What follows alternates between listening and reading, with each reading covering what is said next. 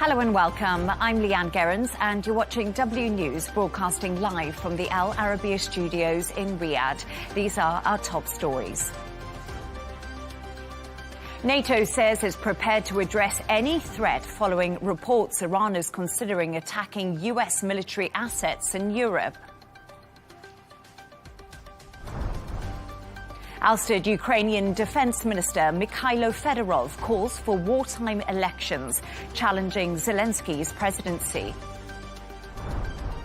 And President Trump pauses 50% tariffs on Canada, saying the two countries have agreed details of a trade deal.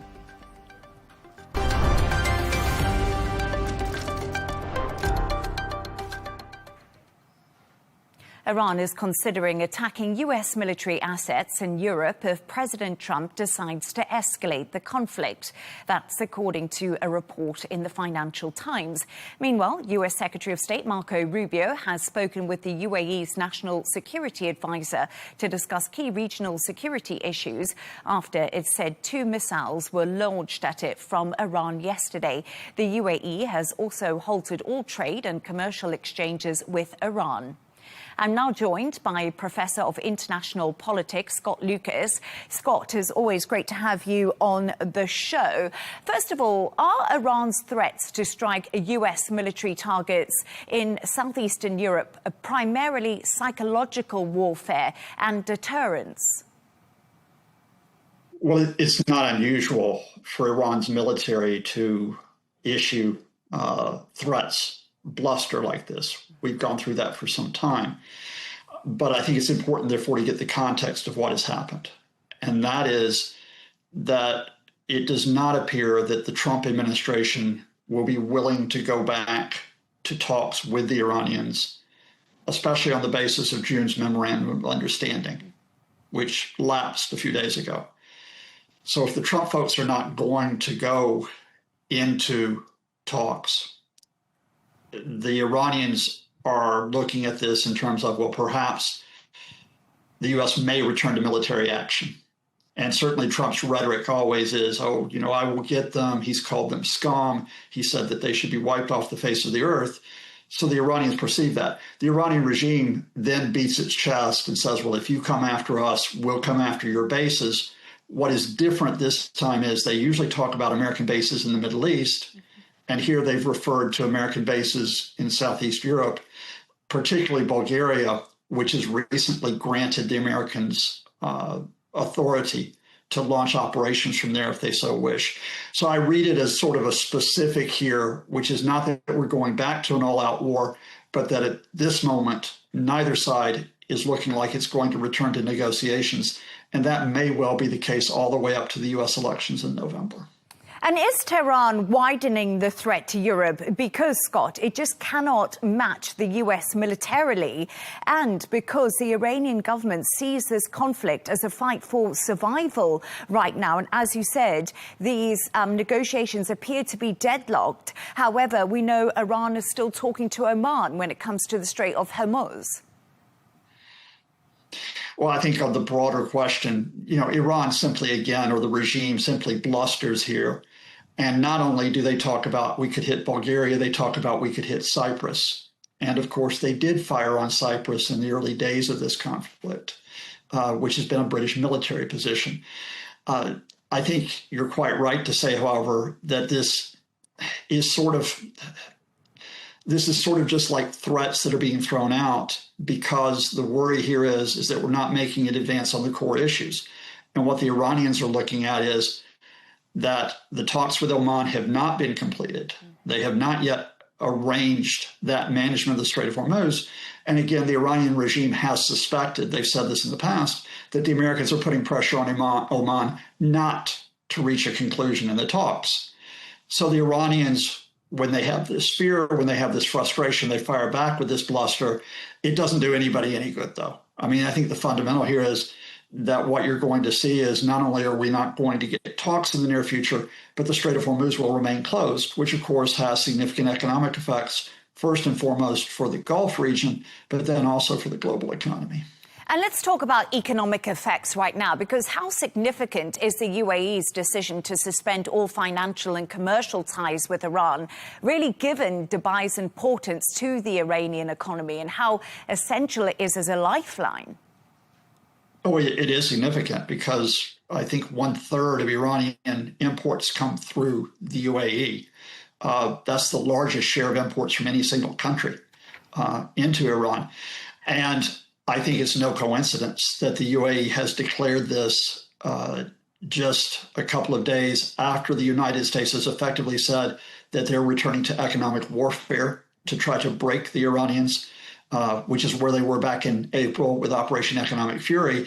And of course, I think it's no coincidence because Marco Rubio is in the UAE for talks with senior officials. So again, to bring all these topics together that we're talking about, I think the Iranians suspect not only that the U.S. is launching these economic assaults on Iran, but they fear that at least one Gulf state, the UAE, will be joining the Americans. And does the UAE's decision, do you think, signal that Gulf states are actually losing their patience with Iran's threats to regional security? Well, I think different Gulf states have different positions. And I think the UAE has been distinctive in that as this war has gone on, they've appeared to move towards the U.S. and the Israelis, for example, with the departure from OPEC, as well as specific actions towards Iran. I think Qatar has a specific position because it's still a mediator in the conflict. Oman has that specific position because it's on that front line of the Strait of Hormuz question. And of course, Saudi Arabia has that issue, which is, does it tilt towards the Trump folks going back in with military operations, or does it tell Washington, as it did only recently, look, if you expand military operations, we're not going to support this unless you're serious about pushing the regime out. And I think there's not a single Gulf position now, nor do I think there's a single fixed position of any individual Gulf state. I think they want to see a way out through talks to end this conflict, because they don't think the Americans will knock out the Iranian regime. But at this point, I don't think the Gulf states see how we're going to get to those talks. They'll continue to try to do so. At least some of them will, but they have to prepare for the fact that they may be in a state of limbo with this neither war nor talks situation for weeks to come. Yes, indeed. And actually, Scott, we've seen that situation of limbo for weeks already. And I wonder what impact weeks more could have, because as we talk about the Strait of Hormuz, that economic global effect. And right now, I think you're saying to me that diplomacy is not really on the table, and it looks like there could be escalation in the future. No, I think we had to be prepared for the further disruption, if not shocks. And the global oil market has sort of priced this in. You'll notice that oil is between about $85, $90 per barrel. But if I could summarize this, I think the worry here is that Iran has taken the gamble, which is you cannot knock us out, America. You cannot defeat us militarily. You cannot break us economically. So we're going to wait you out. The Trump administration now appears to be taking a gamble, which is, okay, we'll try to make it to November's elections without going into talks. Maybe we won't be punished by the American voters for that. And if we can get onto the other side of November, then we can think about whether we want to negotiate with Iran, or more likely, the Trump folks will think maybe we can go back to the military threat after early November. And I think that's the risky scenario that the Gulf faces, but also the global economy faces. Scott, as always, great to have you on. Thank you so much for your analysis. Thank you, and thank all your great viewers. We can now go to economist and founder Cornelia Mayer. Cornelia, great to have you on the show. Thank you so much for joining me as always. Cornelia, how significant is the UAE's decision to suspend all financial and commercial ties with Iran after the UAE said Iran is undermining regional and international security? Good evening, Leigh Ann, and thank you so much for having me. It is quite significant because when you look at trade flows, Iran has been under sanctions ever since it became an Islamic republic.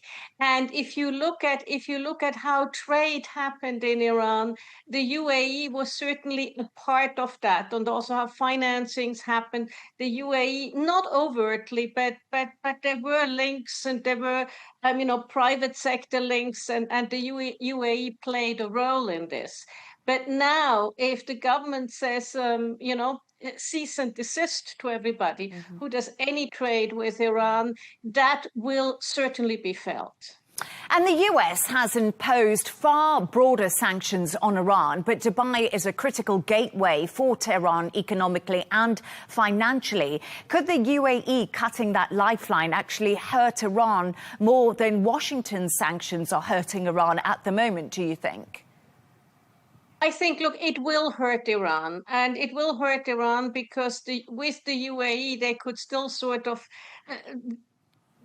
go on with some trade, some financing. But without the UAE, that will become increasingly more difficult. What you're doing also, which is something I think the US also has to think about. The more you isolate Iran, the more you throw them into the arms of the Chinese. So you also need to look at the China angle. Now, China has played it very carefully because its largest export market is the United States. So it does not want full-on confrontation with the US.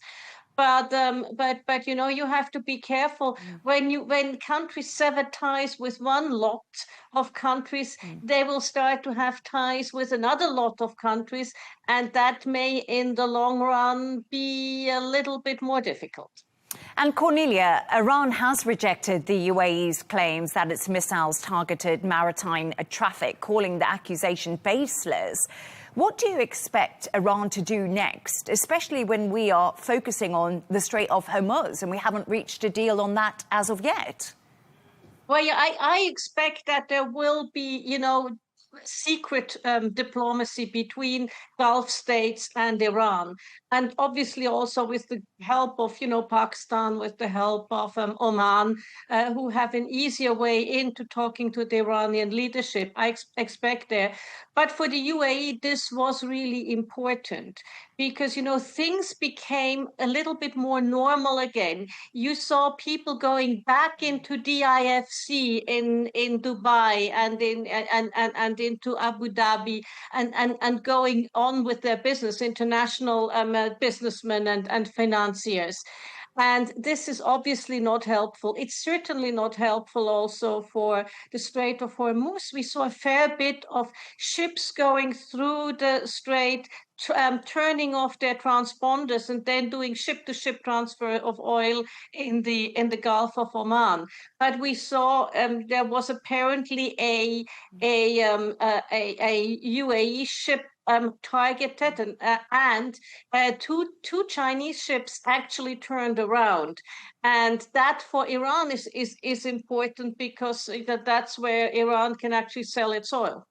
So the US blockade, of course, Cornelia, is still in place when it comes to Iran, and that's important to highlight too. But President Donald Trump has said time and time again on his Truth Social that the Strait of Hormuz is open and operating. But how credible is that claim? Because when I have a look at the shipping traffic, it does remain severely disrupted. It's severely disrupted, and I think we're in the worst state. You saw during the ceasefire, you saw quite a bit. You saw quite a bit when the MOU was in place, quite a bit of traffic. Then over the last few weeks, when the MOU was sort of sputtering, we saw, as I said, we saw ships going through, turning off transponders, which was good. But since the last weekend, and since the last weekend, we saw fewer ships go through. And for global trade, I mean, for oil markets, for LNG markets, very importantly for fertilizer markets, this is the worst of all worlds, because you have no idea, will the strait be open? Will it be closed from one day to the other? It looks different. And that sort of uncertainty makes it very hard for shippers and makes it nearly impossible for insurers to deal with the situation. And from an energy market perspective, what is the biggest risk right now? A prolonged closure of the Strait of Hormuz, attacks on tankers, or a wider regional escalation? Well, attacks on tankers is very bad. What we've seen that the KSA has the East-West pipeline, which has a capacity of 7 million barrels a day, 2 for local refineries, 2 million barrels a day, and 5 for exports. That worked well, but as the Bab el-Mandeb was closed by the Houthis effectively, they needed to reroute things through the Suez Canal and to the Sumed pipeline. The Sumed pipeline is 2.5 million barrels a day, which adds about 40 days to the trip to Asia. So it has disrupted, and it's interesting. I've always maintained that oil markets have reacted. They react to sentiments. They don't react to fundamentals. Mr. Trump says something, and situation heats up, oil goes up. Somebody else says something, the situation calms down, oil goes down. Fundamentally, we still live off borrowed barrels. We still live off inventories, and how much we don't quite know how low they are, but they are very low. And it's a little bit like the boy who's crying wolf, because we've all said, oh, look how low they are. But at some stage, the wolf will appear.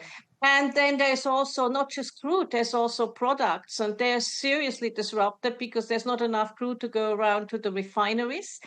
And a lot of the GCC countries have great refineries, and especially jet fuel and things like that. We were used, especially in Europe, to get from GCC. Cornelia, as always, great to have you on the show. Thank you so much for your analysis. Thank you very much, Leigh Ann. Pleasure.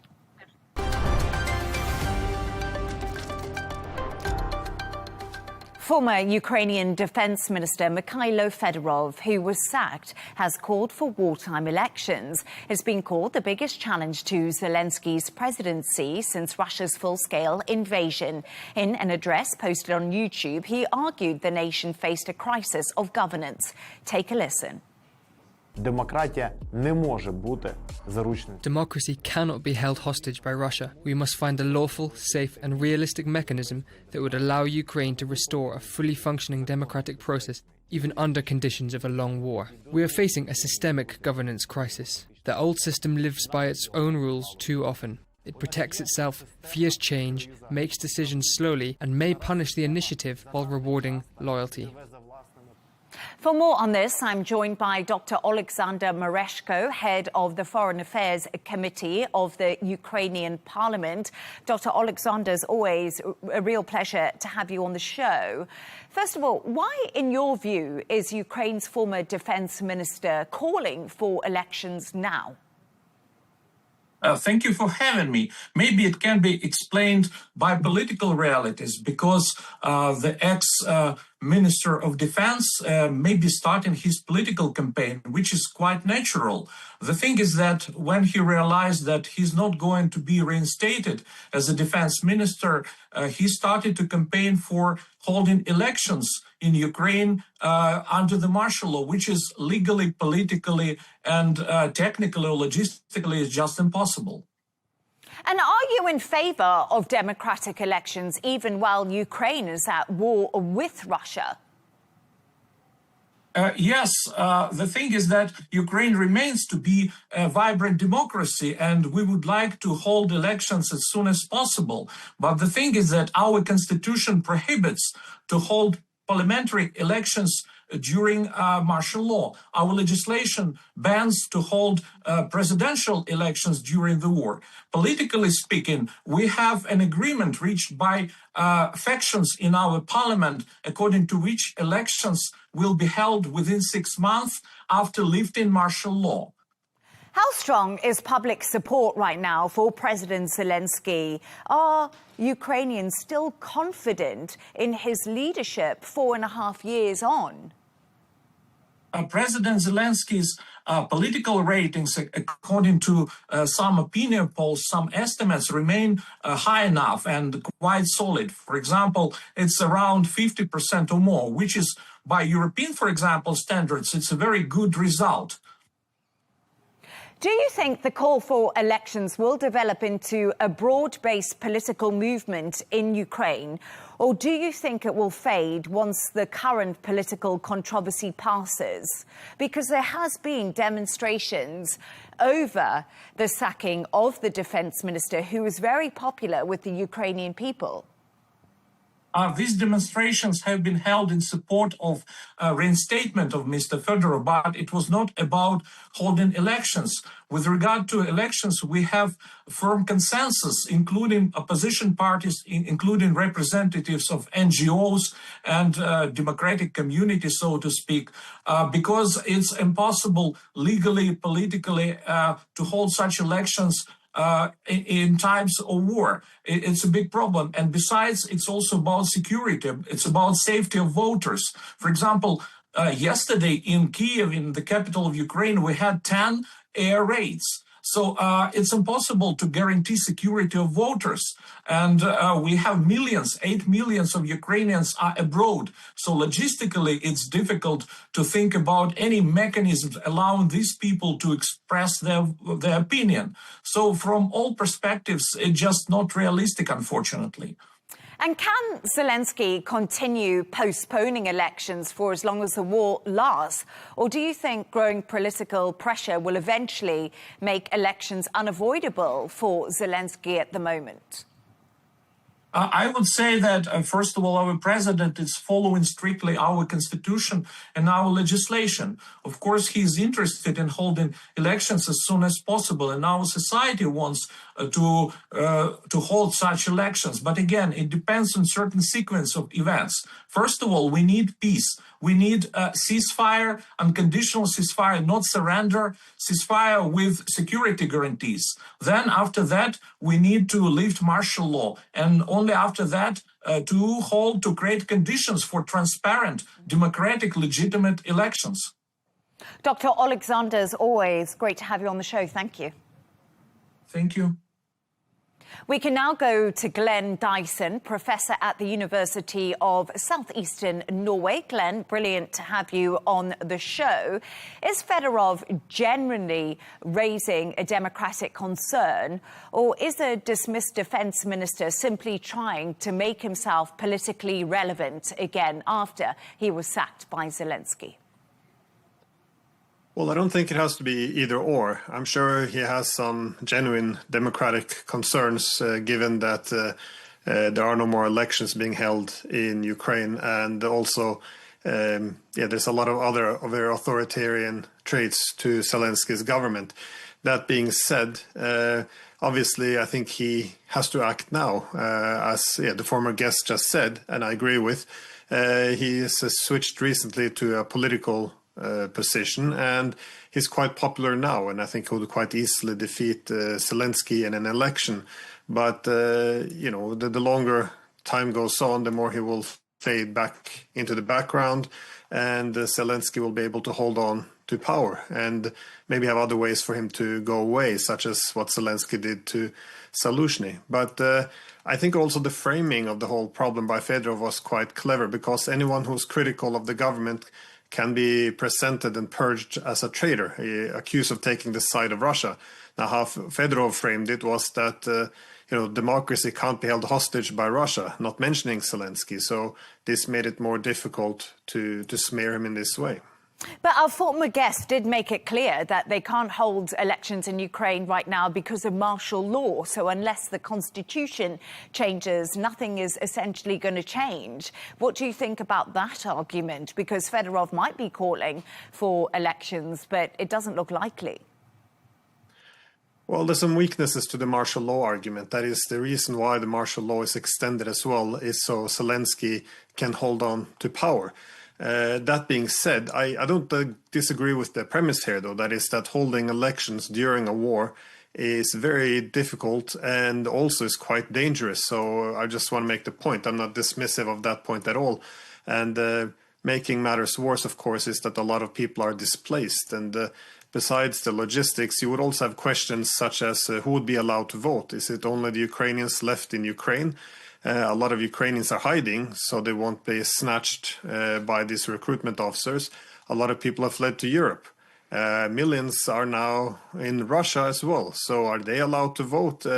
I think it's going to be, the whole election could have some legitimacy issue as well. So these are real concerns, and I wouldn't dismiss it. But on the other side, Ukraine now is suffering increasingly of a legitimacy deficit. That is, Zelensky's term has expired. He continues to have this martial law rollovers in order to hold on to power. He betrayed their own peace mandate. I mean, the whole reason why he was elected in 2019 was a peace platform that 73% of Ukrainians voted for. He turned his back on that after pressure from the NATO countries. And again, his popularity is dropping. So I think that being allowed to hold on to power as long as the war goes on can also create a dangerous incentive to not seriously engage in any negotiations. So I guess, yeah, there are two sides to this story. But again, just to make that point, I wouldn't dismiss the fact that it is difficult and dangerous to hold an election. But I do think that it's of growing necessity, though. Glenn, what exactly is not legitimate about Zelensky and his government? Because on a global international stage, Zelensky has vouched for Ukraine. He's often invited to talks by big NATO leaders. He's met President Donald Trump. Why do you say he's not legitimate? Well, I don't think meeting with Donald Trump or NATO leaders makes him more legitimate. I think he's a bit like a Gorbachev, that is, he's more popular abroad than he is at home. I think he has embraced a lot of strong authoritarianism at home. He purged a lot of the political opposition. He purged independent media. He purged language rights, religious rights, cultural rights, political rights, all in the efforts of de-Russifying society. And of course, this became easier once they're actually in war with Russia. But a lot of this are policies against his own people. You have Ukrainians across the country who are in hiding of his recruitment officers. And I would also say that, no, he hasn't taken the diplomacy that serious. Again, they passed laws against actually negotiating with the Russians. And overall, as I said before, the democratic mandate he won, he walked away from it. Although it has to be pointed out, that was under NATO pressure not to implement the Minsk agreement, not to reach out to Donbass, not to seek that peace. But nonetheless, in the eyes of many Ukrainians, he is becoming illegitimate. The elections, his term expired 2 years ago. Again, I don't dismiss all the problems of holding an election, but these are real problems, and this is strong sentiments which are growing in Ukraine. So I think there is a need to have an election in order to put this legitimacy issue to rest. Glenn, how can Russia criticize Ukraine's democratic legitimacy when its most prominent opposition leader, Alexei Navalny, was imprisoned and ultimately died in custody? And for decades, free and fair elections arguably haven't happened in Russia. Why isn't Putin up for election? Why isn't there a credible opposition in Russia? I think that's a fair question to ask. Well, Russia's criticism of Ukraine's democracy obviously has, an instrumental purpose beyond concern for democracy. I think a lot of this war fought by all sides, that is Ukraine, Russia and NATO, they attack many things. They go after military targets, economic targets, and political. So, of course, undermining the political legitimacy of the Zelensky government has a purpose for Russia. If you have people standing up against Zelensky, the people taking to the street, all of this would put more pressure on Zelensky's government to But Glenn, once again, just my question, why won't Russia hold elections during wartime if they're forcing Ukraine to do it? Russia does hold elections during wartime. And again, it's not as if they don't have proper opposition there in Russia either. They do have a lot of opposition, but it also, the way that Putin's government is portrayed often in the West is not correct. That is, he is immensely popular. The kind of support that he has, often in the mid 80s and sometimes dropping down to the 70s. I mean, these are very high numbers, this would be unthinkable for other European leaders. So it's not as if that he's considered illegitimate, and it's not as if there's not political opposition, and it's not as if there's not being elections held in Russia. That being said, there's a lot of reasons to criticize. You can argue that too much power is concentrated in the hands of the president. You can argue that the media obviously favors Putin, and so there's a lot of reasonable criticism of the Russian democracy. That being said, I don't think at the end of the day the criticism when countries criticize each other's democracies. I mean, when the Russians criticize Ukrainian democracy, they would like to see the government destabilized. When the NATO countries are criticizing Russian democracy, their main objective is to destabilize their political system as well. So I don't buy into the altruistic argument that countries criticize each other's democracy because they want they want the best for their opponents. I think it usually has other objectives, and I don't think Russia here is the exception. I think they also want to destabilize the Ukrainian government. Glenn, great to have you on. Thank you so much for your time with me today. Thank you.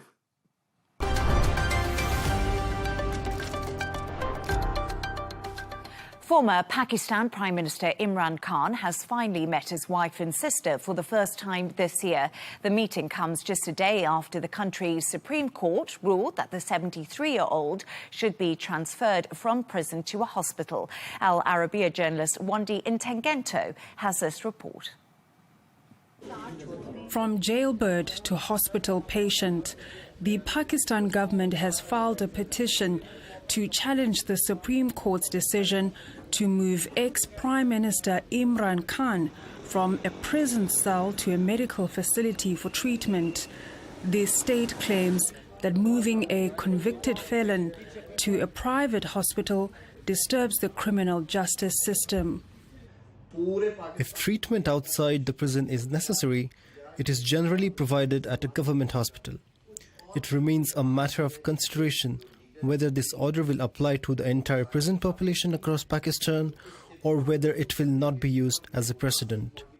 Khan's younger son has repeatedly expressed concern regarding his declining health, while his lawyer said the former statesman has lost significant vision in his right eye while in prison. My brother and I have not seen our father since November of 2022. We visited him in Pakistan after he survived an assassination attempt. From the limited contact we had, I know my father is suffering. We cannot stand by as his health deteriorates and he is kept away from us. The perks of the Supreme Court ruling entail access to his personal physician, meeting with his family once a week, and a phone call twice a week with his sons who live in London. However, Imran, who was sentenced to 17 years behind bars with his wife, is not off the hook yet, as his next hearing before the court is set for September 16th. Wandi Swandengendo, Al Arabiya English.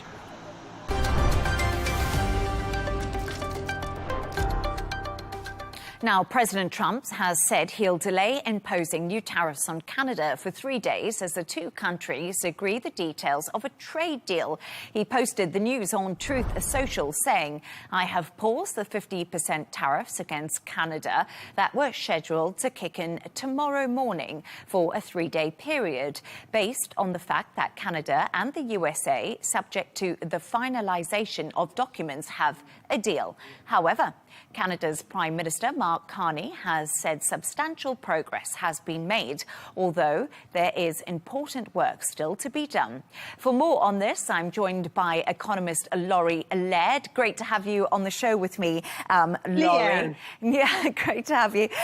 Laurie, a lot's been going on, actually, in regards to this pause, but let's begin where we can. Trump has said he had a good conversation, that was with Mark Carney last night, and said American farmers and businesses will pay no tariffs on exports to Canada. Do you think this agreement could be a win-win for both countries?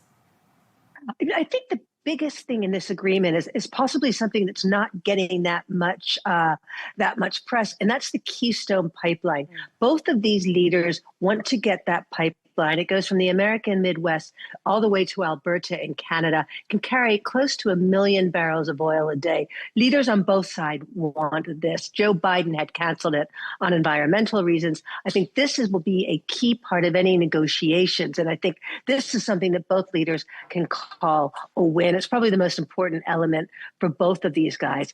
For the trade elements, I really have my doubts. Leigh Ann, one of the things that Donald Trump is really upset about is that a number of Canadian provinces have instituted bans on buying American alcohol. And the federal government, no matter what Mark Carney does, he cannot force provincial leaders to change their rules. Even if he can, the Canadians have done a pretty good job themselves. They're kind of tired of being trolled and saying they should be the 51st state.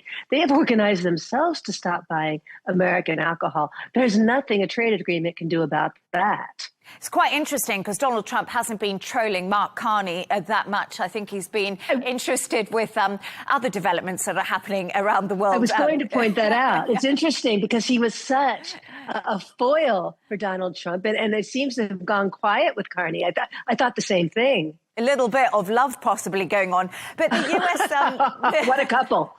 The US trade representative has just been speaking and says the US has eliminated some of the irritants it had with Canada over the past year. So that's Jameson Greer speaking there. So what do you read into that? Who has more economic leverage in this game and in these negotiations? Is it Washington or is it Ottawa?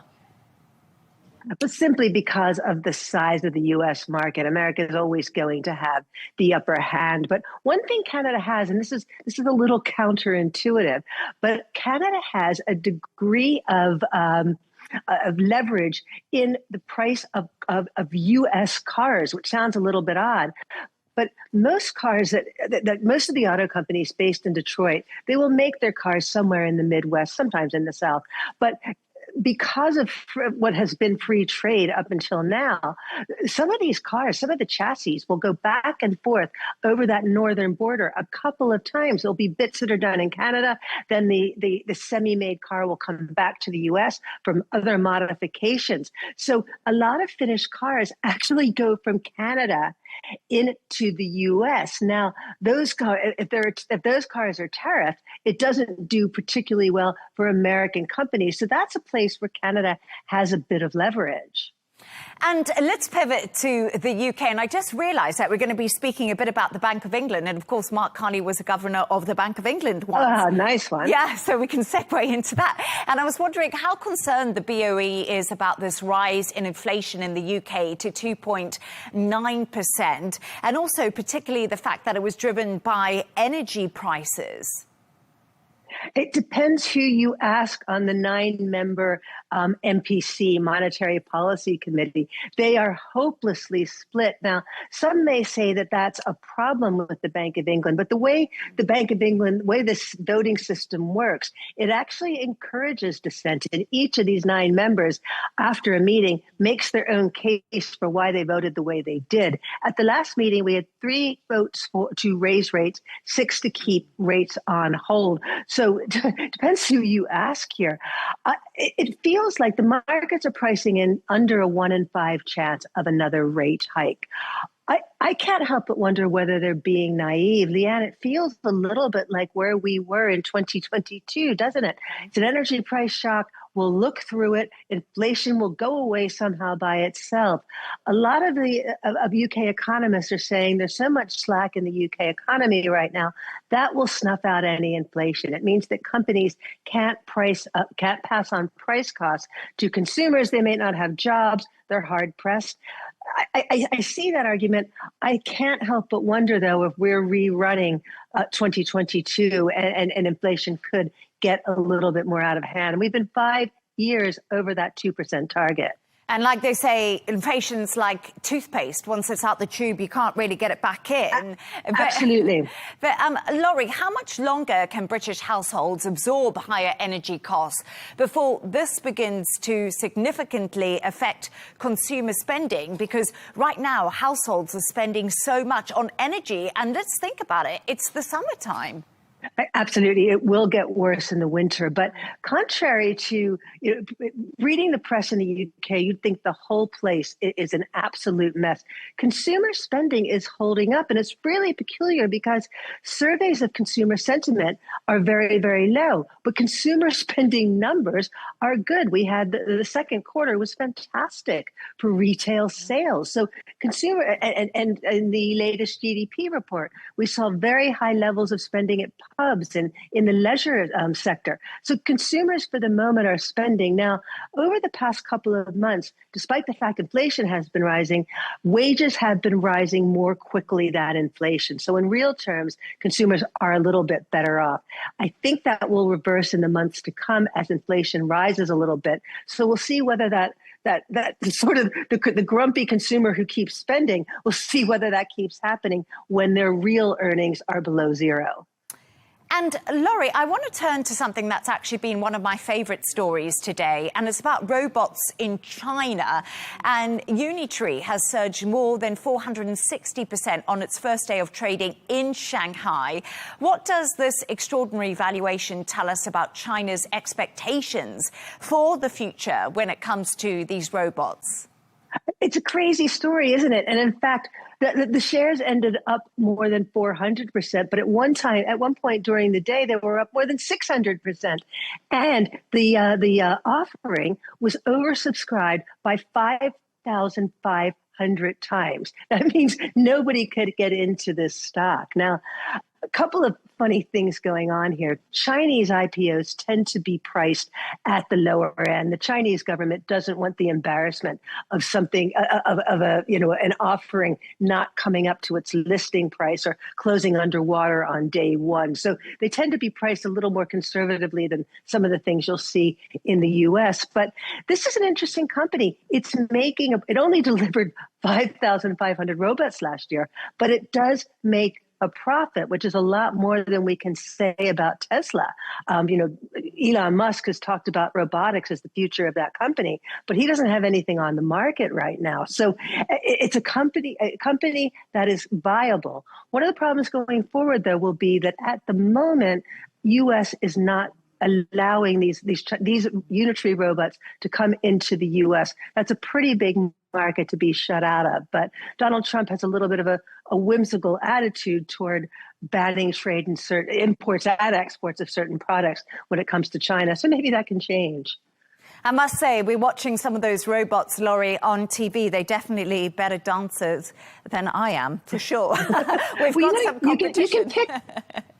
You can pick up one of the dog robots for a little over $2,000. So it's they're expensive, but they're not ridiculous. I'm not quite sure what I would do with a dog robot, but it might be nice to have around. I think it would upset the real dogs, my real dogs for sure. But Laurie Led, great to have you on the show. Thank you so much.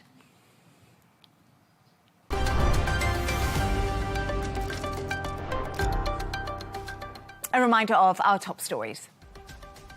NATO says it's prepared to address any threat following reports Iran is considering attacking US military assets in Europe. Ousted Ukrainian Defense Minister Mikhailo Fedorov calls for wartime elections, challenging Zelensky's presidency.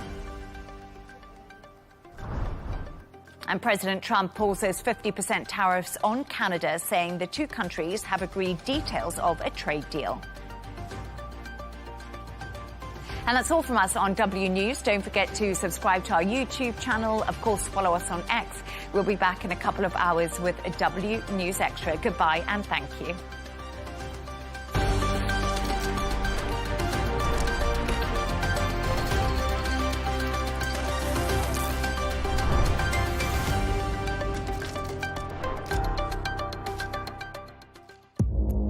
Our allies, in many cases, are worse than our enemies. Stay informed and connected with the latest international headlines. There obviously is a risk. From breaking news to in-depth analysis, it would appear that this war is coming to an end. Who buys this stuff? Investors, pension funds. We deliver the most important developments straight to your screen. Iran always wanted to deal with militia. Join us for compelling, expert-driven conversations A curfew order has been established. And an insightful look at the issues shaping our world today. There are a lot of proposals about European architecture for security. I'm Leigh Ann Gerrans, and this is W News. We dealt with this when I was Chief of Staff in the first term.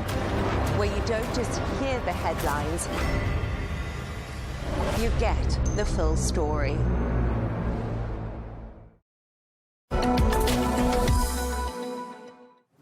Hello and welcome to The Real Deal. Now, today we're looking at Zoom, which is the world's top video conferencing platform by market share. And of course, it's a company that exploded to fame during the 2020 work-from-home era. Well, now Zoom has just doubled down on Saudi Arabia with the recent opening of its third data center in the kingdom, building on a $75 million investment pledged last year. All of this comes as Saudi Arabia crosses the mid-year mark on the Year of AI. Well, homegrown Humane is actively working towards AI computing, while AWS and Microsoft are racing to build cloud servers. Well, today, Zoom is also more than just a virtual meeting app. It now has an AI layer, which is promising to boost productivity across tasks. Well, here to discuss all of this is Mohammed Al-Kalash, who is Zoom's Vice President for the Middle East, Turkey, Africa, and Pakistan. Thank you very much indeed for coming to see us. Really appreciate it. Perhaps you could just start by telling our viewers what the scale and scope of Zoom's operations are here in Saudi Arabia.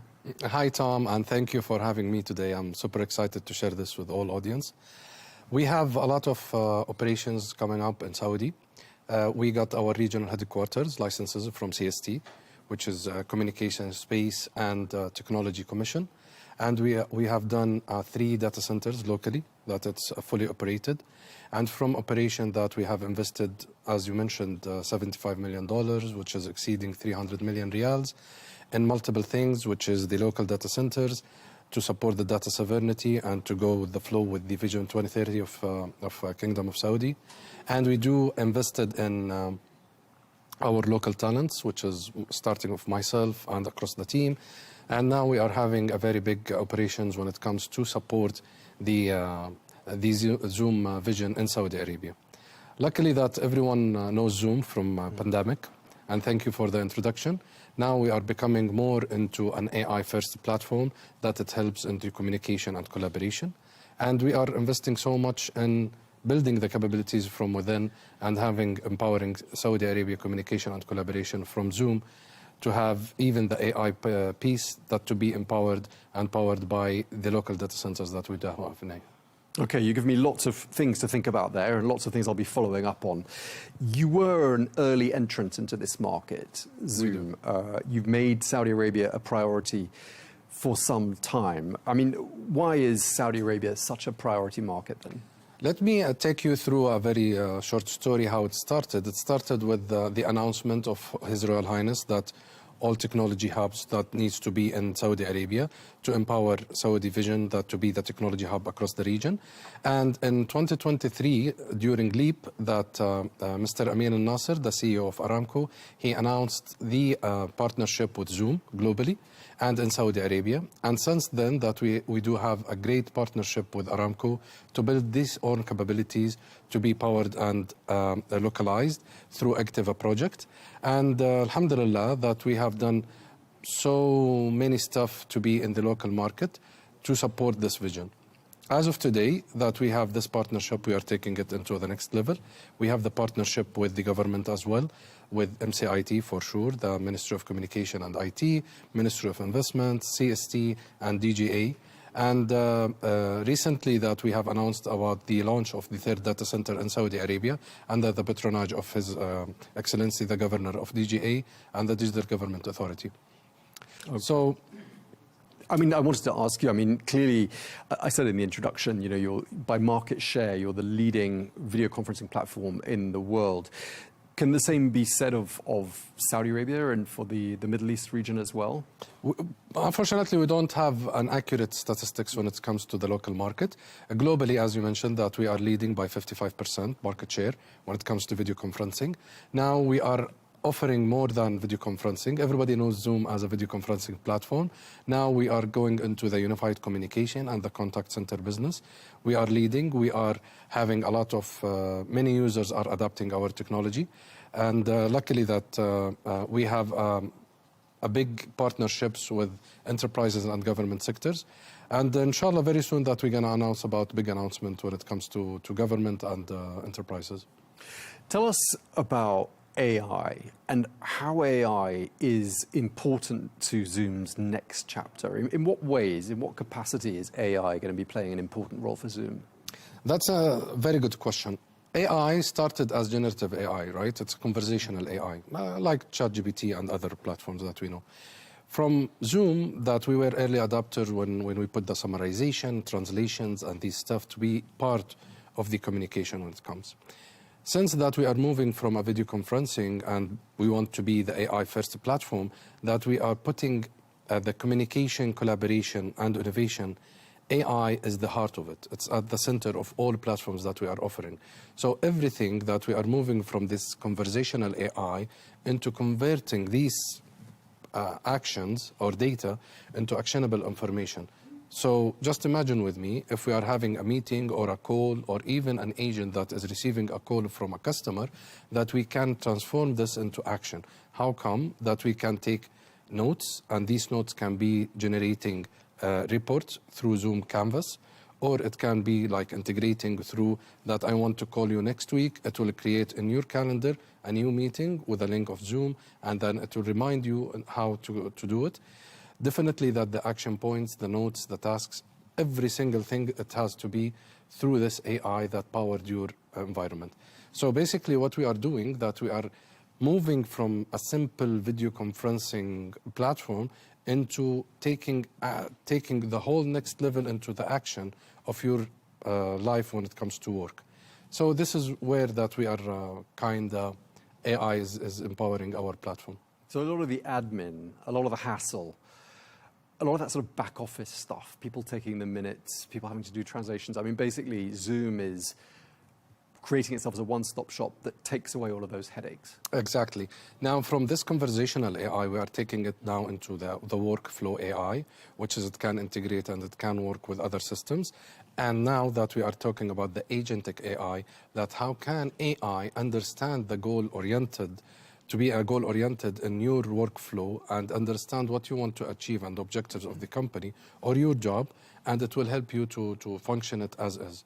So our goal here, it's not to replace people when it comes to AI. We want to empower people to do their job with a creative and functional, and to be more effective at their job. So we are putting AI to work for you. It's not like replacing you. And this is where that we are getting a lot of very positive feedbacks when it comes from our customers. Okay, that makes really good sense, because some people might be wondering, how do you integrate AI into a video conferencing platform? And you've just spelt it out for us there. Saudi Arabia obviously has invested heavily in AI infrastructure. Has that helped you, and has that made the process of expanding your business here in Saudi Arabia all the more straightforward, all the more attractive? Definitely, because what we have done that, and with the support of MCIT and CST, that we have been able to get our GPUs to be in Saudi Arabia. So our AI is locally hosted, which means that we are complying with the data sovereignty, data residency, and every single framework that we need to be complying with. SAMA or Central Bank, Aramco, NCA, and other platforms that we need to comply with. And customers, they want to feel that it's a secure platform, that we can work with it because it's complying with and aligning with the Vision 2030. So from a compliance point of view, we have the check mark there. And from a platform perspective, we are leading by far when it comes to experience. And we do offering the video conferencing, spaces, telephony, productivity, employee engagement, employee customer experience as well. And we were talking about the webinars and video streaming when it comes to events. All of this that comes together. And one of the main things that we are helping even companies to grow with our revenue accelerator. We have a revenue accelerator even that it's locally hosted, that it can help customers and even partners to generate more revenue to themselves. Okay, so I mean, it looks like there are still lots of different directions that you can take Zoom in. I mean, anything you can share with us on the sort of the direction, any gaps in the market that you think in the years ahead are going to be filled by Zoom? Definitely, that we are putting a lot of focus when it comes to customer experience. I think that we are redefining how things are pre-integrated together so we can support customers with the best customer experience when it comes to facilitate the isolated islands that they do have. And at the end, the customer and even the new generation that they want to have a one unified experience. I don't need to chase the organization or the company that I'm working with.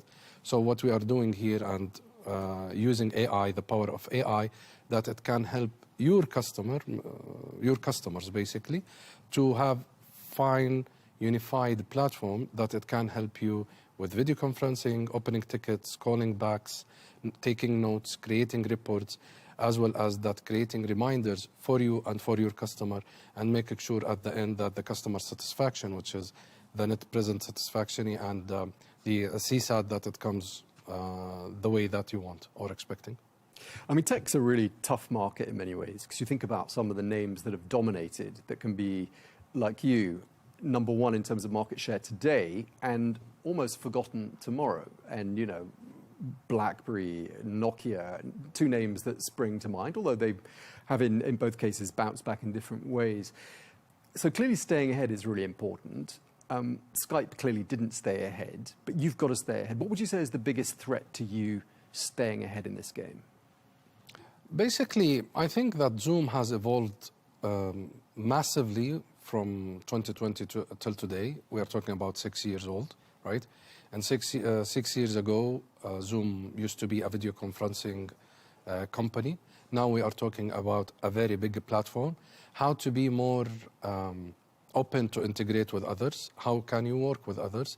This is where that you can survive and you can work with other with other platforms. I think customers now, they are looking into having the best of breed. They want to have the best experience ever. The standards are becoming higher. 10 years ago, I would say the one-stop shop, it was the trend, that to go only to one vendor, that it can support you with whatever that you want. Even if you are accepting the experience 50-50, it's okay. But now, since everybody moved into digital sphere and digital era, they want the best of, basically they want things works, right? And this is where Zoom gets in the unified communication as a service and the contact center business, that this is what we do, this is our bread and butter, and this is where that we are putting our R&D investments. So we are always ahead of the game, we are always releasing new features, we are always that we are putting the race differently. And the market share says it all, 55% globally. We are having 300 million users every single day using our platform. This is including us, I should add. Here at Al Arabiya, we're very dependent on Zoom for lots of things. Not least, I have seen it, and I'm very proud of it. Thank you. Not least the interviews that we're doing. I mean, clearly, threats are also opportunities, and there are threats out there for every business. But in your sector, will be things like cybersecurity, deep fakes.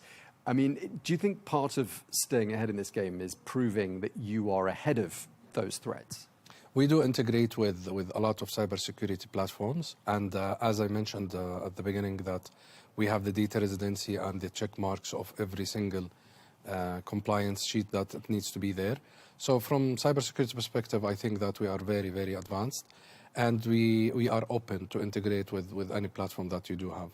So there is, especially in the Gulf region, there is a lot of government initiatives when it comes to cybersecurity, like a local OTPs, a local multi-factor authentication, that we can integrate with it easily. And just last, I want to ask you a bit about talent. Obviously, Saudiization, something we talk about a lot on this program.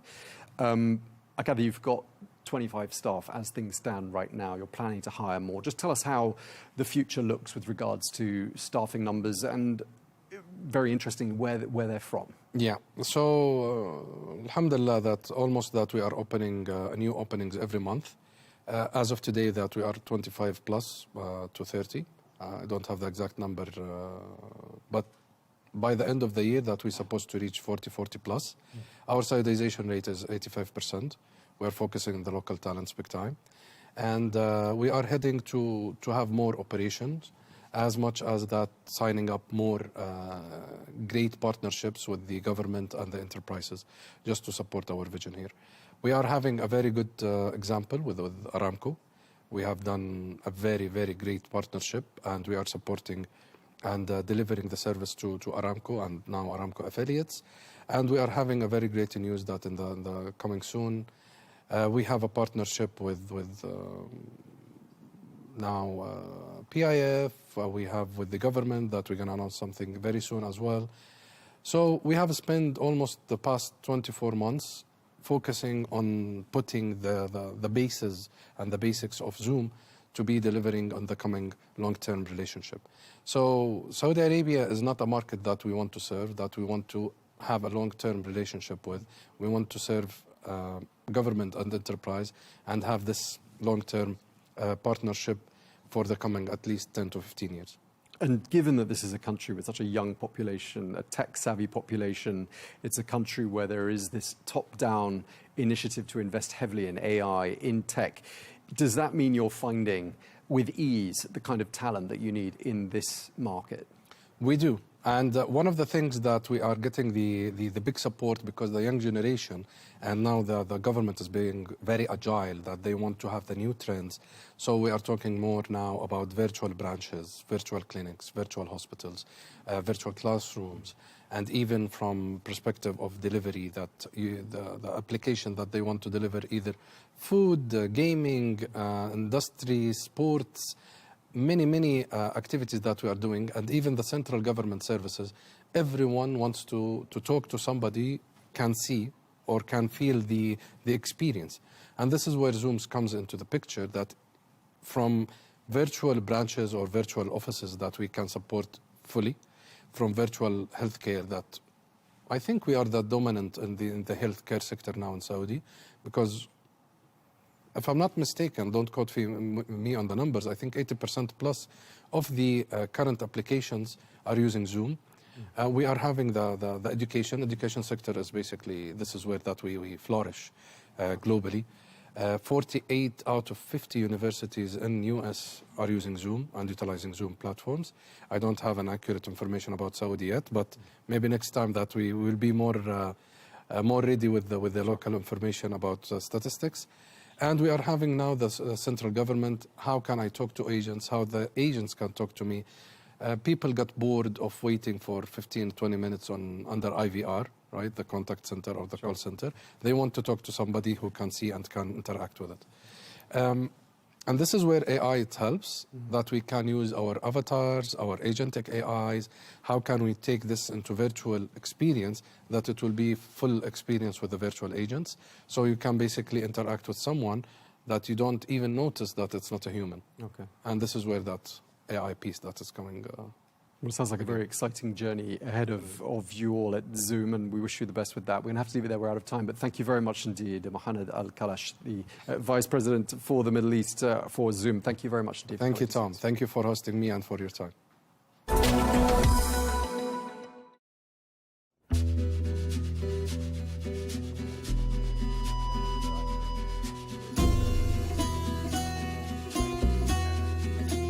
The Hadid family is a name many of us know through business, design, culture, and philanthropy.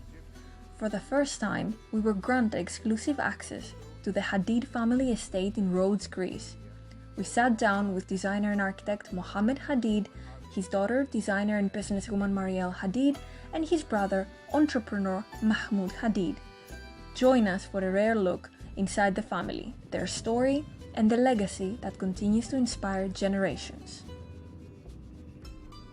Welcome, Mahmoud at Al Arabiya English. Thank you so much for inviting us at your house here in Rhodes. So as Palestinian American, can you tell us why did you choose specifically Rhodes? I had the privilege to move here with my father, who worked in the United States government at the USIA and the Voice of America in 1970, and he was based on Rhodes. So I was able to come to Rhodes and live in Greece and study in Greece. Alongside with your work in environmental engineering, and the real estate development. You have also donated money to the Red Crescent, to the United Nations and other organizations. You have also helped orphans and poor people here in Rhodes. So can you tell us more about these projects? That is correct. Besides doing many things with orphans locally in Greece or in other parts of the world, I mentioned the Red Crescent when we were separated in 1948, and then I was born. It was the Red Crescent were able to unite my parents. In those days, there was, of course, no telephones and all that. I had an opportunity to be invited by Dr. Mohammed Al-Hadid, who started the Red Crescent in 1948 in Jordan. Once I was able to visit the Red Crescent, Amman, Jordan, I found a lot of children in need of help. The hospital needed equipment. We were able, my wife and I, to donate X-ray, MRI equipment, and other things that the hospital requested from us. Most recently, a few months ago, I was able to visit the hospital, and I was able to meet approximately 100 children who were brought from Gaza. These children did not have legs, limbs, head injuries, blindness, lost their parents. It makes me very sad to see children 6 years old, 7 years old, 9 years old, no legs, no arms. It is a very sad, these children are only victims of war, family, losing their parents, losing their country, Gaza. So it was very important, and the most honorable mission is to continue to work with the Red Crescent, the Red Cross. Many of the Red Crescent aid helpers were killed, bombed in hospitals. It is very sad that the humanitarians who are helping the victims of war would also become victims because of their helping victims. So there's nothing more honorable in my life that I did, more rewarding than taking care of the children of Gaza, my people, the Palestinians. So it is very rewarding, emotionally sad, but due to our faith, believing in God and in Allah, we hope for a better tomorrow. And so I do support also Her Royal Highness Alia Al-Hussein and her effort to save animals in it's called Small Miracles. So it's not only the human impact, it's not only the children who are lose their limbs and their families, so it's the environment as a whole. Without it, we cannot live.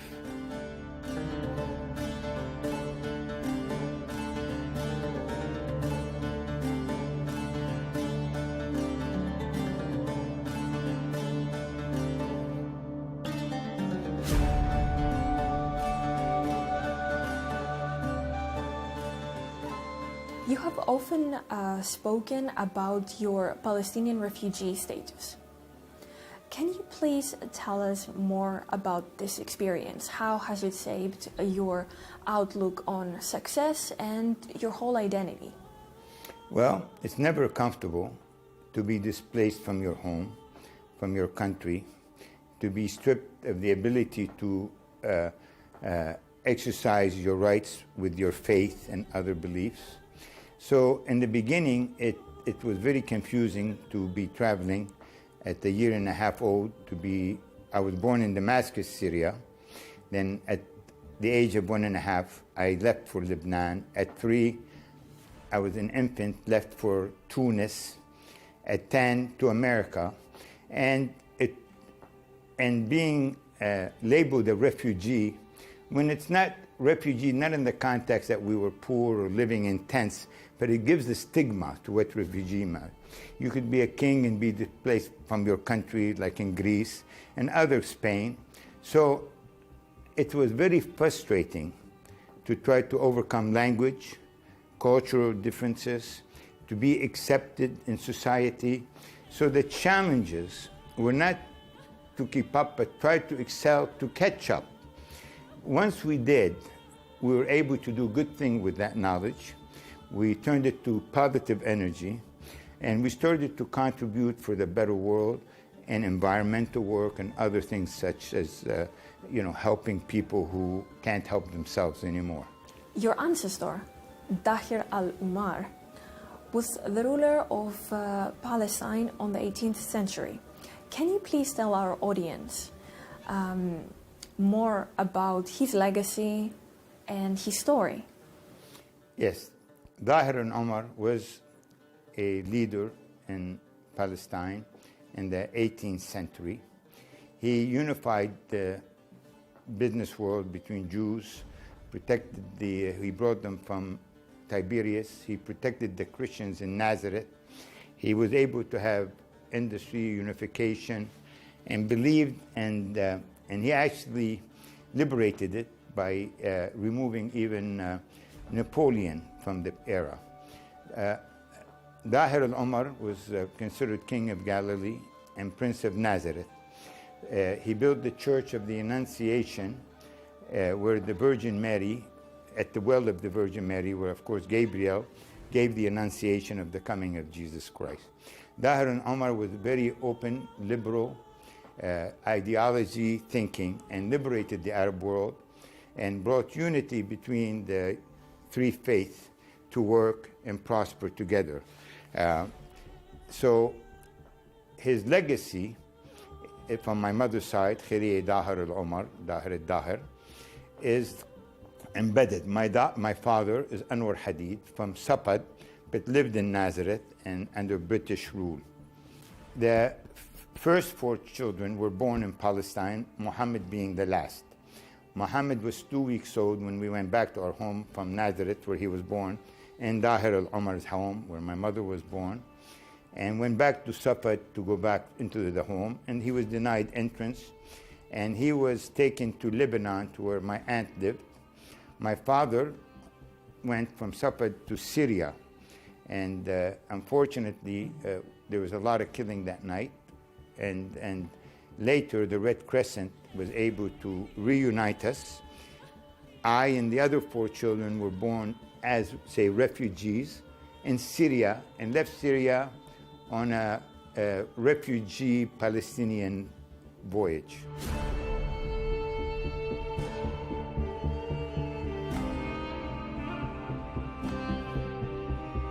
You have spoken openly about the Israeli-Palestinian war and the illegal settlements in West Bank. Can you please tell us more about your thoughts? I've been to Palestine, I've been to the West Bank, Akka, Haifa, Tiberias, Ramallah. For me, it's a microism of what's happening in the world today, where we are allowing genocide, killing, displacing of my people, so it's more effective on my feelings. I don't agree with war in general. I don't agree in the destruction of the creatures and the animals and the planet, because war is never good for anything, any war. In this particular case, yes, I'm totally against the genocide, the ethnic cleansing, and I'm most disturbed by the silence of the greater powers who may actually be financing it. And so it has conflict, because I'm American, I'm Arab, I'm born between cultures of religion, faith, the Holy Land, and visiting the Jordan River and so forth. So it does have emotional impact, but you have to be strong to overcome everything and not deal with it in emotions, but try to make it a better world again if possible. Were you able to go back to Palestine as well? I was in Palestine in 1989 during the first Intifada. I was detained 3 hours at the airport by the military. I was guns and all were triggering to get me to react violently so that can become the cause of why I should have been maybe injured. But I was able to keep my discipline. They put me on a plane and I never went back. At that time, I also removed many things from the house of Zahir al-Omar, where my father, and shipped them to Miami from Haifa. I understand that you have a long-lasting relationship with Saudi Arabia and the Gulf countries. Can you tell us how this relationship started and how it has evolved? My relationship with the Saudis never really started in college, but in the Gulf War, I started to work in the environmental because of the oil well fires was the first time it was used as a weapon against the environment, against humanity. So we used, the World Health Organization licensed us to use bacteria for the first time, a war on the environment to save the environment. So I had the opportunity to work in Kuwait, Qatar, Saudi Arabia, Kuwait Oil Companies, Bechtel's, Dow Chemicals, and we helped clean up the oil well fires. We do remediation of the soil where we're not burning it, but, for example, inject bacteria into the earth. Augmentation of the sewage plants, because with Saddam, all the motors were shut off, the pumps. So levels of H2S gas, total suspended solids, and others, toxins, were in the air. So I was there for the oil well fires. My first job was in Jabal Ali in Saudi Arabia before we liberated Kuwait, and I was able to enter Kuwait. Also with the time of Hajj in Mecca, so we were there also. Mecca and Riyadh, Dammam, Dahran, and I entered Kuwait during the liberation, and this is where I met my wife Alia. We can see here in the pictures as well that you are a loving couple. Can you tell us more about this relationship and how it started? Well, when I reached Kuwait, I set up offices with Aurora, a international company that makes the microorganisms. They actually made it for food products, grease, fats. So, but I was hiring, and Alia came to interview, and she had the best credentials. She knew Arab word perfect. She was able to speak Arabic, English. She had a degree in business management or accounting, but she was working already with the Arab shipping company. And then she joined me. A week later, I went to see her father, and we got married because on February 15th, all Palestinians had to leave, 400,000 from Kuwait. They were kicked out. So I married her February 6th, called our good friend, Mr. Zanouna, who was in Jordan, and he allowed us to bring her family to Amman. We got married in Kuwait during the liberation, and been happily together for the last 35 years.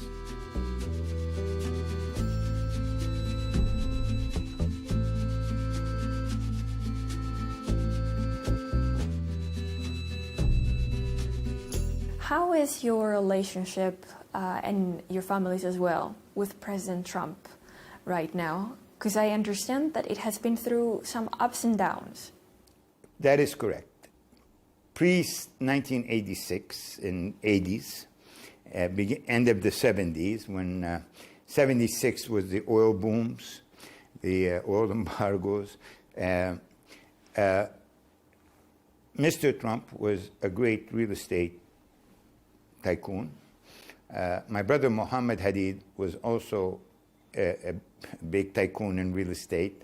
Ritz-Carltons, the World Trade Centers in Washington, beautiful villas that they built for some of the royal members of the Saudi and other, and he's very well known, Mohammed, of course, as partners and more intimate with them than I was. Then, of course, as times changed, I'm not sure we have any direct conflicts or have any. When my father died in 1989, Trump was cordial enough to send condolence to Mohammed. So you cannot say anything.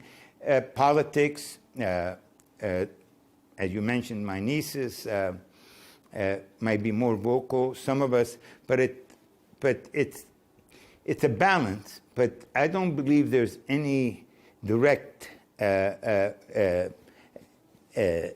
conflict with Mr. Trump, President Trump, or his family. Mohammed and Donald had good respect for each other as business tycoons in the real estate in New York, Washington, Aspen, and so forth. Before ending this interview, I know your close ties with your family. So I would like to ask you, what is the message that you want to pass on to them? Well, to make my father proud, and my grandmother who died in Rhodos, and my mother, and 80% of my family who I've already buried, was always, my motto would be the same as it would be on my gravestone, that whatever I found in life, I leave it more beautiful than I find it. Thank you so much.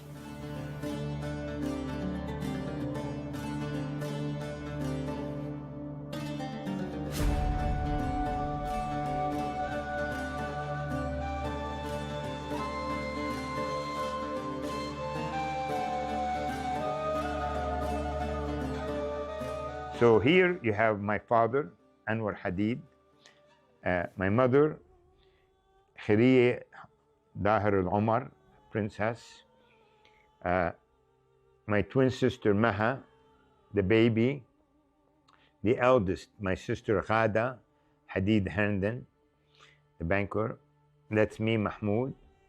Next to me is my brother, Muhammad, Raida, the second eldest sister, my brother Majid, who is an attorney, Majida, Sana, my apologies, Sana Hadid, lives in Amman now, also married my first cousin, Zuhair Hadid, and Majida Hyatt. So this is my family. Here are the grandchildren, or the nieces, nephews.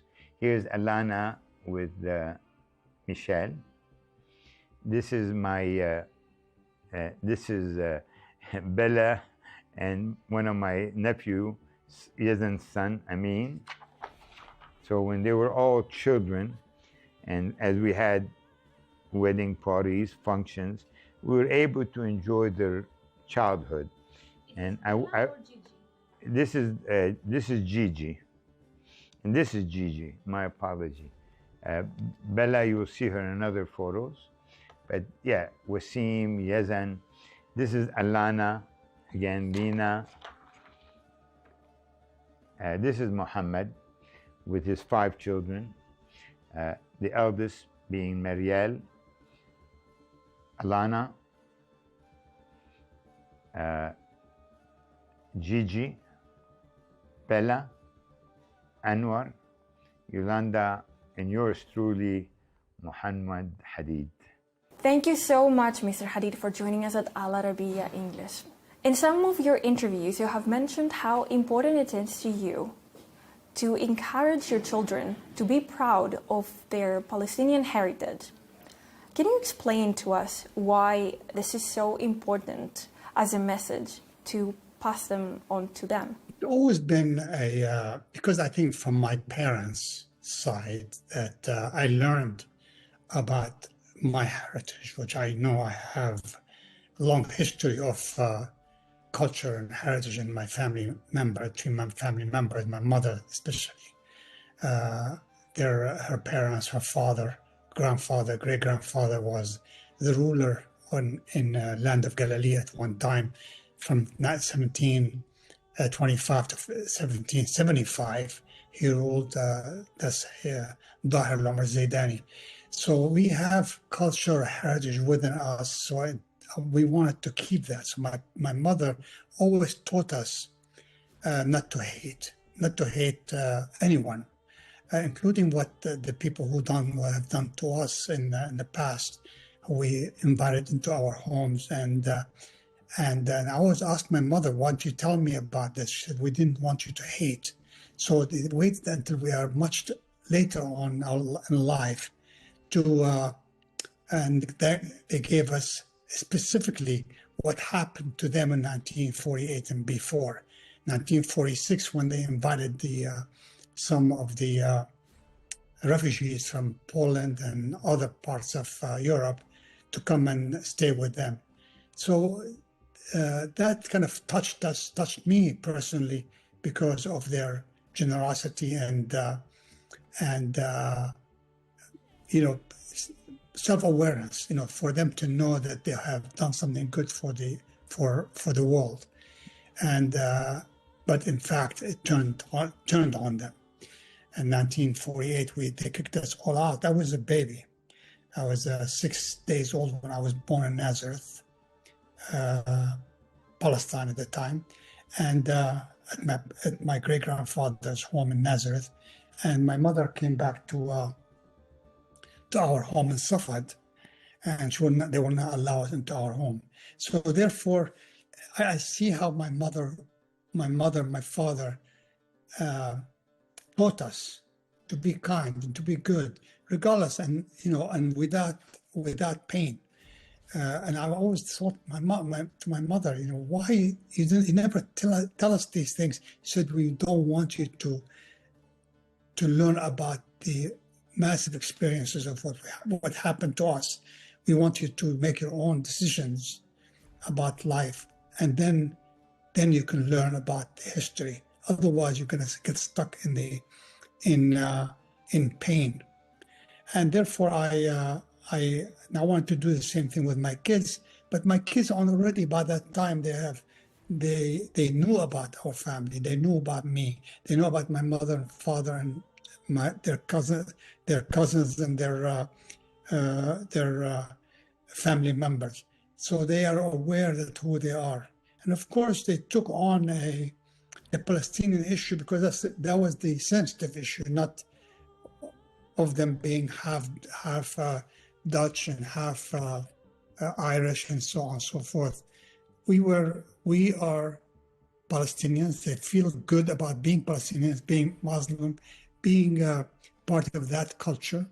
So that's pretty much the way they have approached it, and without really pushing them. They loved it. They loved being who they are. They loved the culture. They loved the food. My mother was always teaching them about the food, about her background, our background, and how we lived our life through that, through my mother and my father, their kindness, that you don't need to be upset and sad, even though we are sad and upset, but it's relatively not the same. Other people who have suffered and still until today suffering in our parts of the world.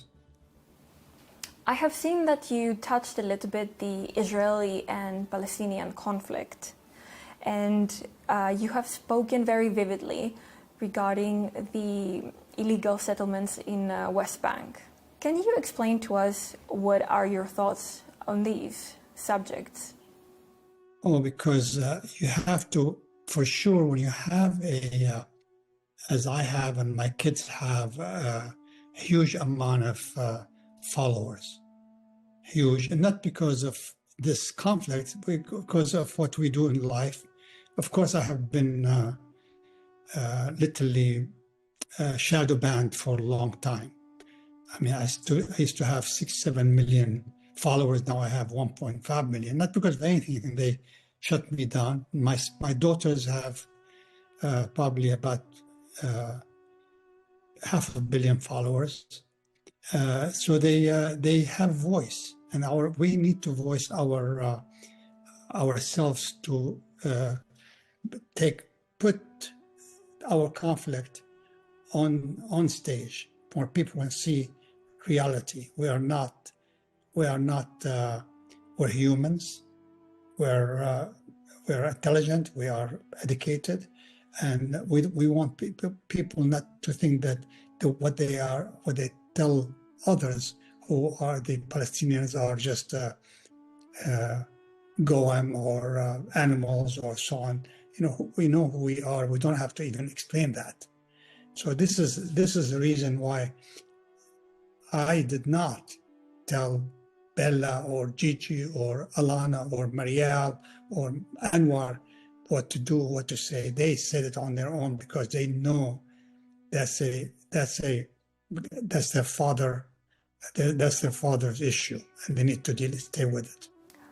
What is your connection with Saudi Arabia and the Gulf countries? And how has this relationship evolved? Oh, it's always been very, very good. I have always, I do a non-disclosure agreement with everybody I do work with, especially in the Gulf countries. I don't, when I do things around there, I keep it very private to myself. I don't go out and say I'm doing this with this family or that family. But I've done a lot in Saudi Arabia. I've had several, mostly residential projects that I've done in the past. But these are all private, and I don't like to bring up names. But I always enjoyed doing things in the Arab world because it's my. I love being there to begin with. Plus, I love the people I work with. I've done something in Qatar.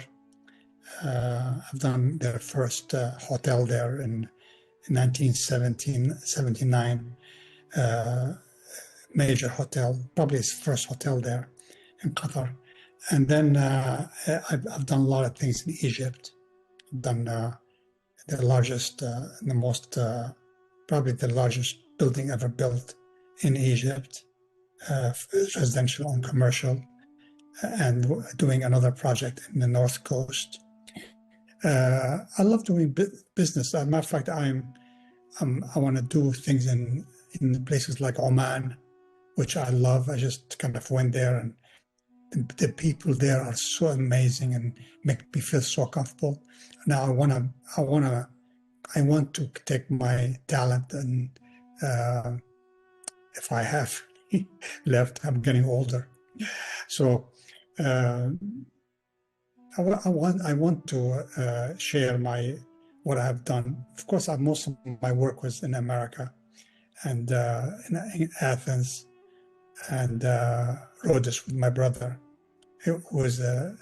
My brother was literally, in my opinion, is a genius, but he doesn't want to say he is, but he really is a brilliant guy in his own way. I have seen that you have done a lot of jobs. Real estate development is one of them. And then you went into business, you've done a lot of philanthropy. You've even represented Jordan as a professional skier in the Olympics.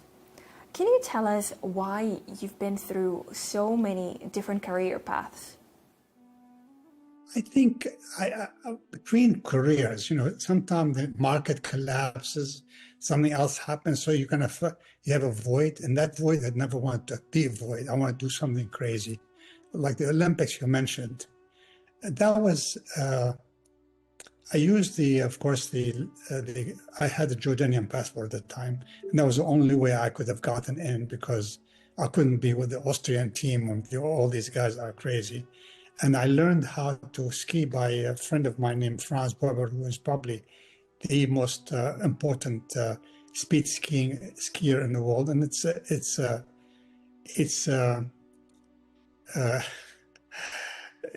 I shouldn't have done it because it's very dangerous. By the way, I don't know if you know that sport, speed skiing they stopped it because it was so dangerous. So I went there with them, and I was trained in Portillo, Chile, and in Les Arcs, France, and in the wind tunnels in Pasadena and so on. So for speed, I enjoyed it, and I thought, well, so I was at the time the oldest Olympian ever to do that sport specifically. But I did it, and I didn't die, so that was it. I enjoyed it. Where does life find you today? And what are the projects that you're focusing on? Well, I continue on trying to stay within my real estate projects. I've done a lot in Los Angeles. I was probably the residential arena. I was probably one of the biggest in the late 90s and early 2000s. My biggest places I've done it is in Northern Virginia and Washington, D.C. I had maybe 8 to 10 million square feet of office space that I've done there, and I enjoy doing that.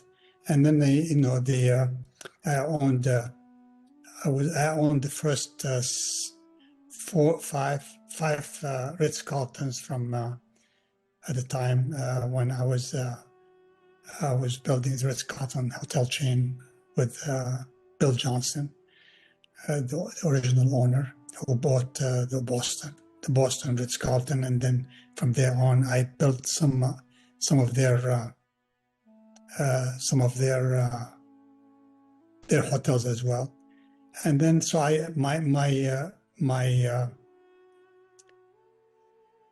my passion was always luxury homes, luxury living, luxury. I mean, for some reason, I had that in me.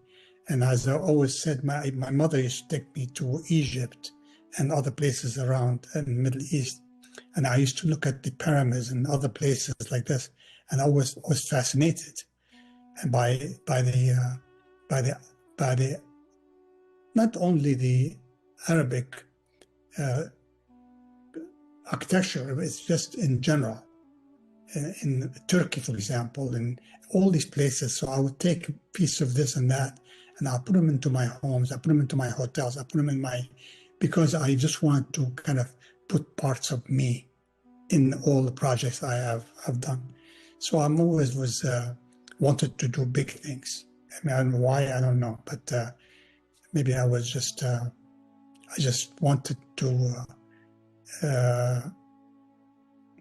explore larger projects, and I was successful in it. So here we are. And finally, what is the message that you would like to share with the world about Palestine? You know, my motto has always been, where you come from is what makes you who you are. So I feel like I am my culture, my background, my mother's family background, our homes in Safad and Nazareth, they were an example of what I want to be. I think that's how I felt. I need to move back and look back and see what we have done and enlarge it in different ways. The architecture is just is the way of life. I enjoyed bringing the East and the West together. I enjoy watching my children doing the same thing, and they're doing it on their own. I don't push my kids into anything. Really, truthfully, is they are self-aware. Bella, Gigi, Alana, Marielle, Mahmoud, as you know, we are all different, but yet we're all the same. My brother is a genius. It literally is 10 times smarter than I, but he knows how to play with do it with his own way. I have different ways, and we can complement each other. We are actually more alike than we are different. Thank you very much for joining us at Arabiya English. My pleasure.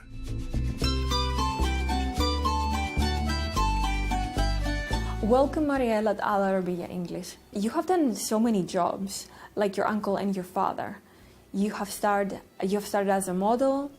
You have also worked in the fashion industry, and now you co-own and you co-direct the luxury brand, the Hadid Eyewear. Can you please tell us more about your business endeavors? So I've always been interested in fashion. I started in fashion in high school. I did model a little bit, but I prefer not to be in front of the camera. I get a little nervous. And I went to art school. And then I did a lot of work within the home. So designing, redesigning. I worked with my father in some of his homes, doing staging. After he completed his homes, I would sometimes come and stage them and get them ready for sale. So I worked with him in that way. Both my mother and father are great cooks, love to entertain, and so I did Living Well with Marielle, which was go into people's houses, fix them up, and cook a lot, and entertain, and it was kind of a lifestyle thing. All of that while I was having children, because it was a way for me to get my creativity out while I had young children. And I love to cook. I cook Arabic food. I learned from my teta how to cook all kinds of Arabic food. And so that is part of my life every day. Arabic music, Arabic food, rolling grape leaves with my sisters, Gigi, Bella, and Alana. So things like that. And now we're at Hadid Eyewear. Actually, we started it in 2017, so it's almost 10 years old, but we are relaunching this month, so it's very exciting. How are you able to balance motherhood and so many jobs at the same time?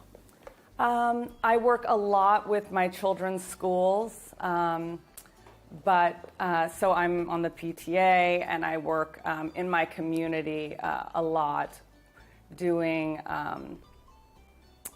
projects that help the community that I live in. It's a small community, so it's really important to have grassroots safety, the fires, the environment. So we have to take care of our own communities, and I think that that's how I mostly show, rather than speaking a lot about who a Palestinian is or what a Palestinian is, I like to show that I am a Palestinian because I am a woman, a mother, and I care about the community at large. So that's how I take care of my community. Can you please tell us more how your Palestinian identity has shaped your creativity, your designs, and your whole idea of life? So I think, as I said, my parents are artists. So from both my mother, who's also a partner in our business, so we're three, my sister, my mother, and I, we work together, and she is an Irish American, so she also believes in liberation of people. And I think that shows up just in art in general, of bringing that beauty throughout everything that you do. But in my own style. I mean, for example, this is my grandmother's ring, my teta, so hariye, and I also wear a small coin from Palestine. So on one side, it's here somewhere, here. So I keep things close, and gold in general is a way that refugees could leave where they come from and go other places and keep things that have something on them that was worth something. You have mentioned that you're very close with your family. Would you like to tell us about the values and the messages that you would like to pass on to the next generation? Yeah, so I call myself the lead Hadid because I am the eldest daughter of Muhammad. So Gigi, Bella, Anwar, and Alana are my younger siblings. And as I said, with Living Well with Marielle, but just generally, I do a lot of the holidays. I bring the family around. We cook together. We are, and we believe strongly in that family bond, and so we are together for the important parts of our life. And here I am in my uncle's house. So, you know, family is very important, and it's the most important thing. And so what I want to show my children always is, you know, that family are the ones who will always be there for you. Thank you very much for the interview. Thank you for letting me introduce Hadid Eyewear, and thanks so much.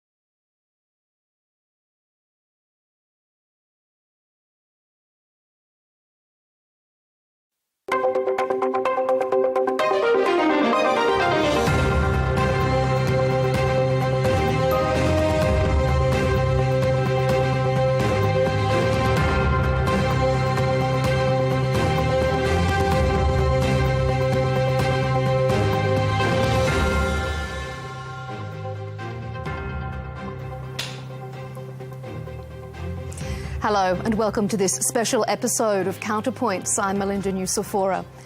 The Gaza peace process hangs in the balance. Israel has rejected a US-brokered phased approach to Hamas disarmament. Despite a lengthy emergency meeting in Jerusalem, President Donald Trump's son-in-law and special envoy Jared Kushner hasn't been able to get the Israeli government on side. It's cast doubt over whether the Board of Peace has the ability to end the conflict. For more, let's bring in US Ambassador to Israel, Mike Huckabee. Ambassador Huckabee, welcome back to Counterpoints. Thanks for being with us. Thank you, Melinda. Great to be back with you. I appreciate the invitation. Special Envoy Jared Kushner spent reportedly more than 4 hours meeting Prime Minister Benjamin Netanyahu on Monday. Are you expecting a breakthrough anytime soon? You know, I honestly thought we had pretty much of a breakthrough on our meetings when we got together Monday. Tony Blair was there, Jared Kushner, Nikolai Mladenov, who is the head of the Board of Peace. It was a very good day. I read press reports later that talked about that there was disagreement and that there was even confrontation. And I'm thinking, I was in the room the entire time. I missed that. And so from my perspective of actually being there, I don't know where those reports came from, but they weren't quite accurate because, frankly, there was a clear understanding of two things. One, Hamas has to disarm and demilitarize. They have no future in Gaza. That's been the president's message from the very beginning. It hasn't changed. And the second thing was that Israel would be totally within its bounds to defend itself against attacks from Hamas. And while everyone, mostly Israel, would love to pull out of Gaza completely and get back to their own borders, they will only do so when it is safe for them to do it and make it so that their people are not vulnerable to another attack. So that was clear, and everyone agreed to that. And that on that, there was no disagreement at all. So there may be agreement on that, but we have had the Israeli Prime Minister outright reject this plan that the US has worked so hard to get over the line with Hamas. The US-controlled Board of Peace spent months negotiating with Hamas to get it to accept this phased disarmament plan. As ambassador, are you disappointed that Prime Minister Netanyahu and his government have outright rejected it? Well, what they rejected was the newer 15-point plan. The Israelis signed on to, accepted, and continue to accept the 20-point plan that President Trump put forward. Indeed, that was from September of last year. But this is yes. The US has worked so hard to get Hamas to agree to a disarmament, this phased disarmament. And Prime Minister Netanyahu has now said that that is off the table and has rejected it.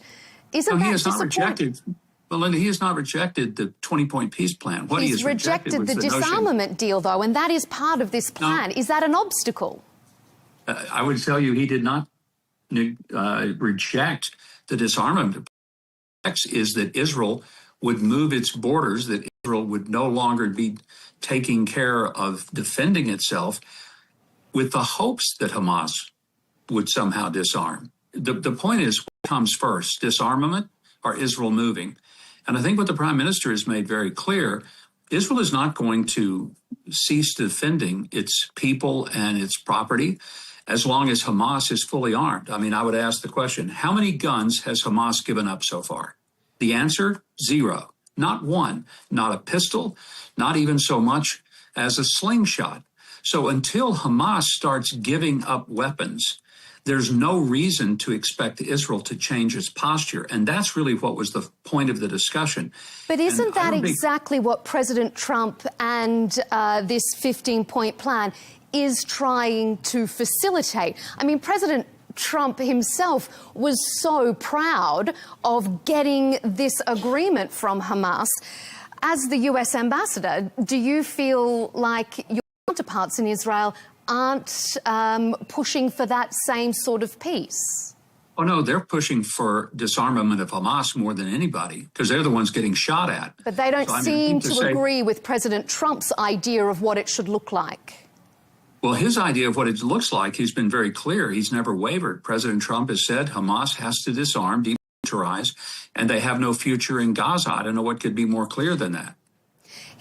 President Trump, has formulated what he considers to be a framework to allow that to happen, and yet Israel is saying it does not agree to that framework. Is that disappointing? Well, it's not accurate.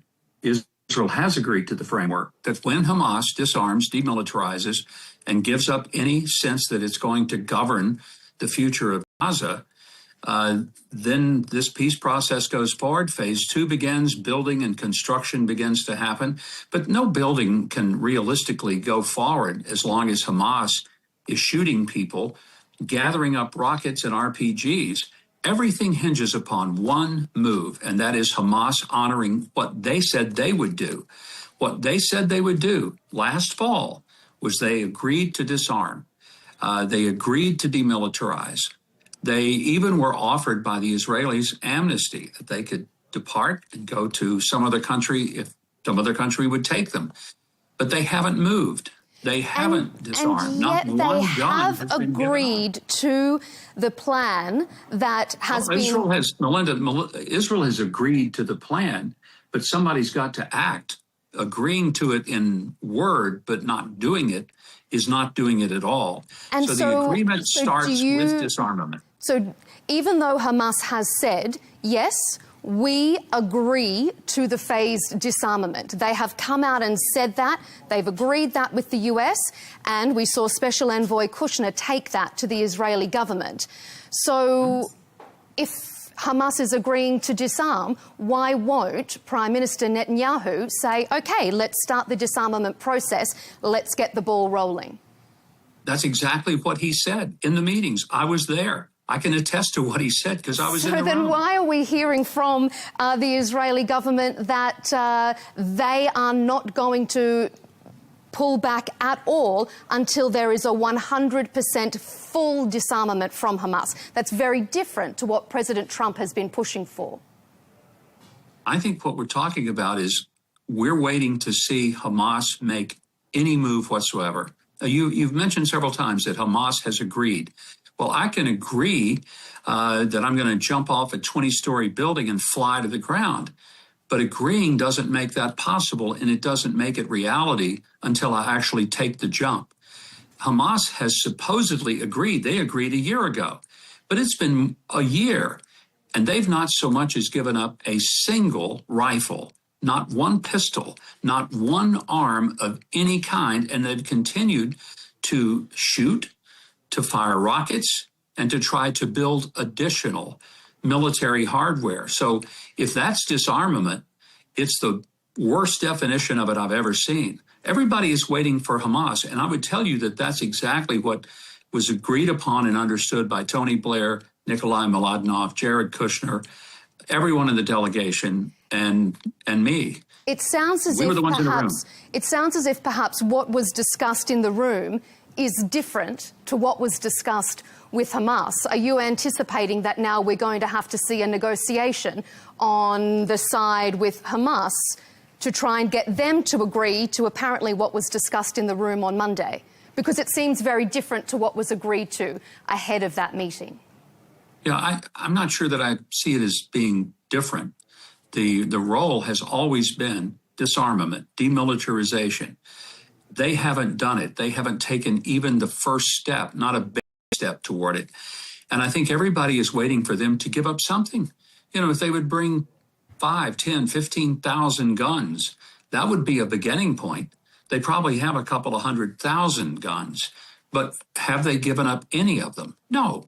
So when they start doing that, then I believe the process can move forward and there can be real progress. But on that, there was no attempt at all to push Israel into a position where it makes themselves more vulnerable to being shot at by Hamas, as long as Hamas is holding every gun they've ever had. On that, though, Ambassador, we did hear directly from Prime Minister Netanyahu saying, I'm not interested in them handing over guns. I'm only interested if they hand over every single weapon, large and small, in one hit, and then we'll consider beginning this withdrawal process. Does that sounds like a hindrance to the process? You're saying if they start giving up some guns, then maybe the process can begin. It sounds like Prime Minister Netanyahu doesn't agree with you on that. Well, I think it's a matter of semantics. The Prime Minister is not saying there won't be any progress, that it won't begin. But I think he's saying that if you're asking Israel... He unequivocally said it will not begin. If they hand over guns, he's not interested. Yes. What I'm explaining to you is that Israel is not going to move beyond their line of safety as long as Hamas is armed. How many guns does it take to kill an IDF soldier? Just one. So if they start giving up some guns, we're making progress. I can see a future. There could be a real way to bring Hamas down to where they are no longer armed, no longer a threat.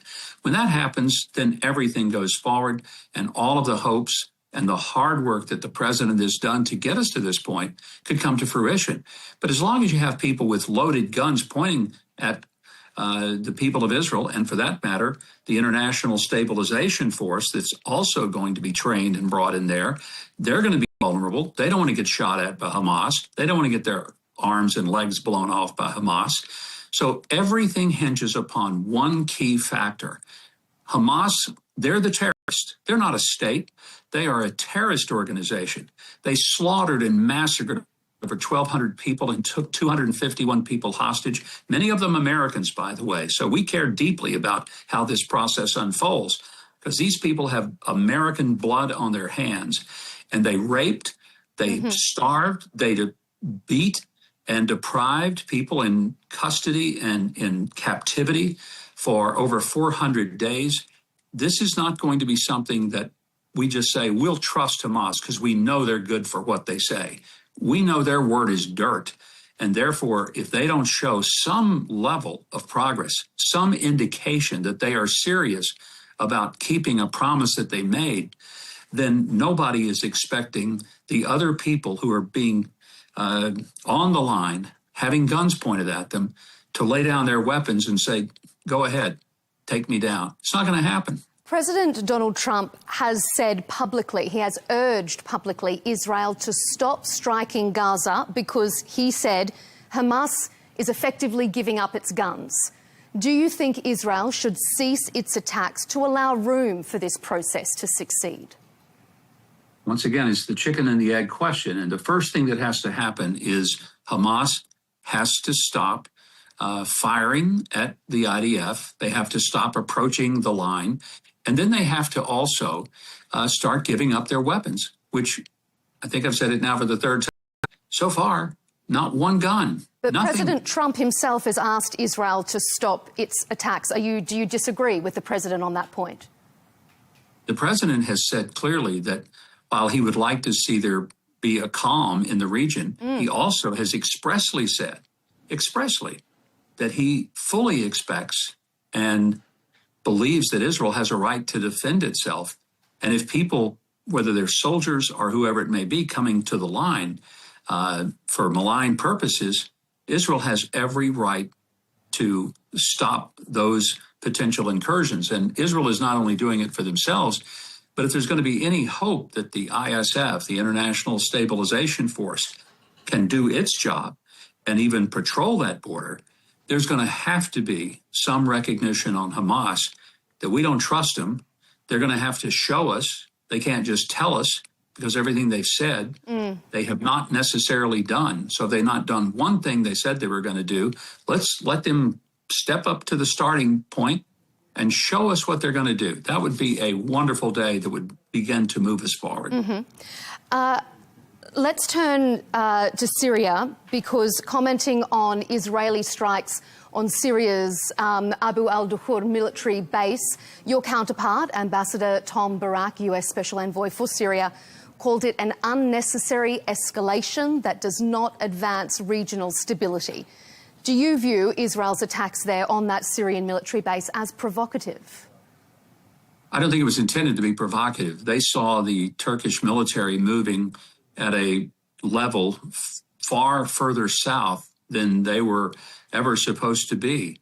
And when Israel sees a military start to build up closer and closer to them, and that military has said, not the military, but the leadership of the country has said, we're going to rebuild the Ottoman Empire and take over Jerusalem, they take that seriously. Now, we can say... With all due respect, though, President Erdogan is not claiming at all that he's going to put troops in Syria because he's going to take over Jerusalem.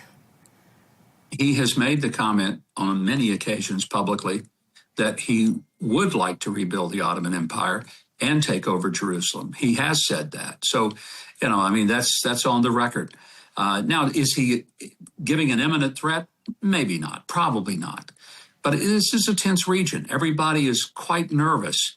And so if anyone sees actions that they feel like could be a threat to them, there are reactions. Here's what I'm hoping, and I think we can get there, is that there will be a deconfliction cell that will be created. And Ambassador Barak and I talked about this yesterday. We're working on it now so that all of the various parties, Syria, Turkey, Israel, would be able to have a mechanism through which they can communicate and make sure that any intentions are clearly understood. Nobody wants to see an escalation of the tension, an escalation of violence. So every effort is being made to try to temper down any of the activity. And I feel like we can get there. I'm convinced the Syrians do you agree, though, with Ambassador Barak's? Do you agree with Ambassador Barak's overview that it was an unnecessary escalation? Was there a better way for Israel to have dealt with this?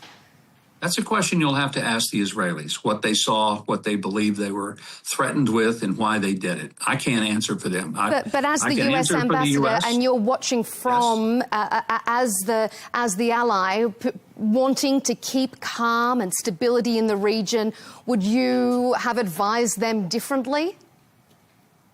Well, it's not my job to advise them. I mean, I will certainly respond to things that are in the U.S. interest, but my job is to focus upon how the United States can relate to our partners. That's why Ambassador Barak and I are talking, and we're trying to work toward a way and a mechanism for de-escalation so that we don't have the kind of events like we had the other night. Are you talking directly with Turkey, and are you anticipating some sort of retaliation from them if this, in fact, was a strike that was more directed at Turkey than it was at Syria? Well, I'm not talking directly to Turkey because that's Ambassador Barak's job. Of course, but amongst the group that you said was... Absolutely. He's certainly having direct conversations with Turkey, absolutely, just like I'm having direct conversations with the Israelis. That's our jobs, and we're doing it. And then we're talking to each other on behalf of the U.S. and trying to do everything we can to bring down the temperature and try to bring some level of understanding, communication, and a prevention of anything from flaring up. If we turn our attentions to the West Bank, the White House is pushing Israeli Prime Minister Netanyahu to denounce the recent spate of settler violence in the West Bank. Are you disappointed that the Israeli government hasn't spoken out against what you yourself have described as horrific acts of terror? Well, I'm not sure that the White House has put any pressure on the Prime Minister. I'm not aware of that. I've put pressure on Israel to adjudicate these crimes, and that's what they are. They're crimes, they're acts of terror. I've been very clear about it.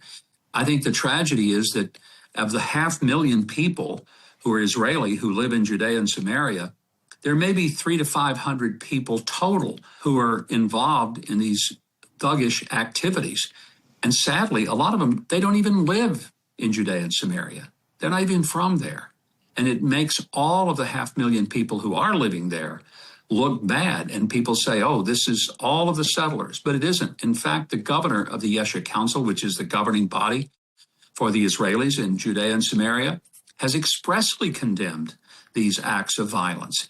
And so you're seeing government officials throughout Israel be very clear that this is unacceptable. It's not the kind of activity that should be characteristic of a society that values law, and certainly it's not in keeping with the Torah. So for people who are very dedicated Jewish worshipers, this idea that you can go and steal people's land or squat in their houses, burn their cars, steal their flocks, it's not just unacceptable, it's repulsive.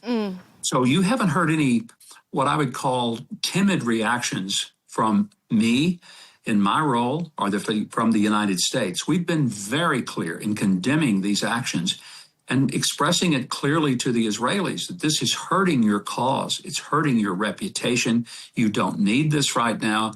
You need to get a grip on it. You need to begin to bring consequences to the people who carry out these reckless and irresponsible, provocative actions, and do it soon. To Iran, the Memorandum of Understanding with Iran has now expired. Are you anticipating a return to full-scale fighting across the region? Let's hope not. Since I'm going to be right in the middle of it if it starts happening again, I'd prefer not to have any more of that. I've had all of that I need. I've been here a year and a half. As an expert, though, do you feel like we could be back there? Great for me not to do it. Do you feel like we could be heading back there, though, when we hear President Trump saying that there's no real talks underway? Well, only the president can make that decision. He's the commander-in-chief. He makes the policy. I get the memo, and we live with it. And so will the president give up his patience with the Iranians? He might. He did before, twice. I would say, Melinda, that one of the things that maybe the Iranians don't get, that we have a saying where I come from in America that there's no education in the second kick of a mule. Now, the Iranians have been kicked in the butt twice. You would think that after that, they might begin to learn that President Trump is serious when it comes to taking military action when he thinks it's the only option. He has expressed to them that if they're unwilling to give up their nuclear weapons ambitions and their enrichment ambitions, and if they're unwilling to open up the Strait of Hormuz, then major combat is on the table. Is that what he's going to do? I can't answer that because he is the only person elected and the only person who's authorized to make the decision and then to carry it out. But I trust his instincts. He's had good instincts on this issue. I'm hoping that it's not necessary to go back to a combat operation. But I'm also confident that if that's what it comes down to, that Iran would not be doing themselves a favor by initiating it. We're almost out of time, but let me just ask you a couple of quick final questions. Saudi Arabia, Pakistan and Turkey have signed a joint defence agreement signed earlier this month. What impact do you think it's going to have on Middle East security and stability? Well, I think that those three countries believe it will be helpful to them to band together for security purposes. So I don't see it having a destabilizing impact. They don't seem to have a desire to start any conflict. Saudi caught themselves in the middle of a very significant attack from Iran. They were attacked by the Houthis. They understand that they're up against it. So having allies, whether it's Turkey, Pakistan, or anyone else in the region, I'm sure that they welcome that. And let's hope that it doesn't have to become a regional conflict again. But one thing we learned when Iran was engaged against all of the Gulf countries, they indiscriminately were attacking not just military outposts, they were attacking hotels and airports and apartment buildings. They were aiming for civilians in Kuwait, the UAE, Saudi Arabia, Bahrain, Oman, Iraq, throughout the region.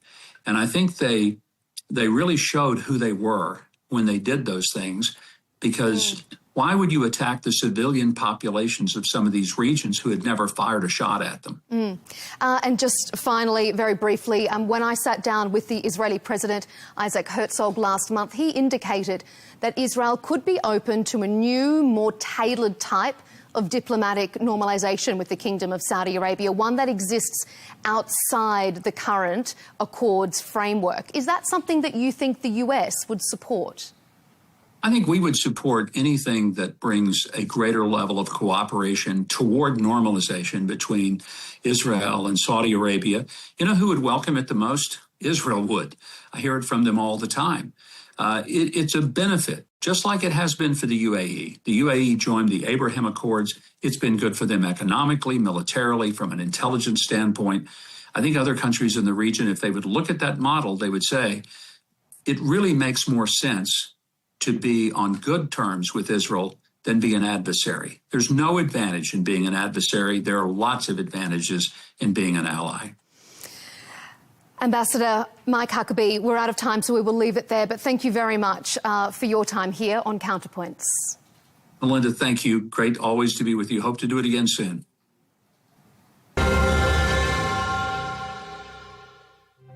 That's all we have time for on this special episode of Counterpoints. You can catch our debates and interviews on Al Arabiya English on YouTube. And, of course, you can follow us on X and TikTok for all the latest. We'll see you next time.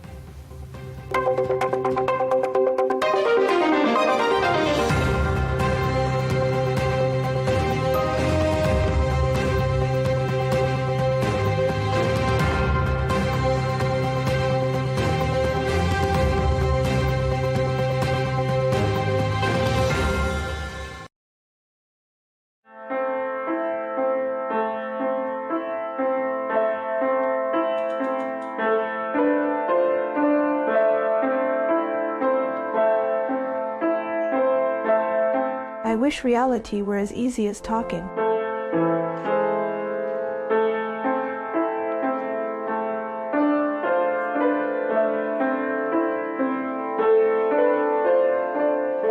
He grows up but keeps that innocence.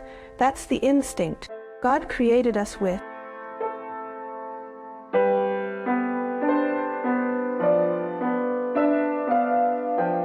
Mahmoud's dream is to become a pianist. Is speech the only way to express thoughts and feelings? Descartes, the father of modern philosophy, said, "I think, therefore I am." He didn't say, "I speak, therefore I am." There are many means of communication around us: drawing, music, singing, writing, sports. Even eyes have a language. Each one of us is different. We share many things and differ in many others. The same applies to autistic people who can be similar or different. Since medicine discovered autism 8 decades ago, half of people around us still see it as a mystery. And such people do not try to know anything about autism. Even scientists disagree over it. Some see it as a psychological or neurological disorder, while others consider it a genetic biological problem. Why don't we know a lot about autism? Today, we try to reach them.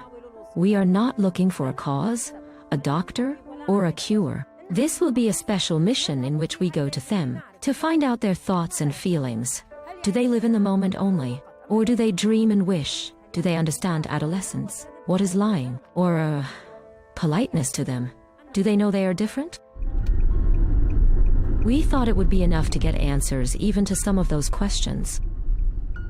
It's impossible to reach everyone, but it led us to a few of them. A young man living in his 20s, and in his story, a message for every human.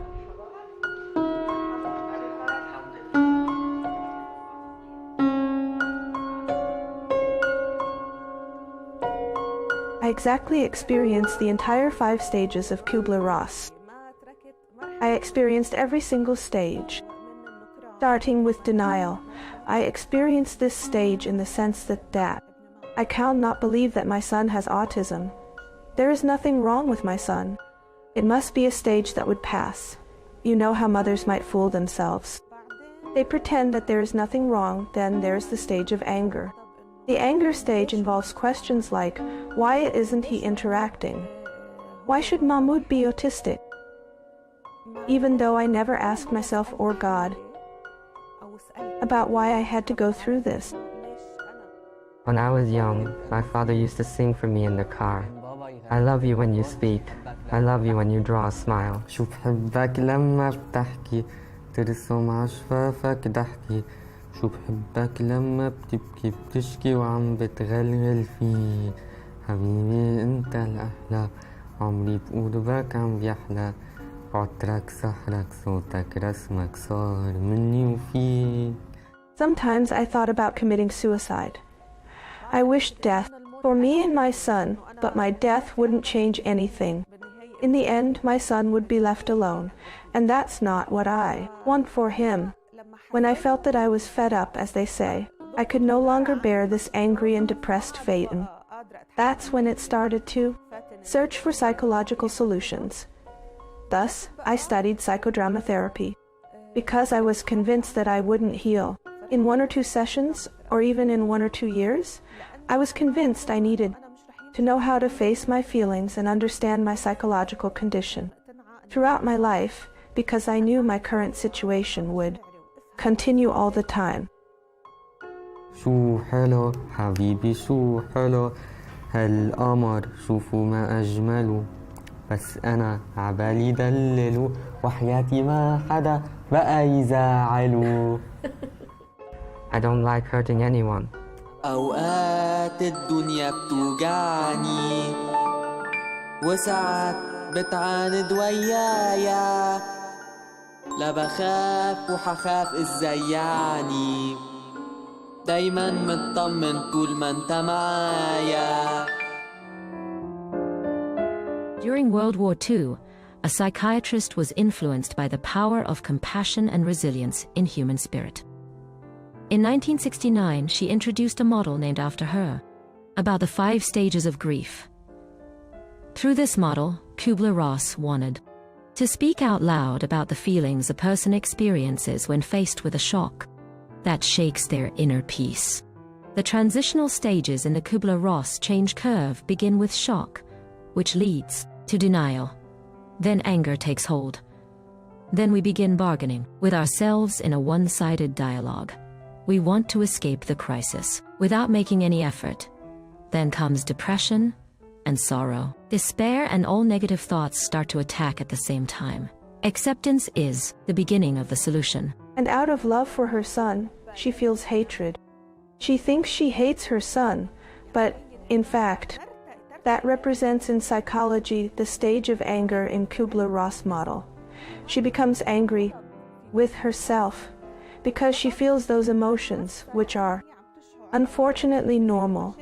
If we had psychological awareness in education, she wouldn't be blaming herself.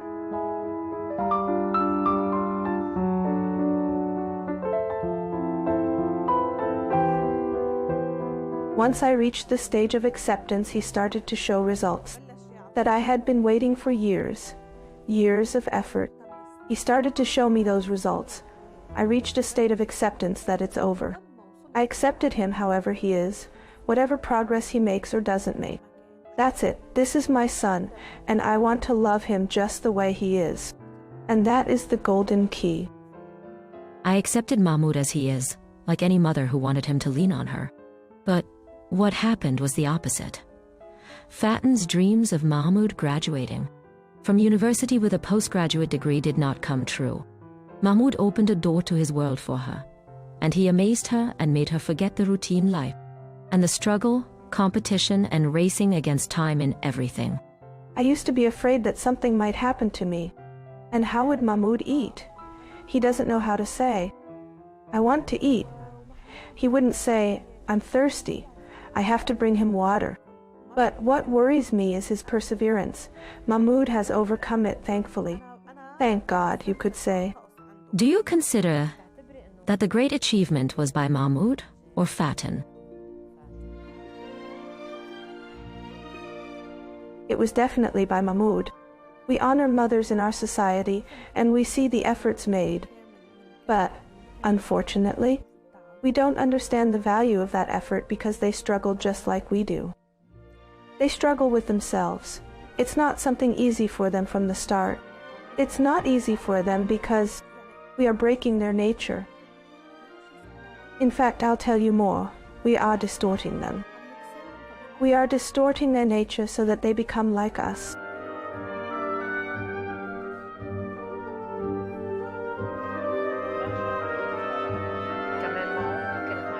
Due to the commonalities within the stories, we went to Niraj, a young boy who is talented in drawing and video games, a boy no older than 12, who speaks, reads, and writes. He has a small home, with a family, school, and friends.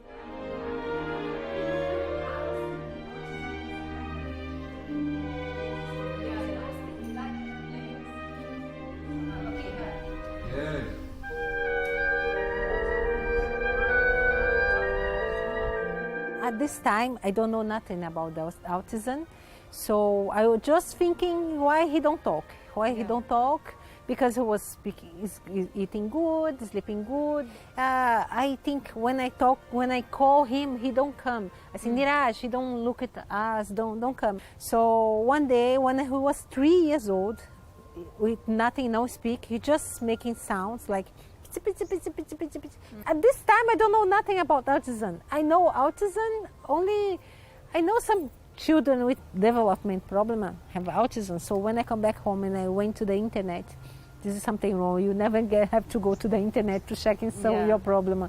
Oh my God, what only bad things about autism, only. But there I see a picture of my son.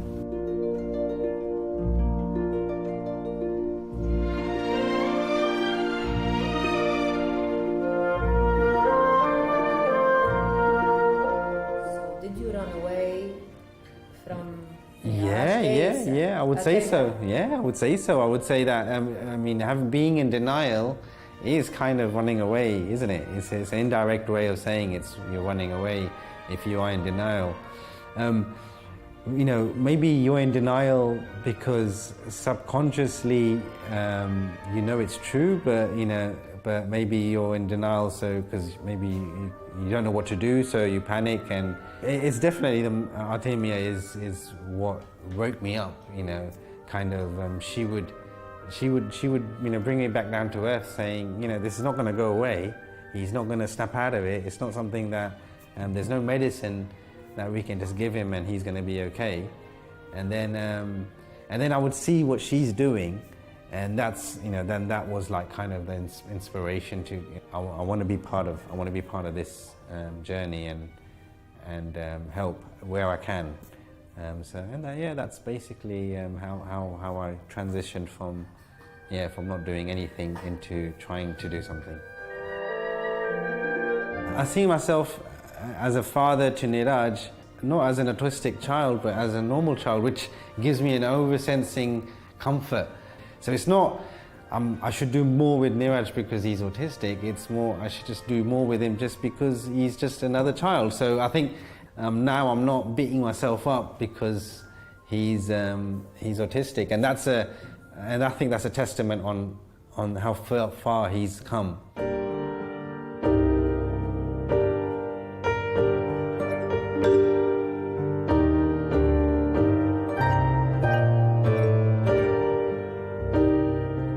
Was 5, we take him to one psychologist, and she told me, "Oh, you have to understand because you will never talk.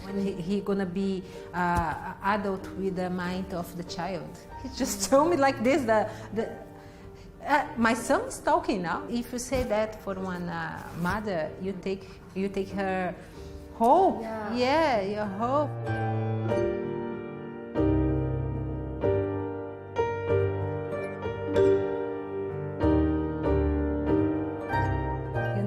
You need to give hope. You need to say, oh, buy this book, oh, do this, do that, come back here, let's do something. They need to be positive.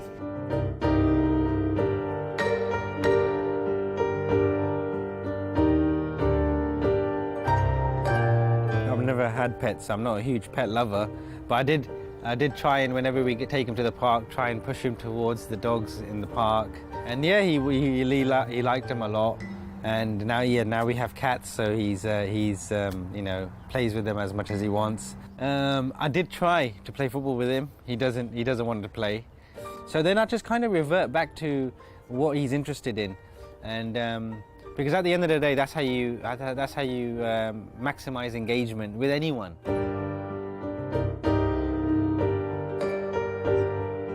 The doctor tried to steal her hope, but she failed twice.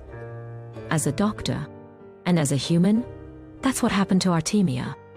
She lost herself chasing books and sources for guidance to reach her son. Her mission wasn't easy, and notably, the majority of books written about autism were written by autistic people themselves. One of the therapist told me we have to make some exercise with him. You put some up with the hot water, no, very hot water. Yeah. One is something like lemon or Do this exercise, as many as you can.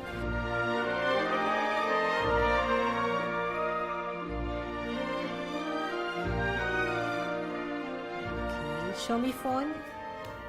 Good work. Show me cooking. Good work, Niraj. Show me jumping. Good work. Coloring pencil. Coloring pencil. Good work, Niraj. She pulled hope out of pain to get her son to read, write, and draw, and express himself, even participate in competitions with others. They are not in their own world. They are in ours. How did they help, Niraj? Oh yeah, definitely. So when we have games that involve, but mainly those kind of group games, is definitely you bring them in, and the kids don't know they're doing it. The kids don't know they're helping. For them, they're just playing. Was very difficult, was very depressed in the beginning. And now I see my son, he can talk, he can ask what he wants, he have good behavior outside, he learning many things. I like my son like this, I want him like this, I don't want a perfect Niraj. He's perfect for me. They don't know they are different. We are the ones who create the difference. Many realize this truth. Nahed, the mother who wants to help them reach their fullest potential, to discover their skills without differences and bullying.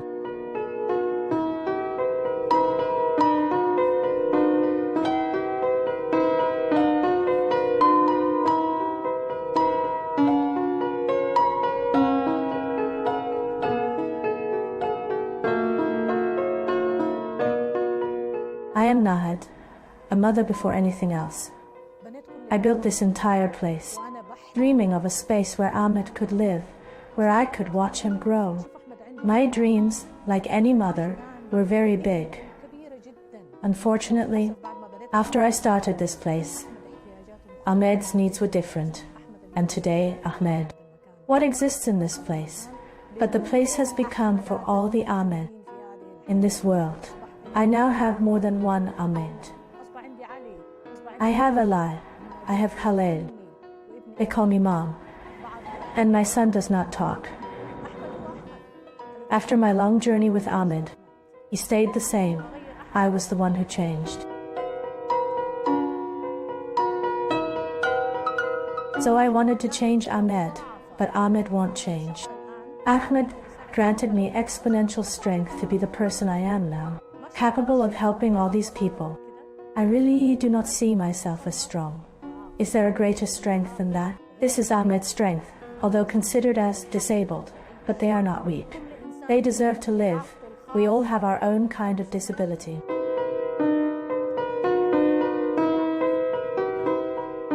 The only thing these children fear is losing their parents. They fear because we have become their safety, not the society. The community as a whole must change so that children feel safe. Then comes competition, and then comes desire to achieve self-worth. Children do not feel safe. Their safety is us.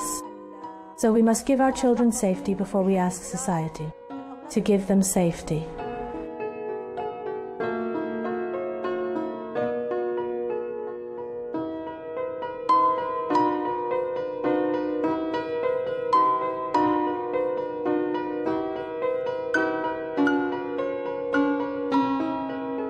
Young men graduated from our center are now working in government agencies, in Emicor, and some working at Siemens Energy, with very good salary, comparable to university, graduate salaries. These children must have experience and skills so that they can compete in the labor market according to their capabilities.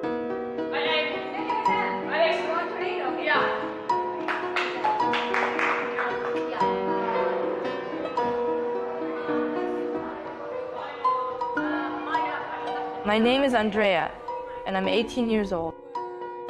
I consider myself as a kind person. I love helping everyone who seeks help. I enjoy spending time with my family. I believe there is love inside every person. Each person has a beautiful soul within them.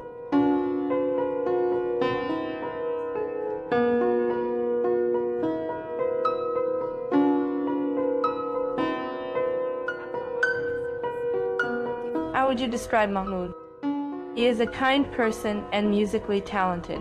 He plays the piano and sings, and he is also handsome. How do you describe Andrea? She is my friend. I love her very much. He plays the piano and the guitar.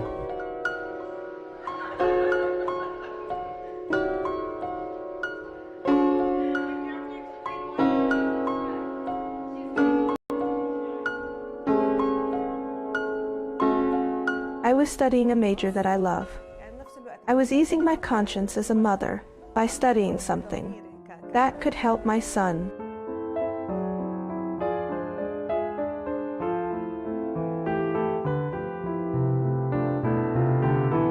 We can manage behavior either with reinforcement or punishment. When we know which reinforcement is best for the child, we can use it to teach the child to ask and express themselves. It is not necessary to express by talking, because many autistic do not speak.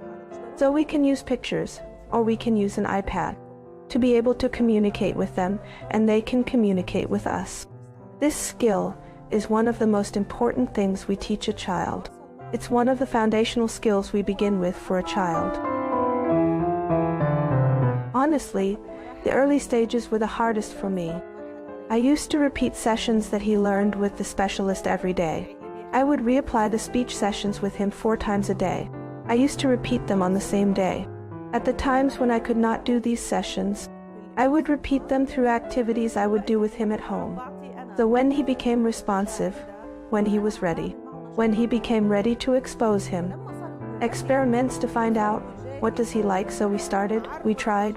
2 experiments and discover what he liked. We began teaching him the field of computer and software, and we tried exposing him to all fields until we discovered that Mahmoud was excellent at playing piano. He can express himself, his anger, his joy through playing the piano.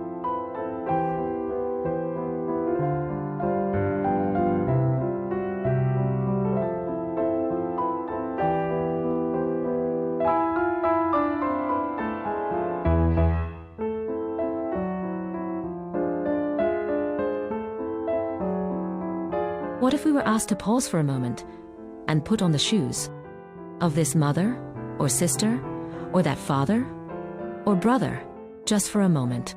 What if we realized that one of our children is on the autism spectrum? Everyone we spoke to never wished to switch roles. Instead, they asked of those around them or those they encountered on the street or in the store or the cinema or school. Anyway, they wish to grant these passes by the children with autism a little understanding and a little love.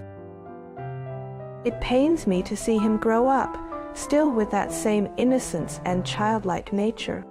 Maybe because I'm afraid for him, afraid of his innocence, the purity of his thinking, his unconditional love for people, and his lack of awareness of the evil in this world. The initial phase is exceptionally challenging, initiating them with their first word, the first letter. It's a very challenging stage. It's one of the most challenging stages. The challenge of adulthood is also affected. And I want to say to the ones who abandon their children, go back to them. They need you. Do not be ashamed of your children. Your son may not be what you dreamed of, but they become something you never dreamed of before.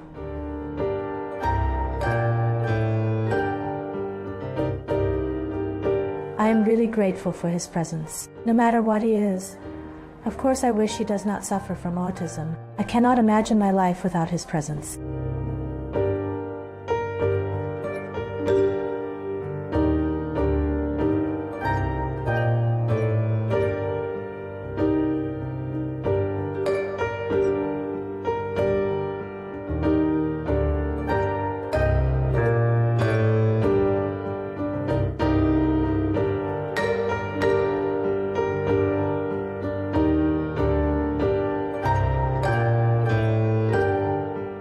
What do you want to say to Dad? I played the piano. If you want to talk to him but he is away, I call him. What do you tell him? Come. I love playing piano and drawing and sports and swimming. What do you do in the kitchen? I make a labneh sandwich.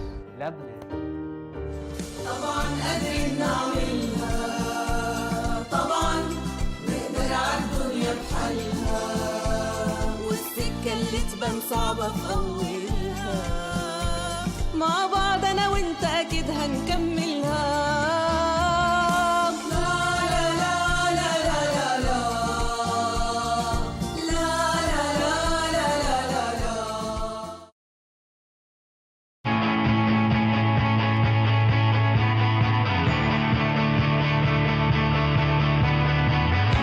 Welcome to the metropolis.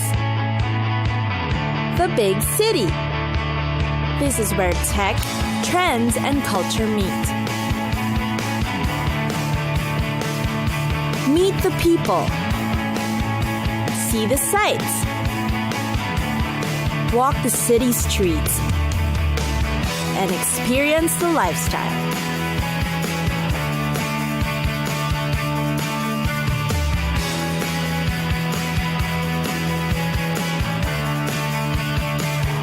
This is your first-class ticket to the cities of the world.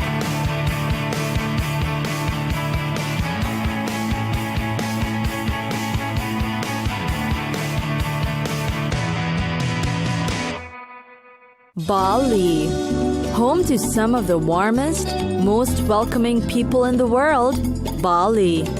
Travel the city and you're sure to be greeted with friendly smiles and accommodating locals.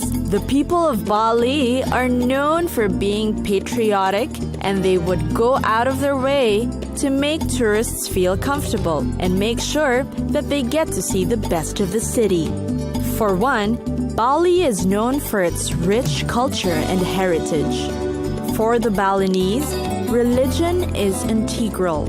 There are in fact over 20,000 temples on the island dedicated especially for spirituality and community. The city is also alive with festivals and ceremonies characterized by traditional Balinese dance, music, drama, and local cuisine that every tourist would definitely want to be a part of. Bali is also known for its breathtaking natural resources. You should see its picturesque rice terraces, soaring volcanoes, pristine crater lakes, sacred caves, and lush tropical forests. Many visit Bali for its tropical beaches, while its dramatic coastline never fails to impress. Waterfalls are also popular in Bali, as the city has a lot to explore. Visitors also like to try whitewater rafting in Bali, try the high ropes courses, or visit the Kintamani volcano. Kuta is a mecca for surfers and backpackers looking for lively nightlife and great waves. The botanical garden is also said to be one of the best in the world. Bali is also great for shopping. Popular marketplaces are found in Kuta, Ubud, and Sukawati. You're sure to find endless rows of stores selling a variety of knickknacks. For more unique finds, you should visit Seminyak. Seminyak is Bali's answer to the hipster movement, where eclectic bars, cool cafes, and chic international boutiques fill the streets. Food in Bali is just as amazing.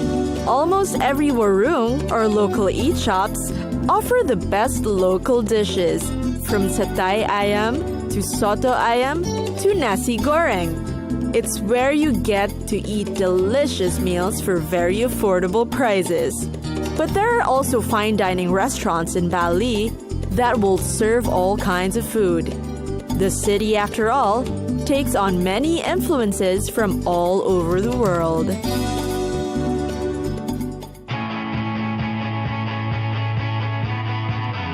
It's time for us to go. pack your bags and get your tickets ready. And we'll see you on the next destination. Catch us again next time on Cities of the World.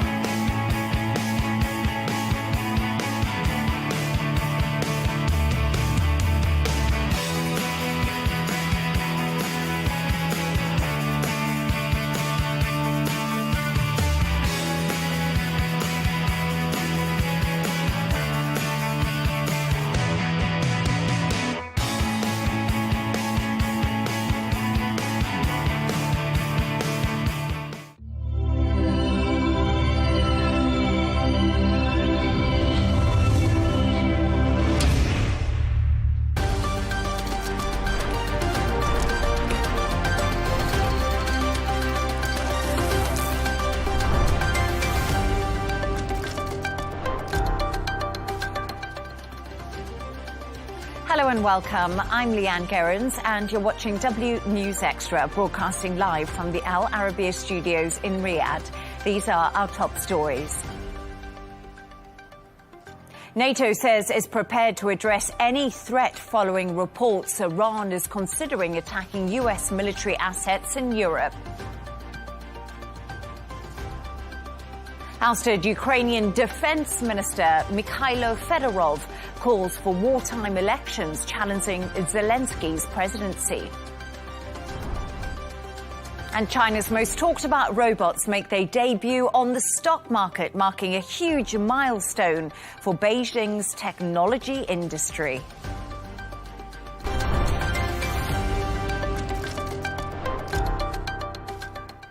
Iran is considering attacking US military assets in Europe if President Trump decides to escalate the conflict. That's according to a report in the Financial Times. Meanwhile, US Secretary of State Marco Rubio has spoken with the UAE's National Security Advisor to discuss key regional security issues after it said 2 missiles were launched at it from Iran yesterday. The UAE has also halted all trade and commercial exchanges with Iran. To discuss this and all of today's stories, I'm joined by Professor and International Relations expert Dr. Ellie Al-Hindi and correspondent and columnist Gemma White. Dr. Ellie and Gemma, great to have you on the show with me. Dr. Ellie, yeah, always good. Dr. Ellie, let's start with you because Iran, as we've just been hearing, has reportedly threatened US military assets in Europe if Trump escalates the conflict. How seriously do you think these threats from Iran should be taken?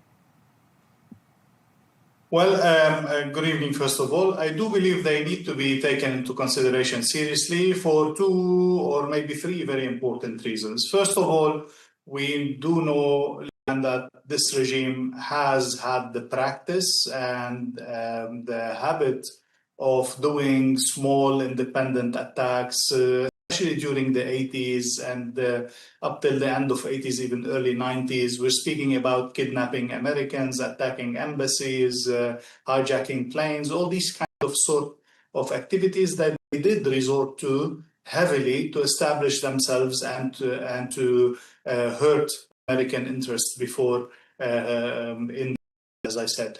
In this war and in the recent years, we haven't seen any of that. So could this be one way of attacking American assets? Yes, definitely, it can be. We could see that, especially that currently we feel that the US is kind of relaxed on the time frame, and they are happy with the status quo, and they are happy to wait until after the elections to head into any new phase. They definitely are trying to avoid escalation while keeping the full pressure on Iran economically and siege in the sea and all of this.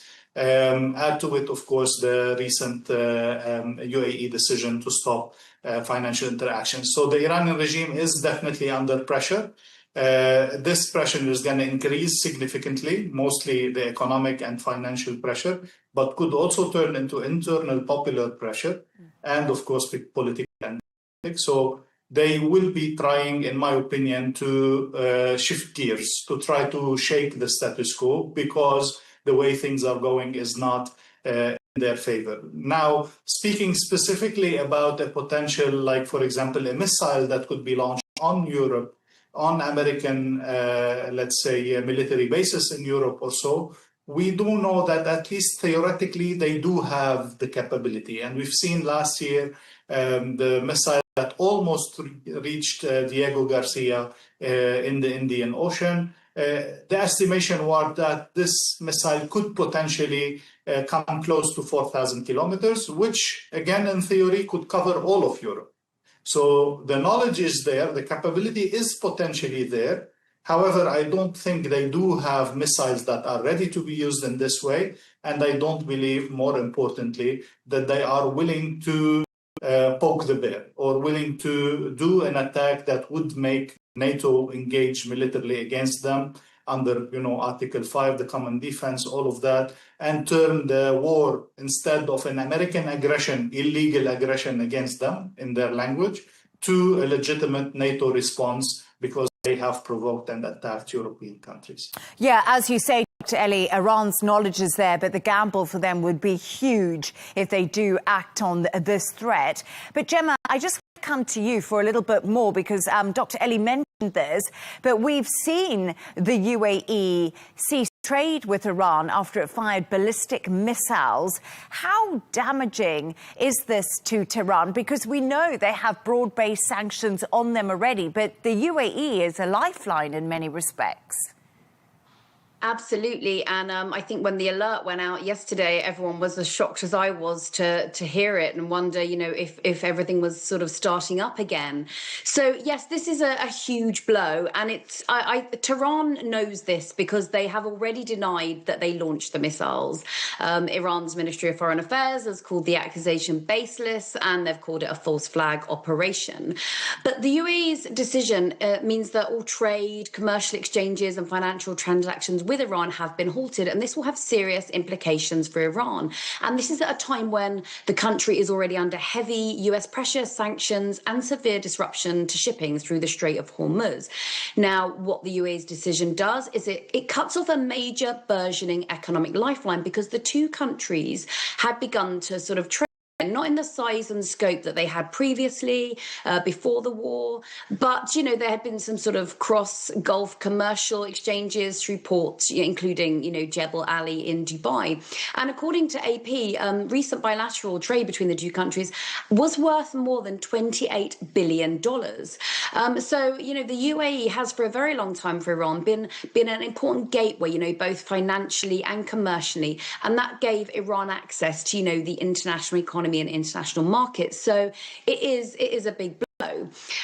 Now, the decision's not only symbolic, it will also affect Iran's ability to not only export, but also import. And these are vital things that they need if they're going to continue this conflict, things like machinery, technology, consumer goods, industrial components.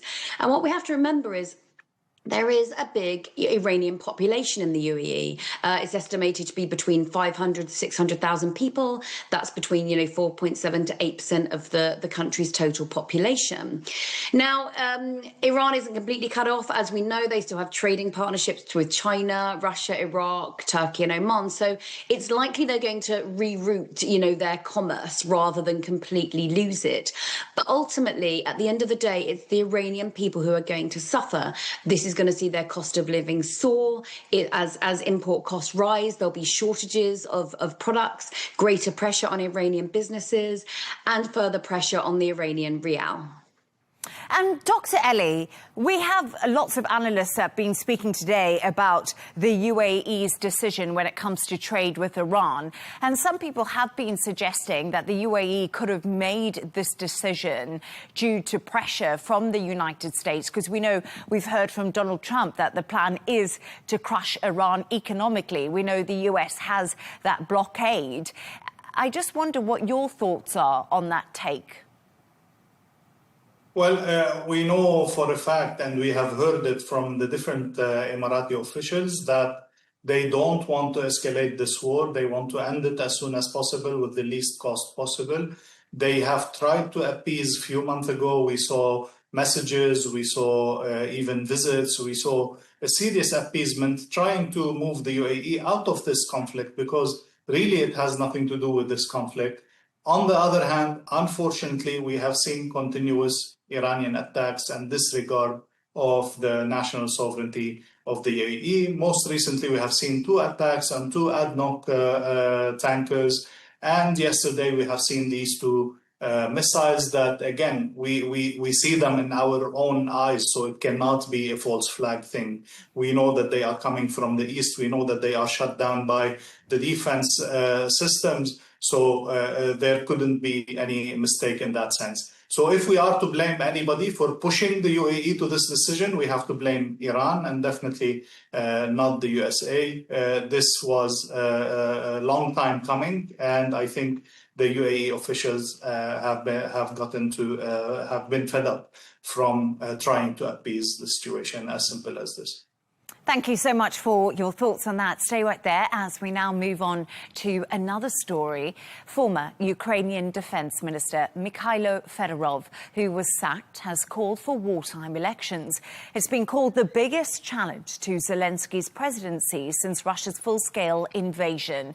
In an address posted on YouTube, he argued the nation faced a crisis of governance. Take a listen. Democracy cannot be held hostage by Russia. We must find a lawful, safe and realistic mechanism that would allow Ukraine to restore a fully functioning democratic process, even under conditions of a long war. We are facing a systemic governance crisis. The old system lives by its own rules too often. It protects itself, fears change, makes decisions slowly, and may punish the initiative while rewarding loyalty. Gemma, let's come to you first here, because what is the background between Fedorov and Zelensky? And can you tell us why there's been so much animosity over the last few months between both of these men? For me, it's the kind of animosity that can only come from knowing someone so well. Obviously, it's an interesting mix of personal and professional because the pair were once allies. And Fedorov was actually one of Zelensky's proteges. But their feud has evolved into a power struggle now over how Ukraine should be governed and how the war with Russia should be fought. So Fedorov was one of the key figures in Zelensky's cabinet.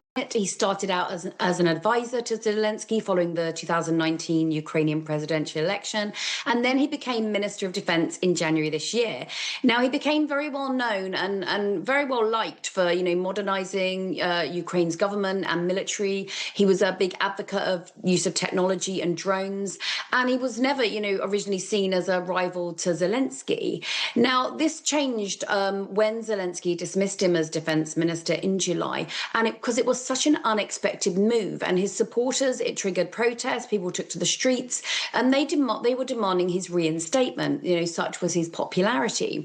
So he also another reason why he fell out of Zelensky is Fedorov was pushing a very technology-first, decentralized form of military, and he brushed up against the then army chief. So it put Zelensky in a very difficult position between the wishes of his defense minister and his military command structure. So that, as fed into the animosity also. Probably one of the most sensitive parts of the whole situation is that Fedorov, became too politically powerful, and his popularity has been increasing. Now, he was offered another government job when Zelensky relieved him of his position, but he turned it down. He said it did not give him as much authority as his previous job. Now, the reason I say that, this feels quite personal is because it's very much, when the student becomes the master, when your protege begins to question you, that's where a lot of the animosity and a lot of the bad feeling has come from. And Dr. Ellie, when Fedorov was actually sacked by Zelensky, we've seen protests on the streets of Ukraine since then, because lots of people were asking the question, why are you sacking the man that's basically winning us the war? Because we saw Ukraine on the front foot when it came to Fedorov in that defense minister job. But it's interesting because we've actually not heard from Zelensky yet. But could we legitimately see Fedorov challenging him for power at some point? Because essentially the country is still at war and martial law's in place, so elections cannot be held. Well, I do believe we need to look at this from both sides, in a sense. From one side, we have the amounts of flow of money and military equipment and all of that has been coming into the country, and all the potential allegations of corruption that we have seen, all the people that were accused of corruption within the close circle, including Deputy Chief of Staff recently from his office yesterday. We are seeing a lot of problem on how the small group around Zelensky have been managing the war in the broader sense. We have heard a lot of problems with that, and including a lot of criticism about Zelensky's way of running the show specifically, how democratic it is, how wise his decisions are. Could we have avoided this whole war? And this is all very normal in situation of war. Also very normal in situation of war is to see, potential mythical heroes that come up, even if they haven't fought, even if they haven't achieved extraordinary things. People tend to see a certain figure as a savior, as a potential leader, because they simply have this image. And of course, Fedorov has, first of all, he's a 37-year-old, so he's young. He is close to the army personnel age, which has been dropping due to the constant need for younger and younger soldiers to be recruited. He is very charismatic. We can see even in the video, it is well set, it is well prepared. It's not something that is random or sudden per se. He has prepared this video, as we can see. So it seems that definitely he has intentions to go beyond or continue on this path and potentially challenge Zelensky to the presidency, if not immediately, whenever that becomes possible. Now, is elections possible in a situation of war?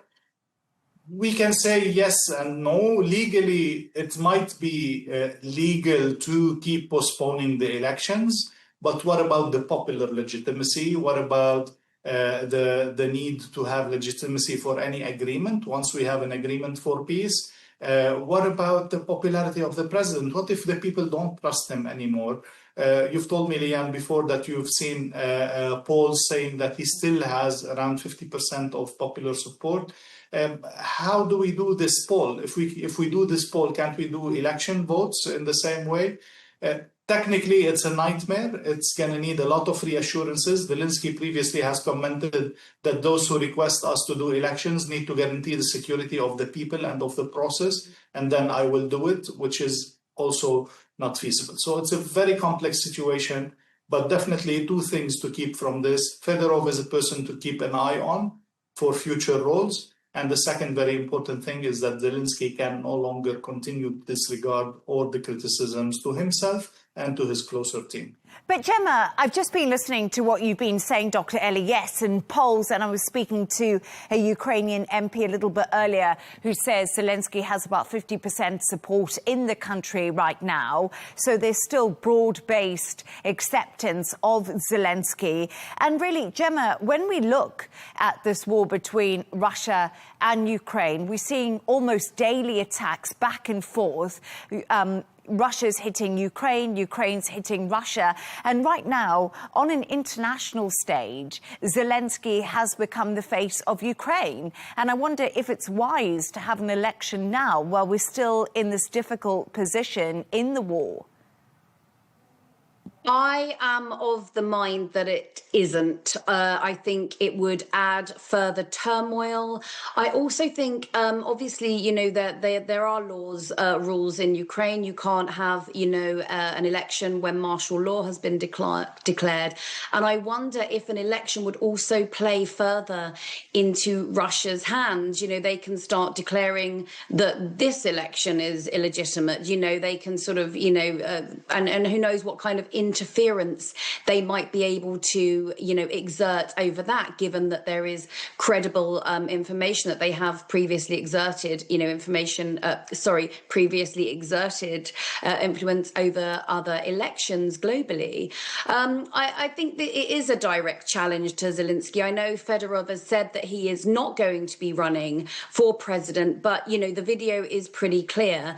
But for me personally, no, I think now is not the time But as Dr. Ellie has pointed out, when will be the time? Zelensky does have to make a call at some point and say, okay, this is my intentions for, when elections are going to happen. Because at the moment, he's sort of not setting out his stall and he's not giving any sort of further information.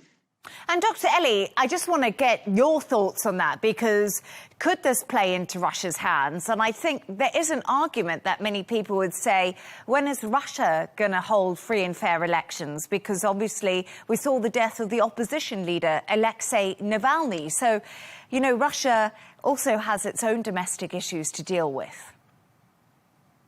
I mean, President Putin has ruled Russia, to remind ourselves, since 2003. And even 2001 practically. So it's been already 23 years with different manipulations of the constitution. But more importantly, as you said, Leigh Ann, with either disappearance or accidents or assassinations or exile of any potential opposition. So definitely Russia is not the one to, theorize or to preach about democracy. That's a given. I definitely also agree with what Gemma said. There has been significant and practical and real Russian influence on any Ukrainian election in the past 30 years. But again, the aim, if we are thinking about the Ukrainian people, is to have a legitimacy for the leadership and for any potential decisions to stop the war or to continue in the war, because any decision is a very expensive decision that the people of Ukraine are paying the price for. So whoever is taking the decision needs to be accountable to the people of Ukraine. Thank you so much for your thoughts on that, Gemma and Dr. Ellie. Stay right there as we move on to another story now. And former Pakistan Prime Minister Imran Khan finally met his wife and sister for the first time this year. The meeting comes just a day after the country's Supreme Court ruled that the 73-year-old should be transferred from prison to a hospital. Wandi in Tangento has this report. From jailbird to hospital patient, the Pakistan government has filed a petition to challenge the Supreme Court's decision to move ex-Prime Minister Imran Khan from a prison cell to a medical facility for treatment. The state claims that moving a convicted felon to a private hospital disturbs the criminal justice system. If treatment outside the prison is necessary, it is generally provided at a government hospital. It remains a matter of consideration whether this order will apply to the entire prison population across Pakistan or whether it will not be used as a precedent. Khan's younger son has repeatedly expressed concern regarding his declining health, while his lawyer said the former statesman has lost significant vision in his right eye while in prison. My brother and I have not seen our father since November of 2022. We visited him in Pakistan after he survived an assassination attempt. From the limited contact we had, I know my father is suffering. We cannot stand by as his health deteriorates and he is kept away from us. The perks of the Supreme Court ruling entail access to his personal physician, meeting with his family once a week, and a phone call twice a week with his sons who live in London. However, Imran, who was sentenced to 17 years behind bars with his wife, is not off the hook yet, as his next hearing before the court is set for September 16th. Wandi Swandengendo, Arabiya English.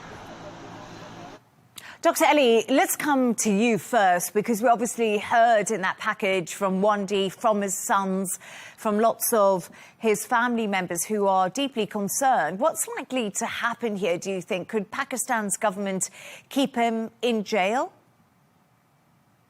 I think they actually might, especially if they put it under the umbrella of, national security, social peace, social cohesion, etc.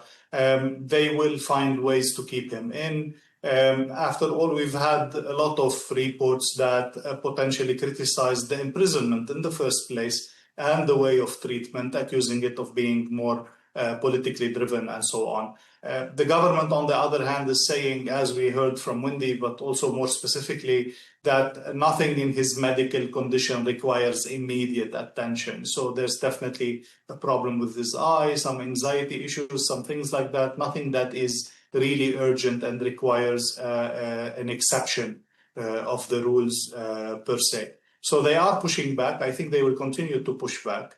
And again, as long as the government in Pakistani, polity altogether, the political system, as long as the government is strong, it has the support of the army, it has support of the parliament, I think they will find themselves able to overcome this court decision, even if it is from the Supreme Court. And Gemma, Khan's family really believes he's been mistreated, and they are seriously concerned about his health. As I said, he is 73 years old. What are his sons and lawyers saying? So his sons, Qasim and Suleiman, now they've expressed their fears about their father's health. They've also claimed, as we saw, in the video, that Pakistani authorities are preventing them from not only seeing him, but also having phone calls with him. In an interview earlier this month, it was actually on the 3rd anniversary of their father's arrest, they said, quote, they had no updates because his family, doctors and lawyers haven't been able to see him for 7 months.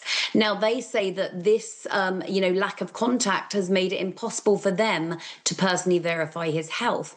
They also said that when they do speak to the media about their father, that Pakistani authorities then make it even harder for them to gain access by delaying their visas or creating, administrative issues.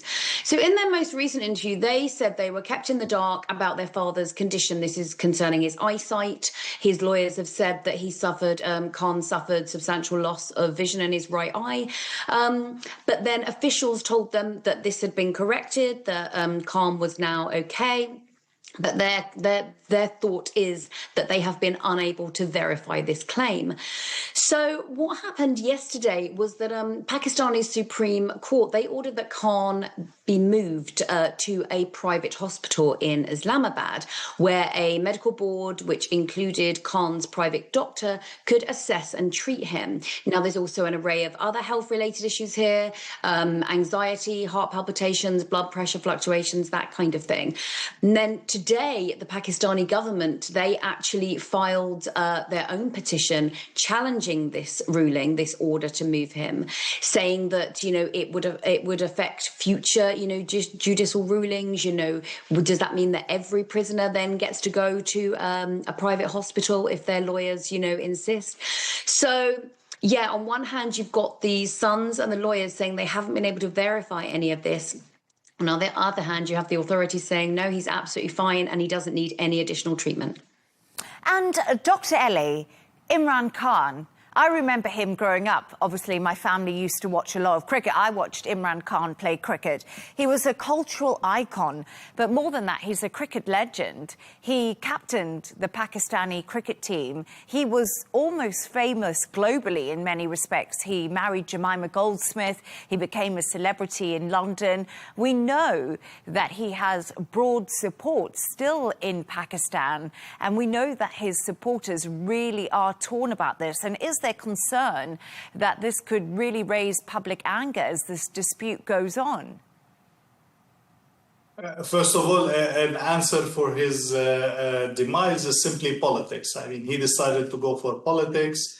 He decided to leave this, very nice image that he has and go into all the depth of politics, which got him to the prime ministry. But then the winds changed, as we say.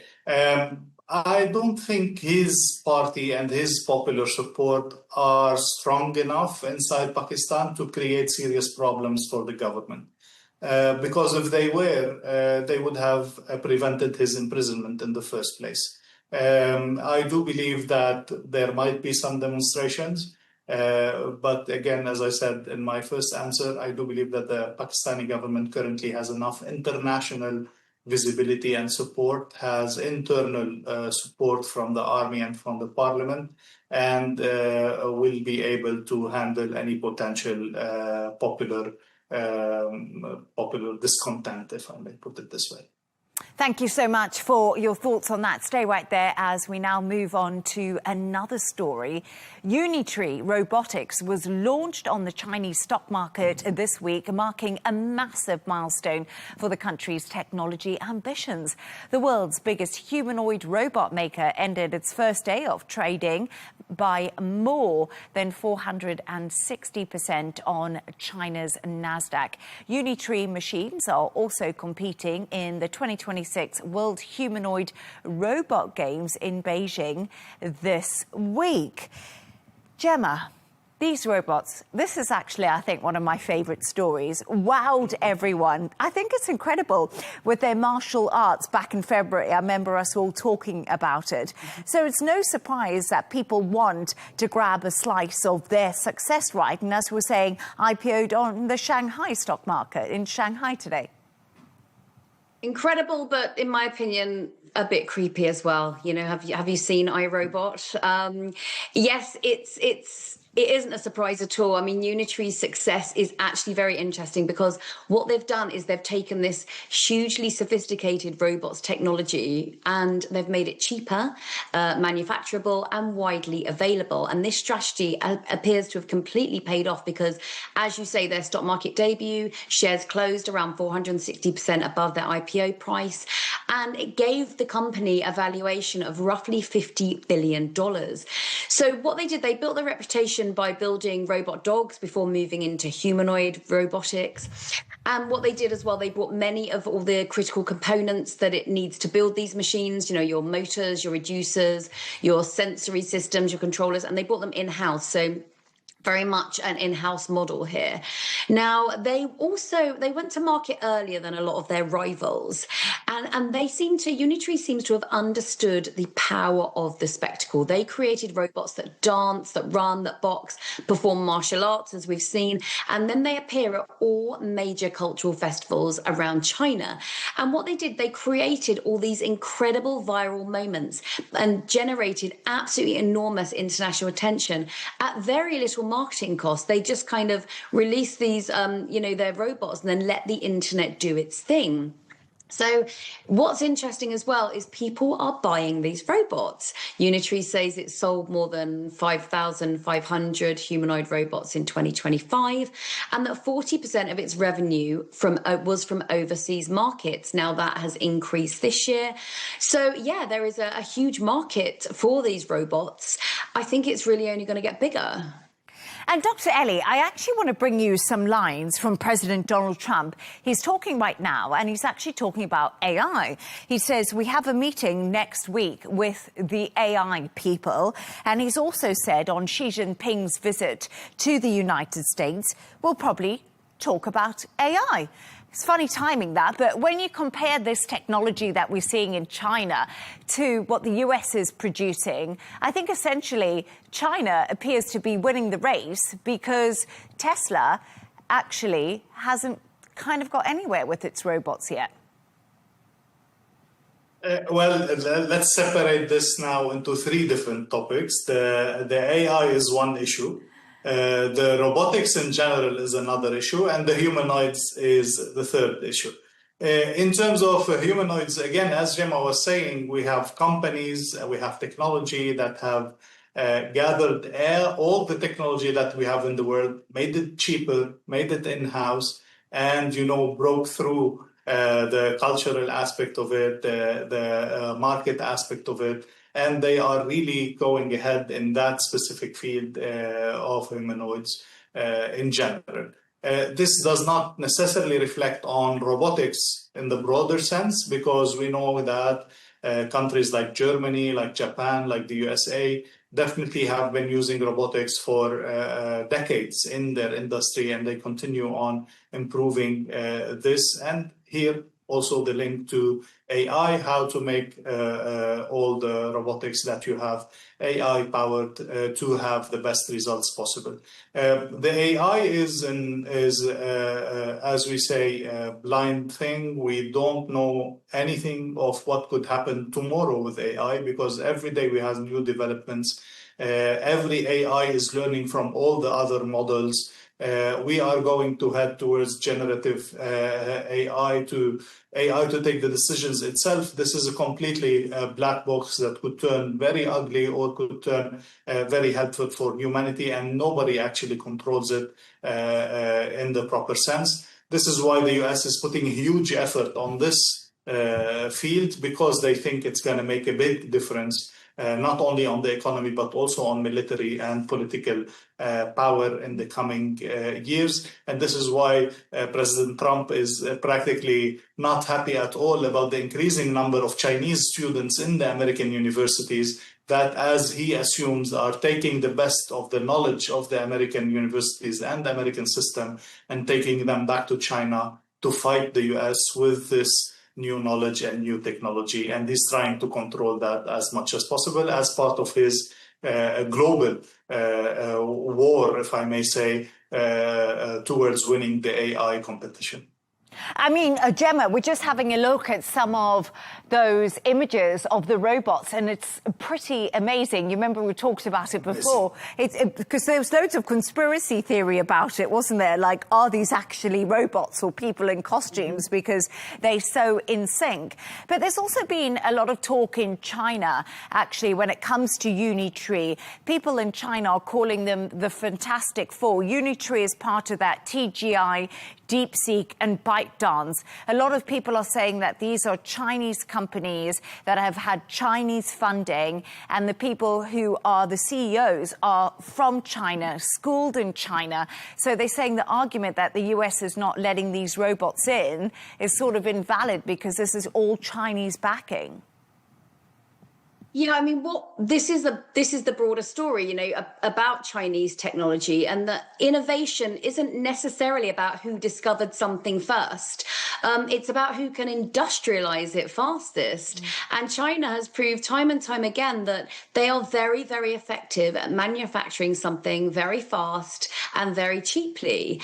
So they're taking knowledge that, as Dr. Ellie says, has already existed, you know, across Germany, the US and Japan, and they're moving a lot faster than all these other countries. You know, you can't sort of turn around and say, oh, you know, boo-hoo, they're moving faster. If the US wants to compete, it has to, you know, get in the race and perhaps work harder and faster than China. And I guess it's the same sort of argument, Dr.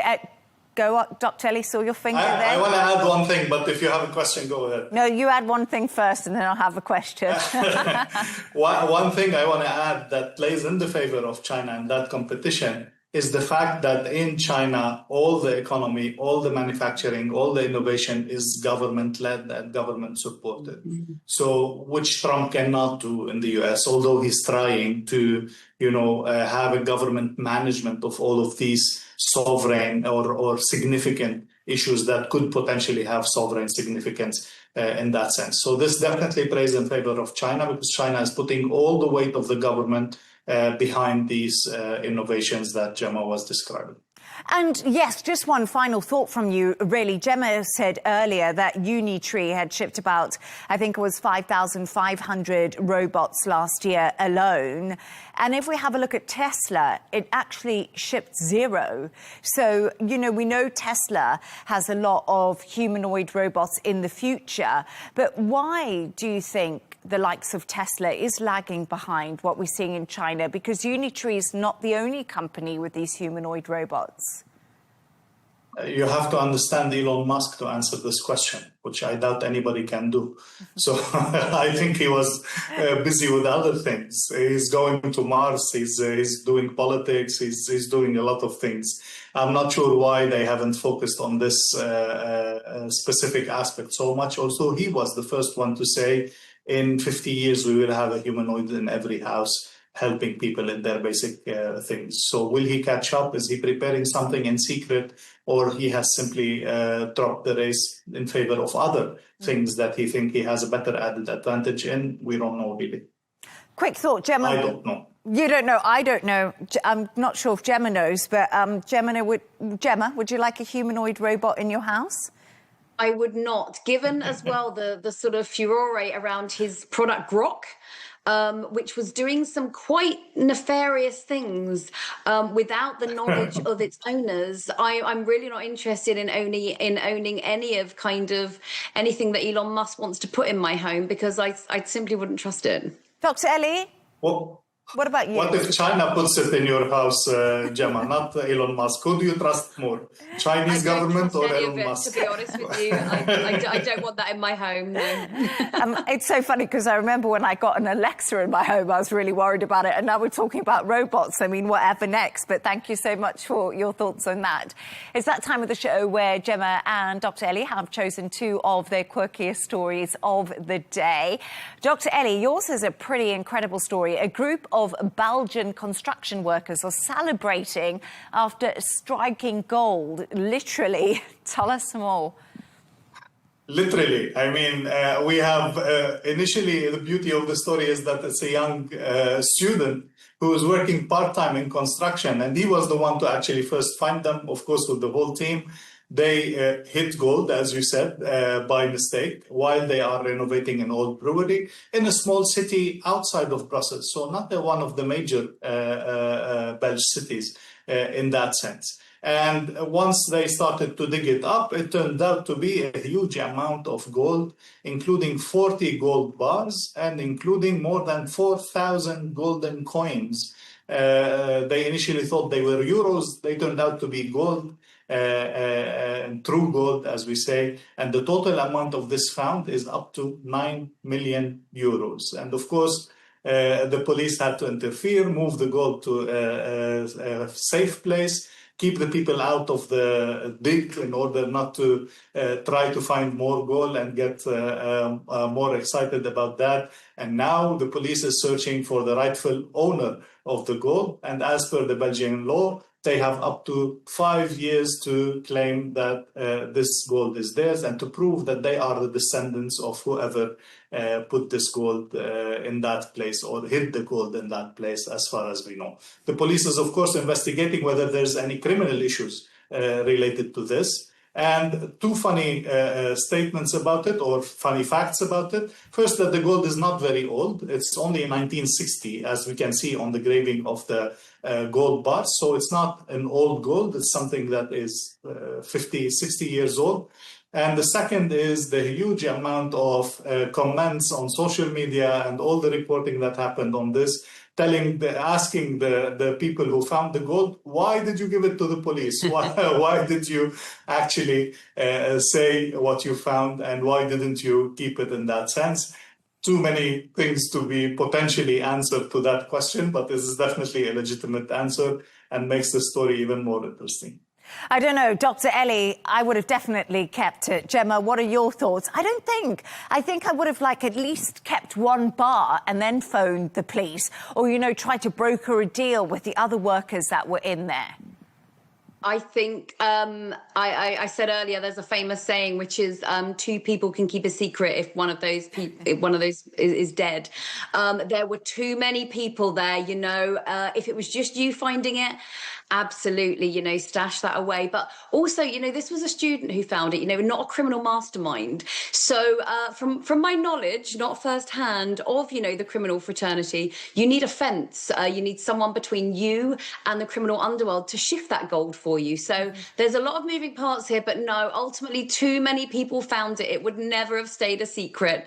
If I'd have found it by myself, I might not have said anything. No, I wouldn't have said anything. I don't know about you, Dr. Ellie. Quick thought. I just would have kept quiet and at least kept one bar. Would have figured out what to do. It's tempting. I don't know. Theoretically, I would say no. I would give it up. But when you get to it, it's quite interesting. It is. Never know. Yeah, it is interesting. But Gemma, Dr. Ellie is a better man than us, Leah. Of course he is, Gemma. Of course he is. We're just more fun. Anyway, no, I'm only kidding. Gemma, I want to talk about something. The annual Corgi race that has been happening. And what's really strange is I remember talking to you about this last year. When this came up... It's going to be an annual thing with you and Gemma, yes. aren't it? Yeah, I hope so. Yeah, we just send each other corgi memes most of the time. So this is the 5th annual corgi race, Vilnius. It's held in the Lithuanian capital. It's on they're on their 5th year. Now, they've gone from having 40 corgis from one city in the first year to having 150 corgis from 9 countries in just 5 years. So, you know, this little festival is growing. What they have these 150 corgis. They have a costume parade. They have a sprinting. They have agility contests. They have competitions which include smartest nose and loudest bark, which I think will be adorable. And organisers said that this year they had competitors from Latvia, Poland, Estonia, Germany, Ukraine, Czech Republic, United States and Britain. But the most fun thing after the costume parade for me is the main race. So 94 dogs took part. There were qualifiers, semi-finals and the final. And in the final, the corgis, these little legs, have to race 25 metres. And it was won by a US entrant called Gustav the Girl Dog, which is a great name. Second was another US entrant called Mr. Corgington, which I am loving. And third was a Lithuanian dog called Mocha, who had already won twice before. So, you know, came in third. But absolutely adorable watching their little legs thundering down the track. Oh, Gemma, I love this story. It has to become an annual one. Dr. Ellie, I mean, there were so many people in the crowd. Would you be keen to go and see a little corgi race? I looked at the chairs here and they're all full. Well, definitely it's something interesting to see. But 2 quick comments. First of all, the costumes are adorable. It's so fun to see how people have given them these costumes. And second is that these are not racing dogs. I mean, they're going all over the track while racing, which makes it, I guess, more fun. But yeah, definitely I will go watch such a thing. Oh, it's so cute. Actually, respect to everyone who owns those dogs, because I think to get a dog to run in a straight line and actually stay on the course is way more difficult than it looks. But thank you so much to our guest today, Professor and International Relations expert, Dr. Ellie Al-Hindi, and correspondent and columnist, Gemma White. And that's all from us on W News Extra. Don't forget to subscribe to our YouTube channel. Of course, follow us on XGNT. That's coming up next. Goodbye and thank you.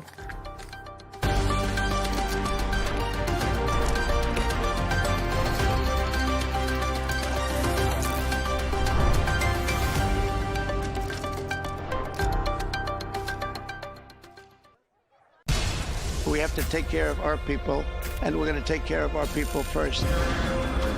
For in-depth analysis and all the latest developments across the globe, make sure you join us every weekday. President Trump is trying to negotiate a ceasefire.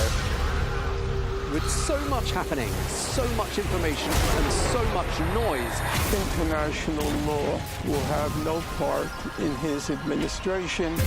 It can be hard to keep track. Tariffs will just fuel inflation. We're going to fight these tariffs. But you can count on us to tell you what you need to know. We stand by your side. Join me, Tom Burges Watson, for Global News Today, right here on Al Arabiya News.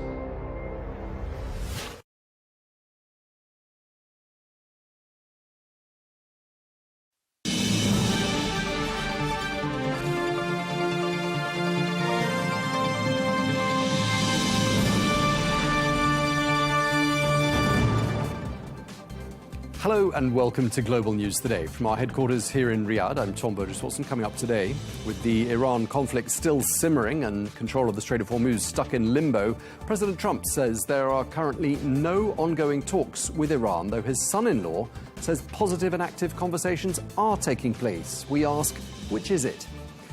According to reports, Tehran would consider attacking US military assets in Europe if the US escalates the conflict. We ask, what sorts of targets might be considered?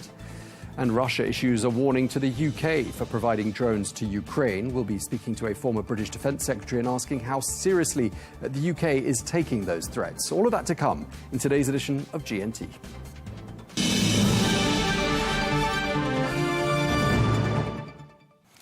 Hello and welcome to the programme. We begin with the latest developments in the Iran war, which appears to have entered an increasingly uncertain phase, with diplomacy stalled and tensions again rising across the Gulf. Well, on the one hand, President Donald Trump says there are, quote, no talks underway or scheduled with Tehran. But on the other hand, the president's Middle East envoy and son-in-law Jared Kushner has described dialogue between the two sides as, quote, positive and active. And in another apparent discrepancy of narratives, President Trump insists that the Strait of Hormuz is currently open and operational, but data suggests that ship crossings via the Strait of Hormuz were down to single digits on Monday, with Iran saying that the vital waterway will remain closed until Washington lifts sanctions and its blockade on Iranian ports. So, what hope is there for diplomacy at this stage? Is the situation likely to escalate before a solution can be found? And what realistic options are there to end this conflict?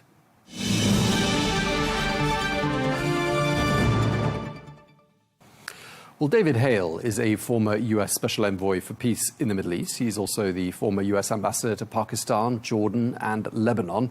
He also served as Undersecretary of State for Political Affairs, and he joins us now from Washington. Thank you so much indeed for joining us, Ambassador Hale. We're nearly 6 months into this Iran war, and it grinds on with little sign of resolution. On the one hand, we've heard this week from the president's son-in-law, Jared Kushner. He said on Monday that the US and Iran are having, quote, very positive and active conversations. And then on the other hand, we've heard President Trump saying no talks with Iran are underway, or indeed, are they scheduled? Which one do you think it is? Well, thank you, Tom. It may be a little bit of both.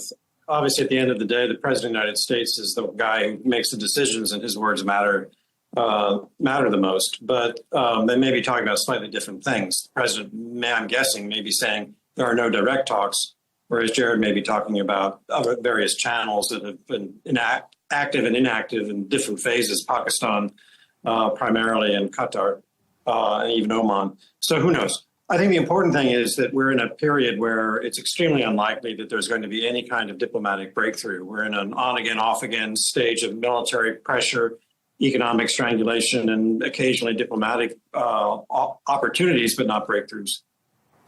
Okay, and in terms of where we see things heading to from here, a little earlier on today, my colleague Melinda Nucifora spoke to the US Ambassador to Israel, Mike Huckabee, who said that he trusts President Trump's instincts when it comes to making major combat operations against Iran. Let's just listen in to a clip of what he actually said.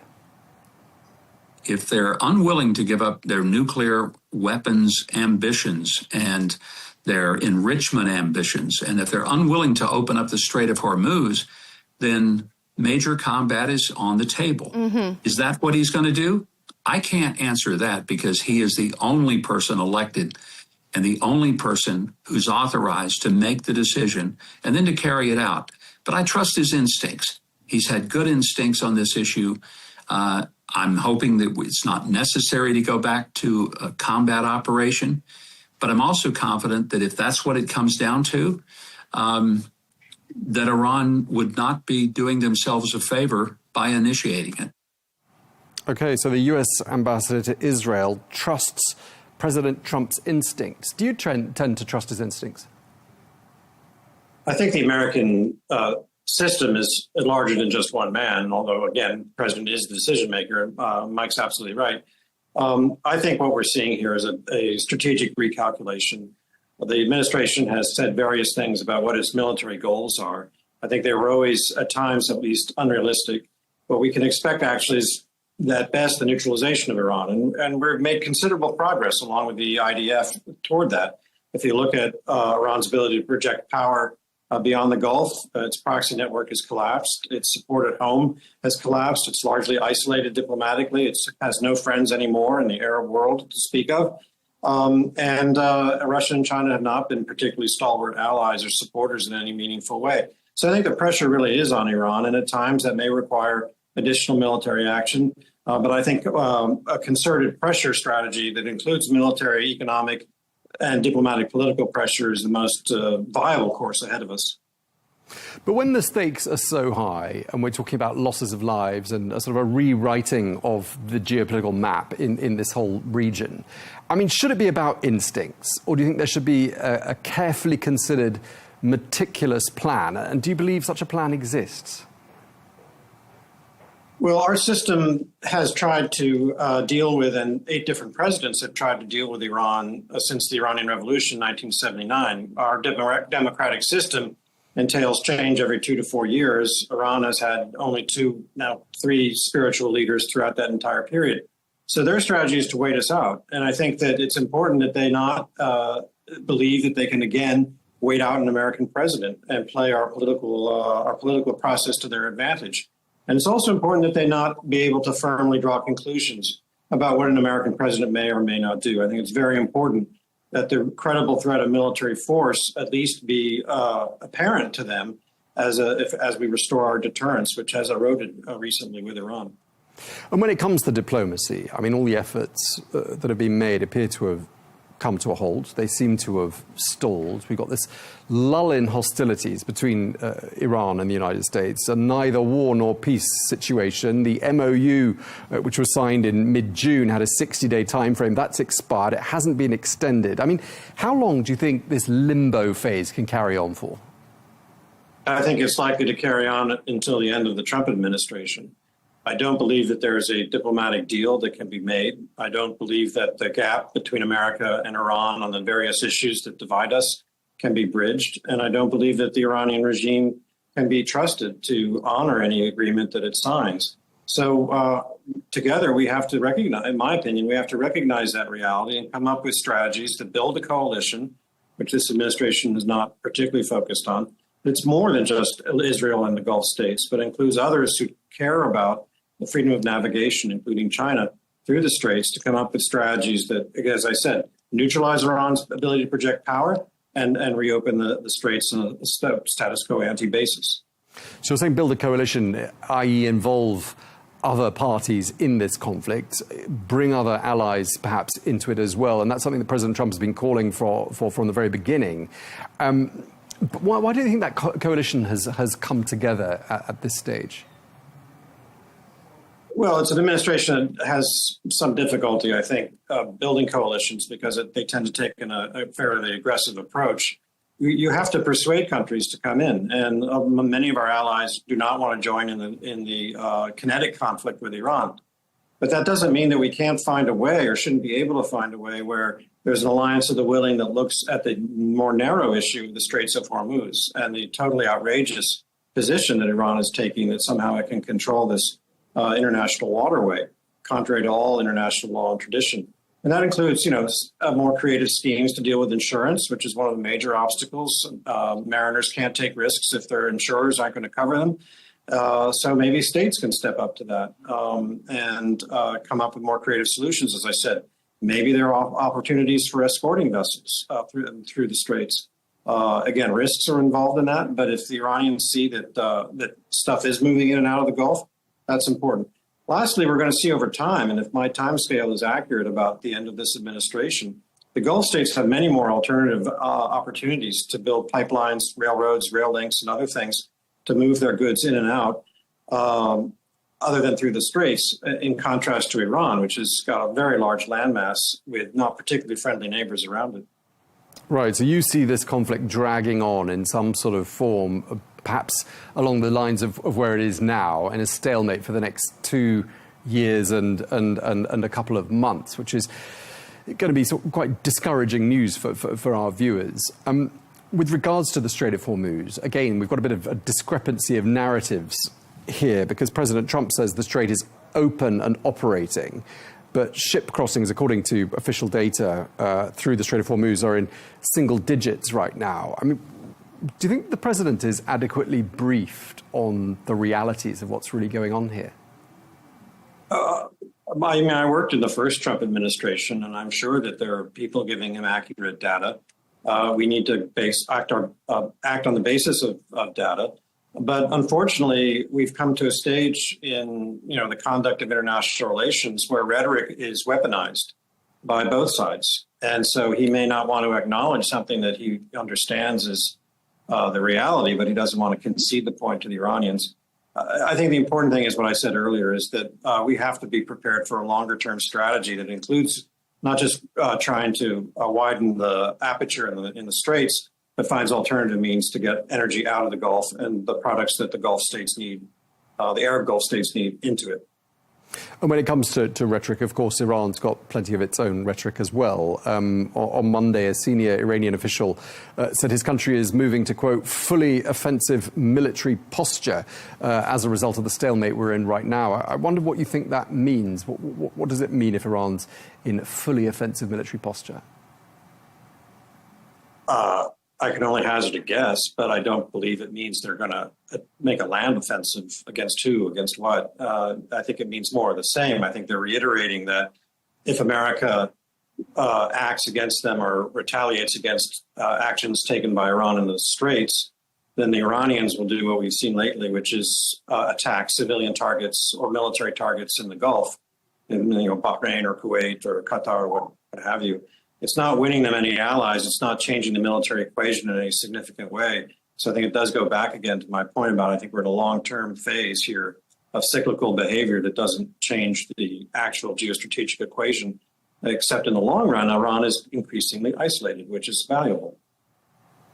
One of the interesting comments that I've read this week came from Jake Sullivan, who was the national security advisor under President Biden. And he suggested earlier this week that President Trump had been pushed into this conflict by the Israeli Prime Minister Benjamin Netanyahu. I wonder whether that's a narrative that's widely shared in Washington amongst your former colleagues. Does it ring true? Personally, I don't agree with that exact formula, but it is, to answer your question, it is widely speculated that is a factor. It generally reflects those who believe that Bibi Netanyahu is somehow a negative element. Personally, I think Israel would have conducted the war it conducted regardless of who have been prime minister. I also know that going all the way back to when I was the Middle East peace envoy under President Obama, that the Israelis always advocated for a more aggressive U.S. approach toward Iran and the nuclear program. The IDF and U.S. military worked very effectively in that regard, and I am sure that the Israelis want to continue. All polling shows that the vast majority of Israelis want to continue this war. And the other prime ministerial candidates in the elections there are also very aggressive on this point. So it's not as if there's a big disagreement in Israel over this. At the end of the day, though, I think President Trump made his own decisions and is responsible and accountable for them. Do you think relations between Washington and Israel have been damaged by this conflict? Not really. I think that there's a period of tension here. Again, there's clearly President Trump wants this war to come to an end. The Israeli public, as I said, and leadership is not there. But we've had moments of tension throughout my 40 years in diplomacy. We've always managed to patch up the differences. It's often at just these stages, and like when it appears that military pressure is no longer going to bring strategic gains, what do we do next? What's the geostrategic recalculation? How do we bring a war to an end? Those are always points of tension with allies, including Israel. When we think about the legacy of this conflict, whenever it eventually ends, I mean, let's not forget there are US military installations right across the world, particularly here in the Gulf, from where I'm speaking to you today. I mean, do you think the longer-term effect of this war is going to be that Gulf countries increasingly view those US military installations as being assets or liabilities? I think they can play it both ways, frankly. I think for most of the Gulf states, although these facilities have made them targets, I think they've also reinforced the recognition that the American security umbrella is absolutely necessary against a hostile Iran. Iran has, if anyone believed that Iran was a peace-loving neighbor, that veil has been removed. And so I think that at the end of the day, these countries still want an American umbrella. It's a valid question, though, as to whether these assets, which were basically what we wanted going back to the 70s through 2000 period and the war against Iraq, whether that's the best way for our forward-leaning military to be structured. The warfare is changing, as we see. You can get better experts on your show than me. But in an era of asymmetrical conflict, are these the best way for us to defend our allies and our interests, or are there other ways to structure this? And those are valid debates and questions to have. So were you to advise President Trump on how to proceed, if you were mandated with trying to find a way to end this war, would you err on the side of upping the economic pressure, perhaps cranking up the sanctions, or would you err more on the side of launching a ground operation involving other countries, using more devastating weaponry? What would you advise him? Well, I don't think a ground offensive makes any sense, nor do I believe there'd be any political support for that in my country, let alone allied countries. Instead, I would argue for persistence, which is a commodity that is in scarce supply often in Washington. We have to have a longer-term strategy. We have to be willing to keep the pressure on Iran on a long-term basis and not switch based on the news cycle, or scorecards about who's winning and who's losing. We are more powerful than they are, and we will overcome their ability to threaten our interests if we are persistent in a multifaceted strategy of economic, political, military, and diplomatic pressure that includes an expanding coalition that has joined us and that isolates Iran. But that's going to take a couple of years, not a couple of days or weeks. Do you think there is a sense of regret in the US that this war has been started and that there's no realistic way, at least that anyone can identify, to bring it to an end? I do think the American public is a bit confused about the war. I think the administration could have done a better job in explaining it right from the start, but here we are. There also, I think most Americans will look at the fact that there have been very few casualties on our side, which, is unfortunate there are any, and obviously there's been a lot of civilian damage in the region.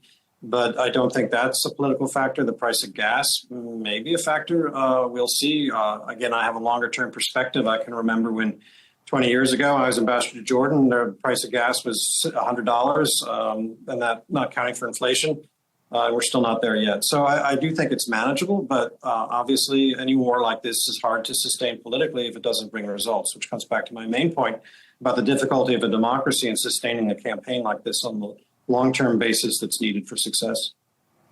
Just in the remaining couple of minutes that we have, I wanted to ask you about Israel's intentions in Lebanon. And today, Al Arabiya has been publishing pictures that show Israeli flags fluttering in southern Lebanon, lining a road. And I just wonder whether that offers us any insights as to what Israel's intentions might actually be in Lebanon.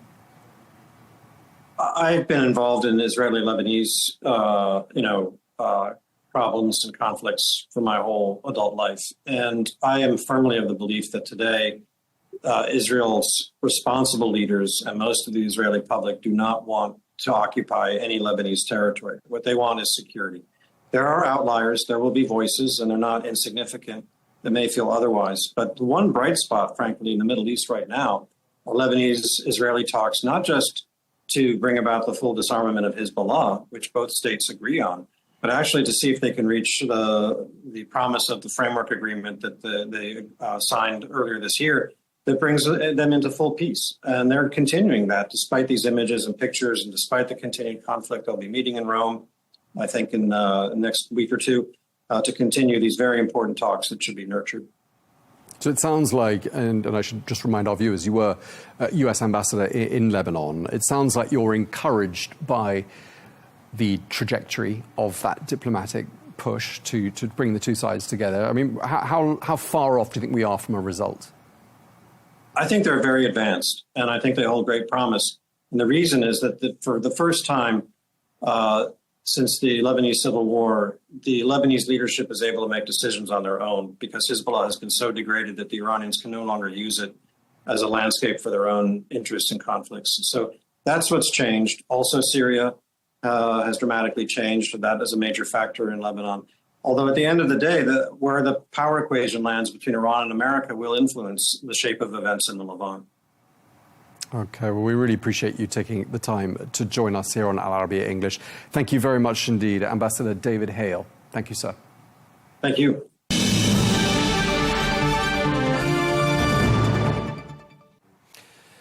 Now, according to a source cited by the Financial Times, Iran is threatening that in the event that the US escalates the conflict, Tehran will consider attacking US military assets in Europe. Well, according to that report, Iran is weighing strikes on US military targets in southeastern Europe, such as in Bulgaria, as well as underwater fiber optic cables in the Strait of Hormuz.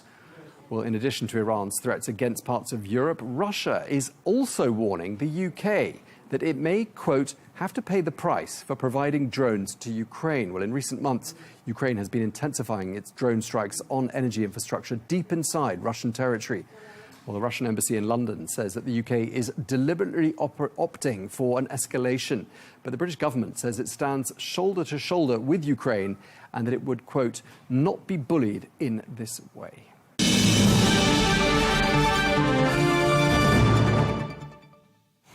Now, according to a source cited by the Financial Times, Iran is threatening that in the event that the US escalates the conflict, Tehran will consider attacking US military assets in Europe. Well, according to that report, Iran is weighing strikes on US military targets in southeastern Europe, such as in Bulgaria, as well as underwater fiber optic cables in the Strait of Hormuz. Well, in addition to Iran's threats against parts of Europe, Russia is also warning the United Kingdom that it may have, quote, to pay a price for providing drones to Ukraine. Well, in recent months, Ukraine has been intensifying its drone strikes on energy infrastructure deep inside Russian territory. Well, the Russian embassy in London says that the UK is deliberately opting for an escalation. But the British government says it stands shoulder to shoulder with Ukraine and that it, quote, won't be bullied in any way. Well, Sir Liam Fox is the former UK Defence Secretary and joins us now from London. Sir Liam, thank you very much indeed for taking the time to join us. Moscow warning London of, quote, consequences for supplying drones to Kyiv. What could that mean, do you think? Well, I think it's traditional Russian bluster. It is an attempt to bully the United Kingdom, as they have attempted to bully other NATO allies, whether in the Baltics or elsewhere. And I think it's a sign of desperation on the Russians' part. Now, let's leave aside that they're not mentioning the drones that are sent from Tehran and the Iranian regime to help Russia in its bloody and illegal attack on the people of Ukraine, or the fact that they're using North Korean troops to reinforce Russian troops who have sustained huge losses. This is a regime that began an attack on a democratic, sovereign Western nation purely out of Putin's vanity project, which is now years into what was meant to be a short military operation, which has caused huge problems to the Russian economy, a huge loss of life, and has not achieved any of the military objectives. So I think you've got an increasingly frustrated Russia, which is lashing out all over the place. The people of Ukraine and the government of Ukraine have a right to expect that those who believe in international law will give them the weapons they need to defend themselves, their people, and their territory. That includes the United Kingdom, as it has included the United States, Germany, and other countries who've come to the assistance quite correctly of Ukraine. Right, so you're saying a bit of a double standard at work here, with the Russians on the one hand using Iranian weaponry and North Korean troops, and they're clearly angered that Ukraine is using British-made drones. Now, the Russian embassy in London is saying the UK is deliberately opting for escalation in Ukraine. Do you think that's true? Does the UK want to see an escalation in this conflict? The UK wants to see an end to the conflict, and the way that the conflict is ended is that Russia stops its military operations in another country. Ukraine did not begin this conflict. This was purely an aggressive act by Vladimir Putin and his regime, and the killing and the destruction can stop quickly if the Russians decide to stop attacking the people of Ukraine, who have done nothing other than want to defend their sovereignty and the safety of the people. But do you think an escalation is a way to bring about that end? Do you think things have to get worse before they can get better? Well, I think it's perfectly reasonable that the government of Ukraine wants the people of Russia to recognize that they are being told lies by the government, that the Russians are winning in their campaign against Ukraine. I think increasingly the Russian people know that not to be true. I think some of the damage to some of the infrastructure, military and otherwise, will bring that message home. But remember, the people of Russia do recognize that there's been a huge fiscal cost to this war, that the increase in military spending means that spending cannot happen in health and education and other areas. They're experiencing higher inflation. They've got a labour shortage because tens, if not hundreds of thousands of their soldiers have been killed or badly wounded in that. Their economy is suffering because sanctions mean a lack of technology to keep a Russian industry up to date. And of course, we know that a massive amount of the Russian sovereign wealth fund, some estimates say up to 80%, have been spent by Putin on this utterly pointless and illegal war. So it sounds as though these Ukrainian strikes on Russian oil and energy infrastructure is increasingly having the desired effect. I mean, you're making it sound like it's really starting to hurt Russia. Well, of course it will hurt Russia. Sanctions take a lot longer than most people think to take real effect on an economy. But in general, the countries with the deeper pockets are the ones who tend to be successful in any military conflict. Russia has limited resources. Putin has effectively turned the Russian economy into a war economy, spending a much greater proportion of their GDP on the military, using labour resources that could be used to grow their economy into a pointless and increasingly bloody military conflict. And the oligarchs surrounding Putin can see that as the sovereign wealth fund is run down and down and down, that the war may have a catastrophic impact on the economic legacy in Russia that will not have escaped their notice either. Turning our attention to the battlefield, what is your understanding on what progress, if any, is being made by either side? Well, I think that the Russians have effectively been fought to a standstill. They have gained very little territory in the 4 years or so that this conflict has been ongoing. They have destroyed a huge amount of civilian infrastructure in the process, and one has to ask, for what? They have not achieved the so-called military victory that Putin promised early on. They've been dragged into a war where their artillery and their tanks have shown to be largely useless, and where the changes in technology and the agility of the Ukrainians has shown that they can resist and can counter what is effectively a much bigger military force. And Russia is now recognizing that it can be attacked well into its own territory. It's estimated that at least 8 out of their 18 major refineries are now out of action, and that will have a further impact on Russia's ability to earn foreign currency and finance the war. It's all in all a disaster for Putin. The question is whether those around Putin are actually telling him the truth about the scale of Russia's difficulties. Since the war began in Ukraine in February 22, there have been quite a number of British prime ministers, and I wondered whether you've detected any indication that with another new prime minister, there's been any shift in Britain's resolve and Britain's support for Ukraine in this war. No shift whatsoever. And it is, I think, a very encouraging sign in the United Kingdom that in one of the most important tests of international law, one of the most important tests of the sovereignty of democratic European states, the United Kingdom has not only been solid, but has led in international opinion. And if you look at internal opinion in the United Kingdom, there's been very little, if any, shift in terms of public support for Ukraine. And I think that all the prime ministers that we've seen in the United Kingdom giving that support to Ukraine has been both morally important for Ukraine, militarily important in terms of equipment being sent to Ukraine, but also hugely politically important in maintaining the consistency and the cohesion of a very widespread alliance of the NATO states and beyond. And what about the British public? Do you think there's any sign of fatigue with this conflict, as I expect the Russians would like there to be?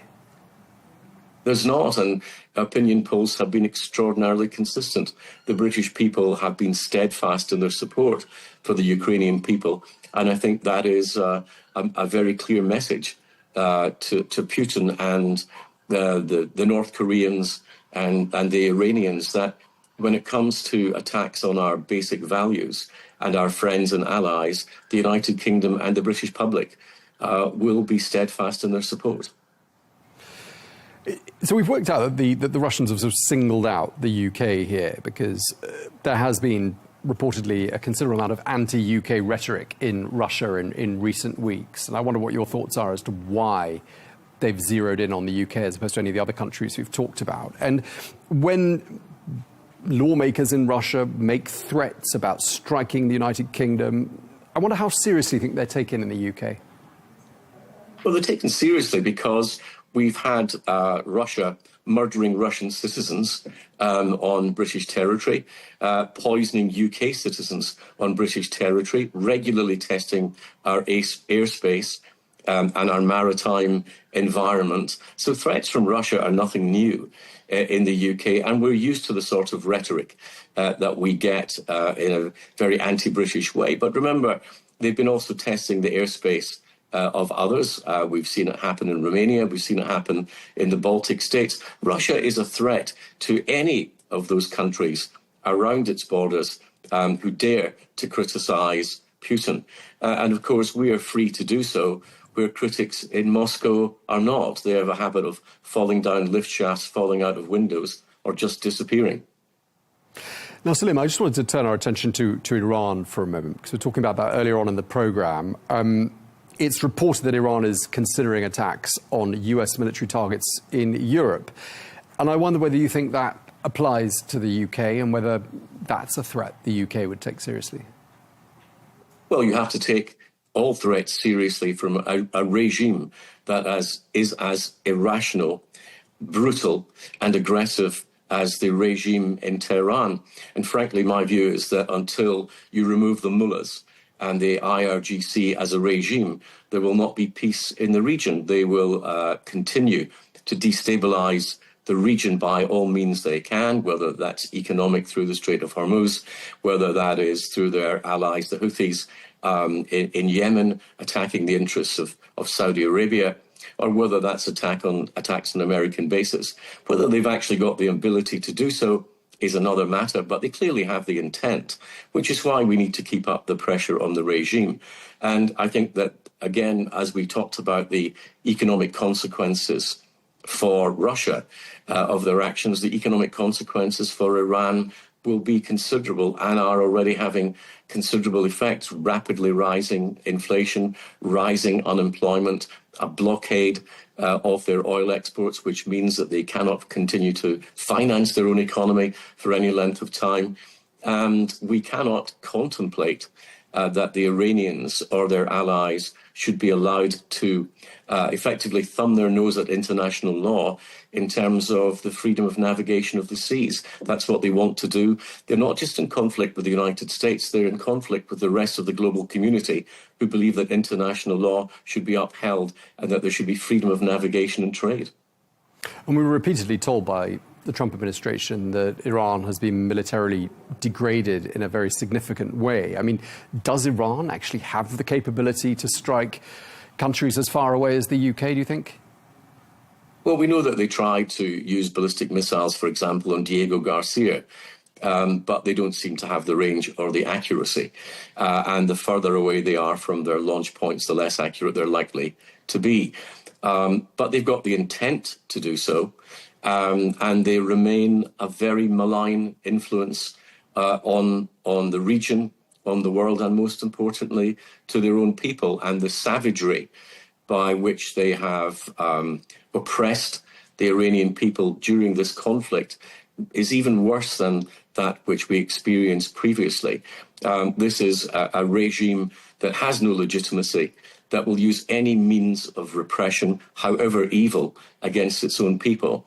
And they need to be stood up to. And if that requires a prolonged international blockade of Iranian oil exports, then that may be what is required. Ultimately, however, the removal of the regime has to be something that happens internally. You cannot have regime change from bombs falling from the sky. Ultimately, the future of Iran will be decided by the Iranian people, and sooner or later, that regime will be removed. Do you think the UK was right to stay out of this conflict? I think that the decision was taken to not become involved in the initial Israeli and American strikes. But I don't think it's right to not take part in any international grouping that is dedicated to maintaining international law and the freedom of navigation. And I think that the United Kingdom and all those countries who, for example, took part in the international coalition against piracy off the coast of Somalia need to reassess how committed they are to the United Nations Conventions on the Law of the Sea and the general principles of freedom of navigation. It cannot be acceptable that a regime like the Iranians should illegally try to maintain control over what is a free international waterway. And just lastly, I mean, a lot of the guests we've spoken to have said they can't see any good ways out of this the conflict, at least as far as the US is concerned. I mean, can you see any off-ramps? Can you see any way that this conflict can be brought to a conclusion that at least makes it sellable to the US public? Oh, I think that it's a matter of principle, and it is a red line, as Secretary of State Rubio has said, that Iran cannot be allowed to unilaterally declare ownership of an international waterway. That's simply not acceptable, nor is Iran's nuclear program, nor is the expansion of their ballistic program. And there has also always been coming a point, in my view, because of the nature of the JCPOA, the nuclear agreement with Iran, that Iran would reach a threshold when the international community in some form would need to take action. I think that that point has been reached. You can argue whether that timing was correct or not, but I think it was always inevitable that a regime quite as malignant as the one that exists in Tehran would come up against an international coalition. And I think that sooner or later their time is up. And for the peace of the region, the peace of the world, and for the sake of the poor oppressed people in Iran who have endured such terrible things with such great fortitude and courage, the quicker the time for the removal of the regime comes, the better. OK, we're going to leave it there. I really appreciate you taking the time to speak to us. Sir Liam Fox, former UK Defence Secretary, thank you very much indeed for your time, sir. My pleasure. Thank you.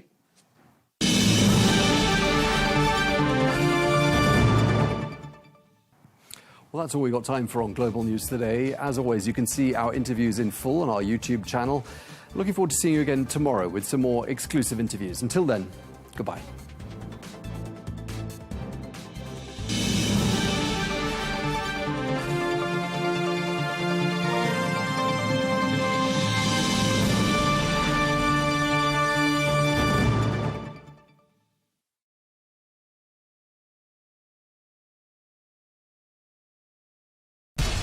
We have to take care of our people, and we're going to take care of our people first. For in-depth analysis and all the latest developments across the globe, make sure you join us every weekday. President Trump is trying to negotiate a ceasefire.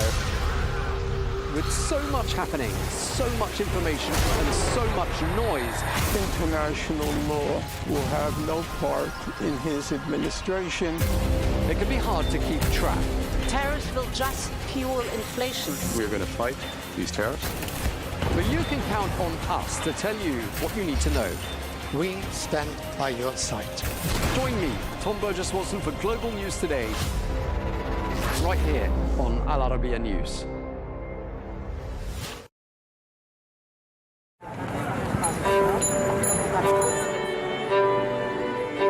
People think that we launder money, but actually we make money black. It's a weird law. They call it gedoogbeleid, like this.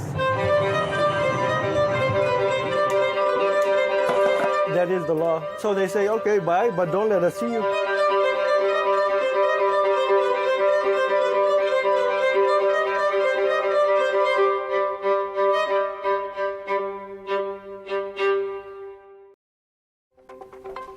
What should come first, an Israeli military withdrawal from Gaza or a Hamas weapons handover? In what has become a bit of a regular occurrence, the US announced a deal without agreement on the details. With emergency talks underway, can President Trump's Board of Peace pull off a breakthrough? I'm Melinda Nucifora. Stay with us. That Counterpoints debate is coming up soon.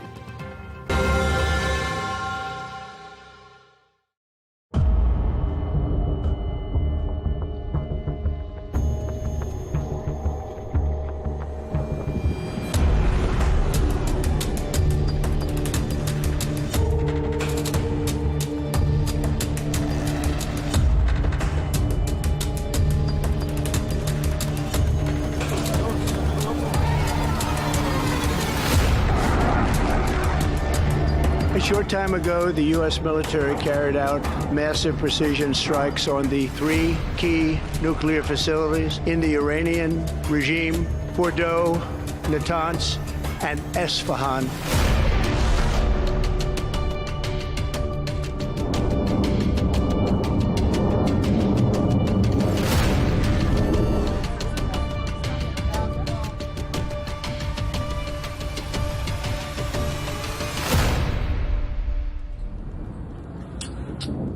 What is happening today in the Middle East is not a fleeting moment. It is a new chapter in a long conflict between the United States and Iran, a conflict whose chapters have extended for more than 4 decades, transcending traditional borders and fronts. A struggle for influence, fought through sanctions, covert operations, and proxy wars. An American-Iranian conflict that has redrawn the balances of the Middle East. Its repercussions are still being written to this day. To understand what is happening today and how we reached this escalation, we must go back to the history of the conflict between the two sides since the Khomeini revolution in 1979 until today. Following the fall of the Shah's regime, students loyal to Khomeini stormed the American embassy in Tehran and held 52 American diplomats for 444 days in a crisis that shook relations between the two countries. When negotiations failed, Washington tried to end the crisis militarily through a secret operation known as Operation Eagle Claw in April 1980. But a sandstorm in the Tabas Desert led to the failure of the operation and the death of 8 American soldiers, turning it into one of the most embarrassing American military operations in the 20th century.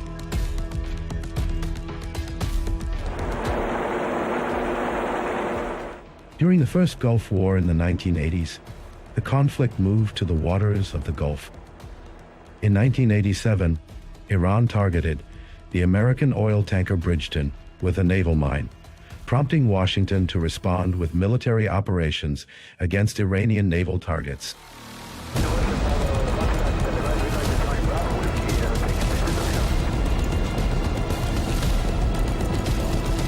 In April 1988, the United States launched Operation Praying Mantis, a direct naval confrontation between the two sides, after the American destroyer USS Samuel B. Roberts was hit by an Iranian mine in the Gulf. After receiving further data and evaluating information available from the Persian Gulf, we believe that the cruiser USS Vincennes, while actively engaged with threatening Iranian surface units,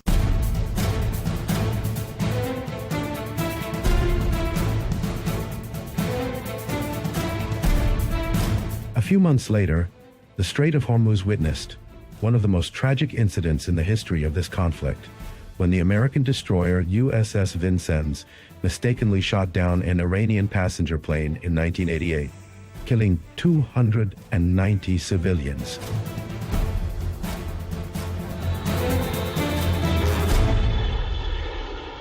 With the advent of the new millennium, the confrontation moved to new arenas of intelligence and technology. In 2011, Iran shot down an American reconnaissance drone near the Fordow nuclear facility, then announced in December of the same year that it had seized control of the advanced RQ-170 Sentinel spy drone after hacking its systems. In 2016, tension escalated again when Iran detained 10 American sailors after they entered its territorial waters in an incident that turned into a media crisis between the two countries. However, the confrontation reached an unprecedented level in June 2019, when Iran shot down the latest American reconnaissance drone over the Gulf in an incident that almost pushed Washington to launch a direct military strike before it was canceled at the last moment.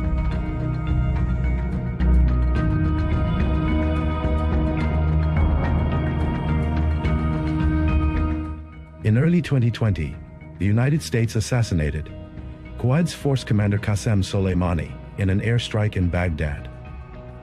Iran responded by launching ballistic missiles at American bases in Iraq, in the most dangerous direct confrontation between the two sides in decades.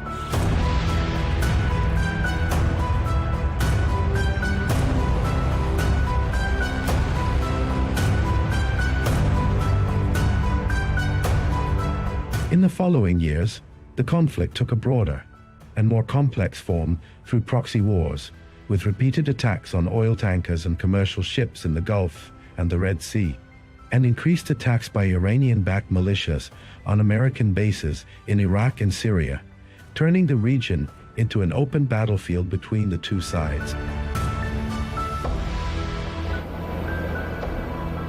With the outbreak of the Gaza war in 2023, the region entered a new phase of escalation. The scope of tension expanded to include Iraq, Syria, Lebanon, and the Red Sea, with mutual attacks and scattered military operations, turning the conflict into a wider confrontation in the region. In 2024, the region entered an unprecedented phase of escalation. Iran launched a direct missile attack on Israel. It moved the confrontation from shadow wars to direct strikes launched by Iran on Israel in response to the bombing of its consulate in Damascus and the assassination of leaders from the Revolutionary Guard, Hezbollah and Hamas. Meanwhile, after years of conflict, Iran was managing the confrontation with Israel and the United States through its widespread proxies in the region, until the biggest shift came in 2025, when the conflict entered a new phase. In that year, the confrontation known later as the 12-Day War broke out, with Israel launching Operation Rising Lion on June 13th to strike Iranian targets, followed by American strikes in the middle of the night on June 22nd on nuclear facilities in response to Iran's nuclear progress. Iran responded by shelling American bases and Israeli sites, escalating the confrontations in a war that lasted 12 days. During which Iran directly targeted Israel with an unprecedented series of missile and drone attacks.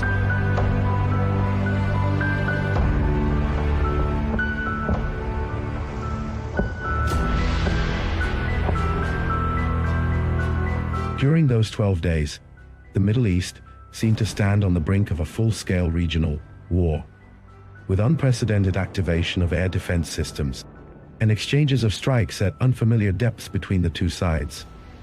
Although the open confrontation stopped afterward, the old balance had been broken. As for 2026, the last lines of containment collapsed, and at dawn on February 28, the region began a new phase of direct confrontation, in which events accelerated dramatically, with wide-scale airstrikes launched by the United States and Israel on military and nuclear targets inside Iran as part of two military operations named Fierce Anger and Lion's Roar. This escalation came after the collapse of nuclear negotiations between both countries, while Iran continued enriching uranium and refused to halt its nuclear program.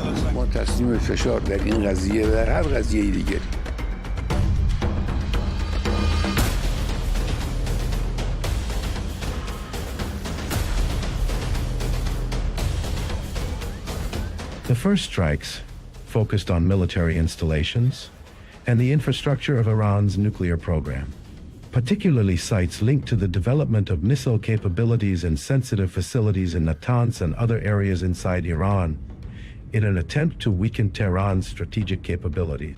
During the first hours of the attack, pivotal events shook the structure of Iranian leadership.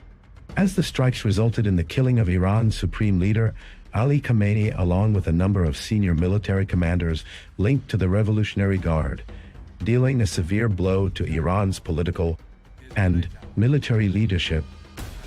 حرم جمهوری اسلامی ایران شهد شعیب گوارای شهادت را نوشیدم.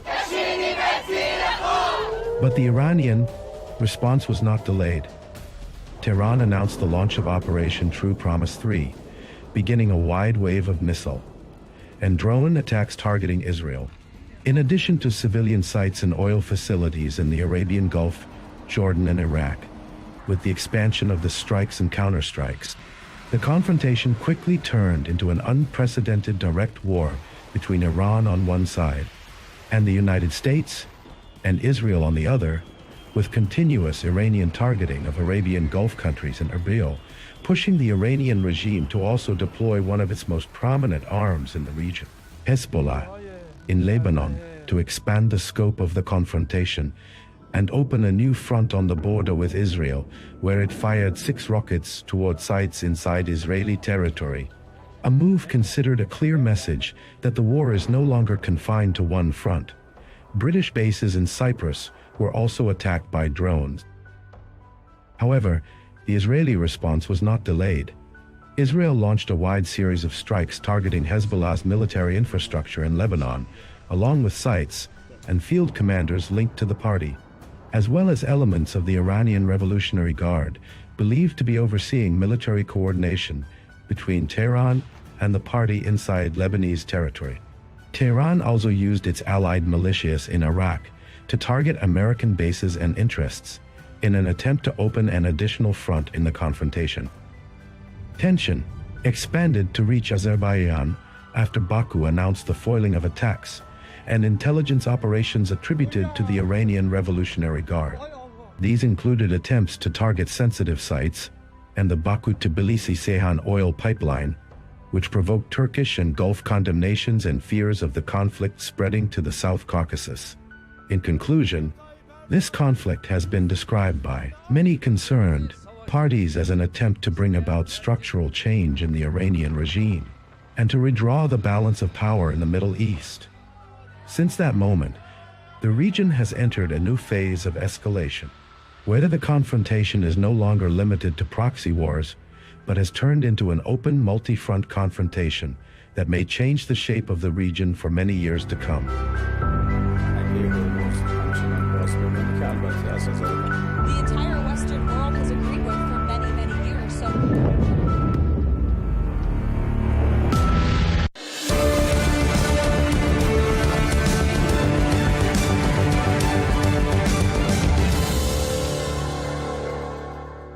Hello and welcome. I'm Riz Khan.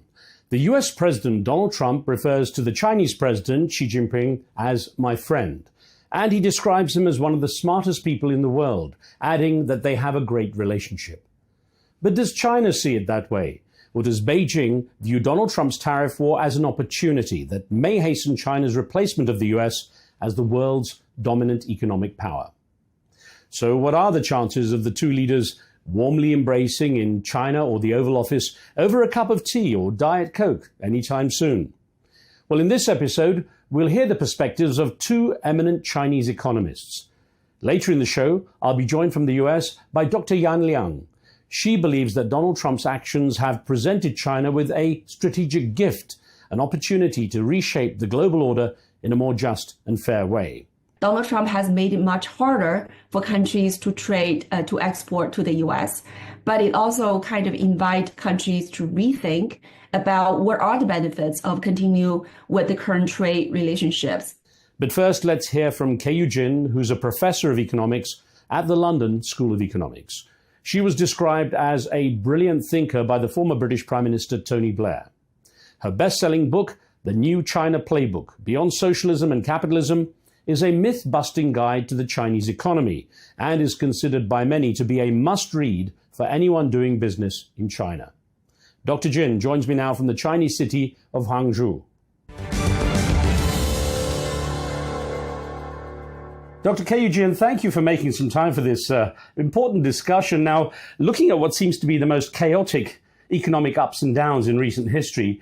How do you see this? Do you see what's at stake here? Political pride, economic justice, or a new world order? I would say all of the above, but especially a new world order. I think it's the world is firmly now polarized, protectionist, and politicized, and where economics was driving politics, now it's completely the reverse. But really, I do see a bifurcation, inevitable and irreversible bifurcation between the U.S. and China, really along the tech supply chain. It's very hard to go back to where we were because of all the uncertainty that has risen that will force companies to rethink, recalibrate, and regionalize production chains and so forth, and also countries to really focus on resilience. But I think all the global supply chain trend that has been completely reversed. We'll go into some of those issues in a bit more detail, but when it comes to the tensions that we hear about constantly in the news, who do you think will blink first, the US or China? These are the two largest economies with two strong men in power, one projecting more power than another. The tariffs is not just about making America great again from the U.S. perspective. It is why I believe that it is meant to hurt other countries more. So it's not just about absolute power, but relative power. So under those circumstances, given the domestic popular demands, domestic politics, I think that it's very difficult to say. Of course, China thinks at this time it's really the U.S. that has started this.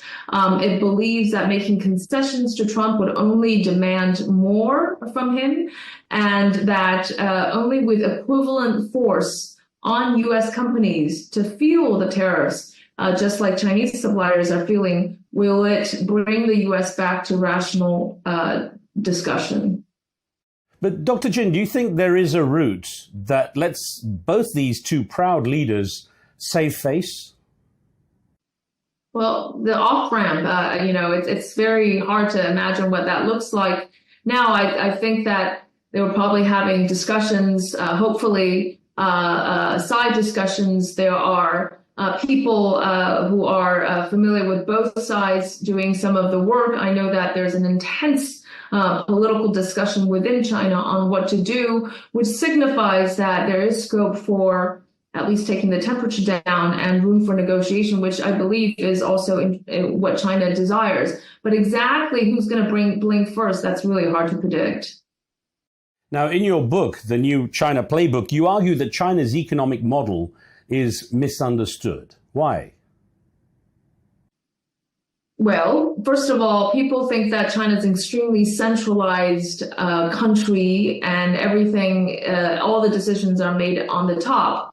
The more accurate way to describe it is that it's political centralization, but coupled with an extreme form of economic decentralization. The mayor economy, which I describe in my book, really showcases how radical reforms were implemented, but also currently how the most important dominant strategic technologies arise in China. They're not just a centralized decision. For instance, EVs or solar panels, they're spread around 80 cities across China, and everybody's competing. Local governments are competing with each other like they are in a beauty contest to vie for the best private companies. So this kind of model is very difficult to replicate elsewhere. There's a political and economic incentive because local government officials want to be promoted. So it's in their interest to do a good job in the economy and in technology. But this is really what has driven China's growth model. I wonder then, Dr. Jin, what Donald Trump's approach to tariffs tells you about his understanding of the Chinese economy. Of course, very little. First of all, it's true that China has a trade surplus with the U.S. on goods, especially on basic manufacturing. But the U.S. has also always run a surplus with China on service exports. The things like, financial, tourism, medical, students, etc. But also it exports more high-tech components to China. That doesn't seem like such a bad deal. And in fact, if you really want to lock China into a low-tech, low-value-added, low-margin position, you want to lower the tariffs on China's basic manufacturing rather than make them higher, in which case, what do you think China's going to do? China's going to do more of the higher value added because it's going to tariffs adjust and reallocate resources toward these advanced components, which goes directly head on head with the US. But more broadly speaking, it is an absolute fact that China has exported deflation to US and especially beneficial to US consumers at the lower income household level. If you look at the data in the last 20 years, all the rise in the price increases in the US come from services, not from manufacturing. And that has tamed inflation and allowed for more investment and obviously greater capacity to growth. All of that is under jeopardy. From what you know, are there people in the Trump administration who do understand China better and are being ignored? Is it a case of, they're too scared to speak up or simply just not being heard?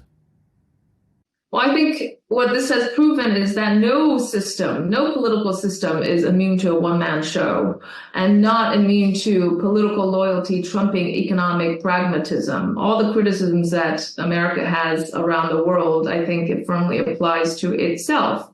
Of course, those on Wall Street, in the financial sector, in technology, in business, find the irony of these tariffs, but very few people are really speaking up. I think that someone like the Treasury Secretary understands the implications of not just hurting China, but the huge volatility, uncertainty, and also just the injustice, because all this information asymmetry benefits the financial elites who have access to these information. And it ultimately hurts the American people, especially regressive and also regressive on developing countries as well.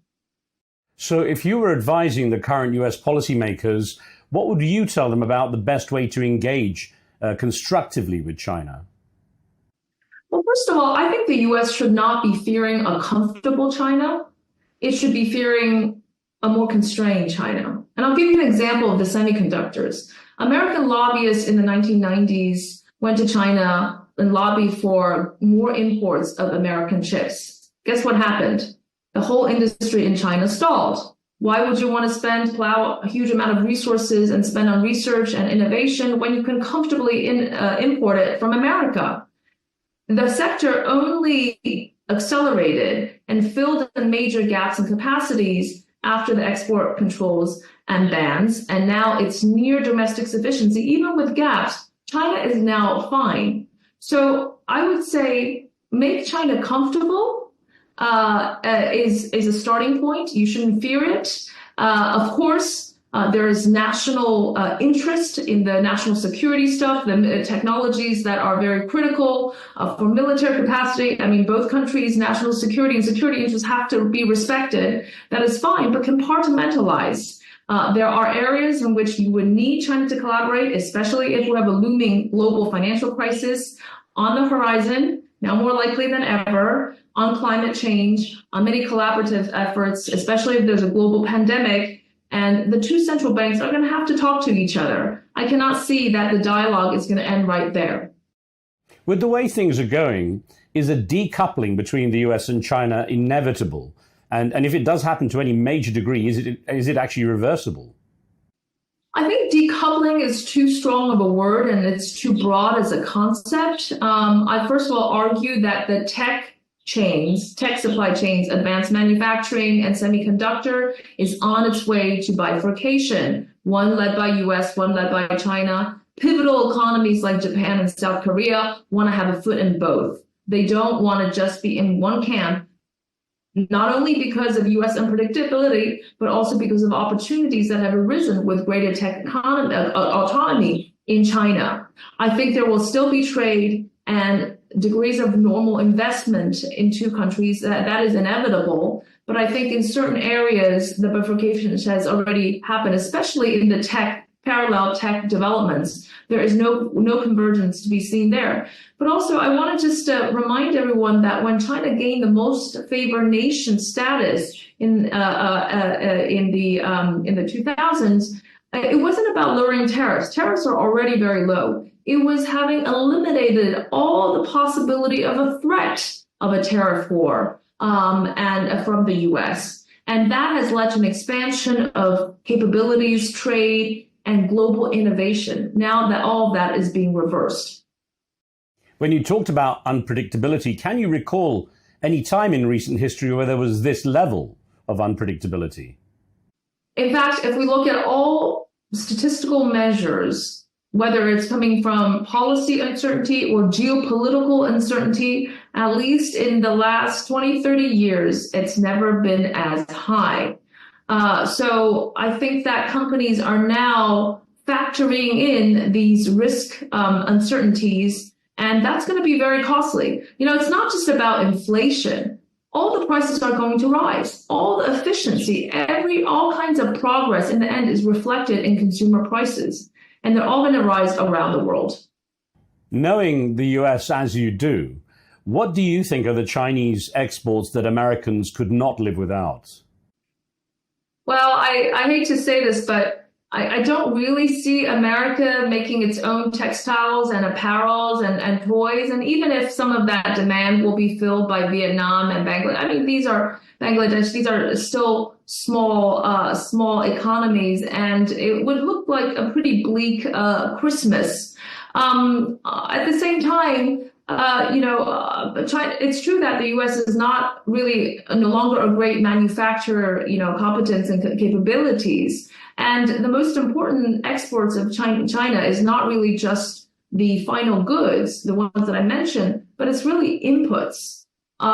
If you look at the data again, China is the biggest exporter of auto parts to the U.S. But leaving that aside, all the inputs goes into firms' capacities and competencies. They raise productivity, they increase profits, and so this is going to lead to a profit squeeze for U.S. Companies, and they will be passed on to consumers. So it's not so much one single thing that they can't live with. It's actually all the intermediate products, which is a very complex portfolio of inputs, and they interact with each other, whether it's downstream or upstream, and all of this efficiency is going to be upended. And Dr. Jin, you've probably seen the memes going around, videos obviously produced through AI, I guess, showing Americans, very large, overweight Americans in rows behind sewing machines with a tagline that says, "Make America Great Again." Is it that Americans don't want those kind of jobs? Is it that it's too expensive to have those kind of jobs in America? No, I think the irony is that they haven't understood that all of this is just a cycle of renewal. Soon enough, Chinese people will not be wanting to make these things either. The Chinese new generation have no interest in manufacturing jobs. There's a gap of 25 million job openings in manufacturing while there's huge youth unemployment. Guess what? They don't want to do that stuff. So it's all about time, all about a country's cycle. And when they become richer and it's the new generation, do you know what they want to do? They probably look more like Americans, wanting to be influencers. Actually, they already are influencers. They want to open their local coffee shops and restaurants and do more services. Service is only 50% of GDP in China, but over time that will increase. That would be a good thing for China as well as reducing international tension. So you just got to let a country play out the natural cycle, and a lot of these manufacturing will be shifted to other countries, although, of course, AI and robotics will pose a very different kind of question on that trend as well. Taking into account what you just said, that there are so many jobs in manufacturing that young Chinese people don't want, and their aspirations are perhaps more Western in stereotype, how effective in reality could the non-tariff measures that China has threatened be? For example, banning Hollywood movies? I think it's very unfortunate that this has gone beyond narrow sense of trade and even finance, but it's permeated culturally. It's the person-to-person exchange that actually has bolstered and supported the deteriorating relationship between the two countries. That exchange has been so important with Chinese students going to American universities and vice versa. It's the still aspiration of many of these Hollywood scenes and movies in China that brings China closer to the West in a very harmonious way. All of that is also to be, made as chips in this trade war, and that is very unfortunate. So my fear is that the bifurcation goes beyond the tech splintering. If the Chinese companies are demanded to delist from the U.S.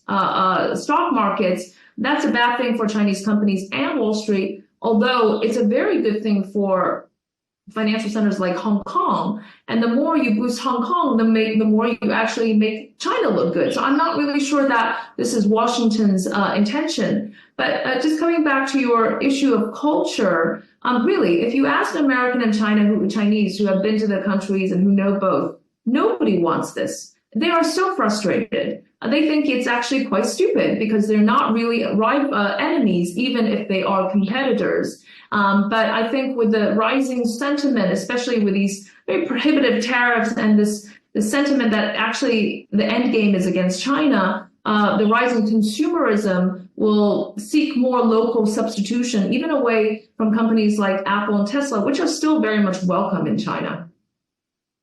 The rhetoric that's come out of the Trump administration from the president and the people around him has been quite extreme compared with what people have heard in the past from the U.S. government. And the vice president, J.D. Vance, used the term Chinese peasants when he talked about U.S.-China trade policy. And I wonder how that would be received in China, how people would respond there. Well, I think that the concept of peasants, farmers, I don't think that really arouses such a huge emotional response. However, I found it quite shocking, as well as other people in China, that J.D. Vance's statement that globalization only worked when developing countries were stuck doing manufacturing, as if they were not supposed to be catching up. That was the only form of globalization that was acceptable. I found it really shocking that this came from the words of a vice president of the United States of America, with all the moral universalism and moral compass that it has paraded all these years. To say that it only works when the developing countries are stuck really rings a very sore tone here in China, I'm sure in the rest of the world as well. I almost hear universally from Americans who visit China for the first time how amazed they are with how developed and forward-thinking China is, and how the infrastructure is way beyond anything in the US, according to what they see. So it sounds like most Americans have absolutely no clue of what China is really like once you're actually inside and see how it has progressed and futuristic it is. In almost all of the cases, when Americans actually visit China, their attitude towards China is much more positive. And I think that is a good thing. We do need more visits from Americans and vice versa. Look, I think China has done remarkably well, despite all the challenges that it is facing. Sure, economically, it's still fragile. It hasn't had necessarily the best policies in the last few years and have gone a little bit off course into other directions. Yeah, that's true. But for the large part, 800 million people, maybe even more, out of poverty, the infrastructure that you mentioned, and it's not even just traditional infrastructure. It's infrastructure for the future. It's the most advanced and most broad and most mature, expansive in China, the digital infrastructure. They're also helping other developing countries build that out. Yes, the tariff war is going to have an negative economic impact on China. But, the Chinese companies are very adaptable. They're very resilient. It's not a great thing, obviously. But even since Trump 1.0, they have sought alternative markets. They have moved production lines, but they've also even changed business models to suit the new world. Regionalization, fragmentation, block economics, and all that. And on top of that, look at technology. China was seriously worried that it will be choked off of these critical technological components after the export bans and controls. What's happening right now? Not only near domestic sufficiency, but countries, the very pivotal countries, all at least having a foot in China's tech chain, goes to show that the danger is a lot less than what it was a few years ago. It is a resilient country. It is a country with many, many problems, just like other countries, but it is not really possible to say that you're going to stop China from advancing. I think also people forget the remarkable history, centuries, millennia, that China has had, a remarkable culture and contributed so much to the world. And of course, Chinese are, like many people, very proud of their country. So I wonder, to what extent have the words of J.D. Vance and Donald Trump had in terms of making Chinese people more supportive of the retaliatory actions that the Chinese government is proposing against the U.S. in this tariff war? Well, you're absolutely right that the country is quite united in its in the response, in a very strong stance against Trump. They know that the economy will suffer, many companies will suffer, but yet they still have that response, in part because they think that it's the problem that U.S. has triggered, that it's highly destructive, but also will be destructive to the U.S. as well. They believe that, the nation needs to fight. And I think the quote was fight until the end. So the Trump shock, the external threat, has really unified the Chinese people and even given more legitimacy to the leadership, even under certain this kind of economic weak situation. Again, I'm not sure that's what Washington, D.C. is striving to achieve, but also the unintended consequence of all of this, right? Nobody especially the good companies, they don't lie flat, to paraphrase a Chinese saying for giving up. They are more mobilized and more incentivized than ever. But I also believe that just realistically, without any kind of emotional reaction to the noise, they have been preparing for this for a long time. And yes, it is not ideal. And actually, it's really very not ideal for the rest of the world, but they will be fine. So you, from what you know, China actually has been in fairly long-term preparations for the potential of this kind of tariff war. Indeed. Since Trump 1.0, it has actually set off a globalization frenzy among Chinese companies. If you look at the surveys, about 80% of small and large businesses have already thought about or in the midst of implementing a globalization strategy. It really pushed the Chinese companies to think about opening other markets and to change their business models. And again, of course, one of the biggest effort has really been in technology. The Chinese government has launched what's called an AI Plus program, AI in every single possible sector. This tariff war has also given the government compelling justification to stimulate aggressively, to subsidize strategically, and to pivot into new directions, and has given the whole nation a reason to sharpen their survival instinct. So it's been a long march, and as you know, the Chinese are very good at long-term planning. And what I find ironic is while Washington, D.C. leverages short-term interest, China is now seen to be an anchor of longer-term stability in the global arena. And of course, it's indirectly an opportunity. You see that now many countries are coming closer to China, including Europe. The trilateral discussion between South Korea, Japan, and China in March 2025 commits to closer engagement in all ways, especially amid the global uncertainties, not to mention the developing world, which sees China as a leader in investments, in trade, and in technology as well. And the DeepSeek moment, really, I want to raise this because a few years ago, we were still debating about peak China. Now it's all about the DeepSeek moment, that despite a gap, China's still at the very forefront of this technological race. And what matters in the end of the pervasiveness of the technology in the economy is affordability, accessibility, and adoptability. And here, China truly has an advantage.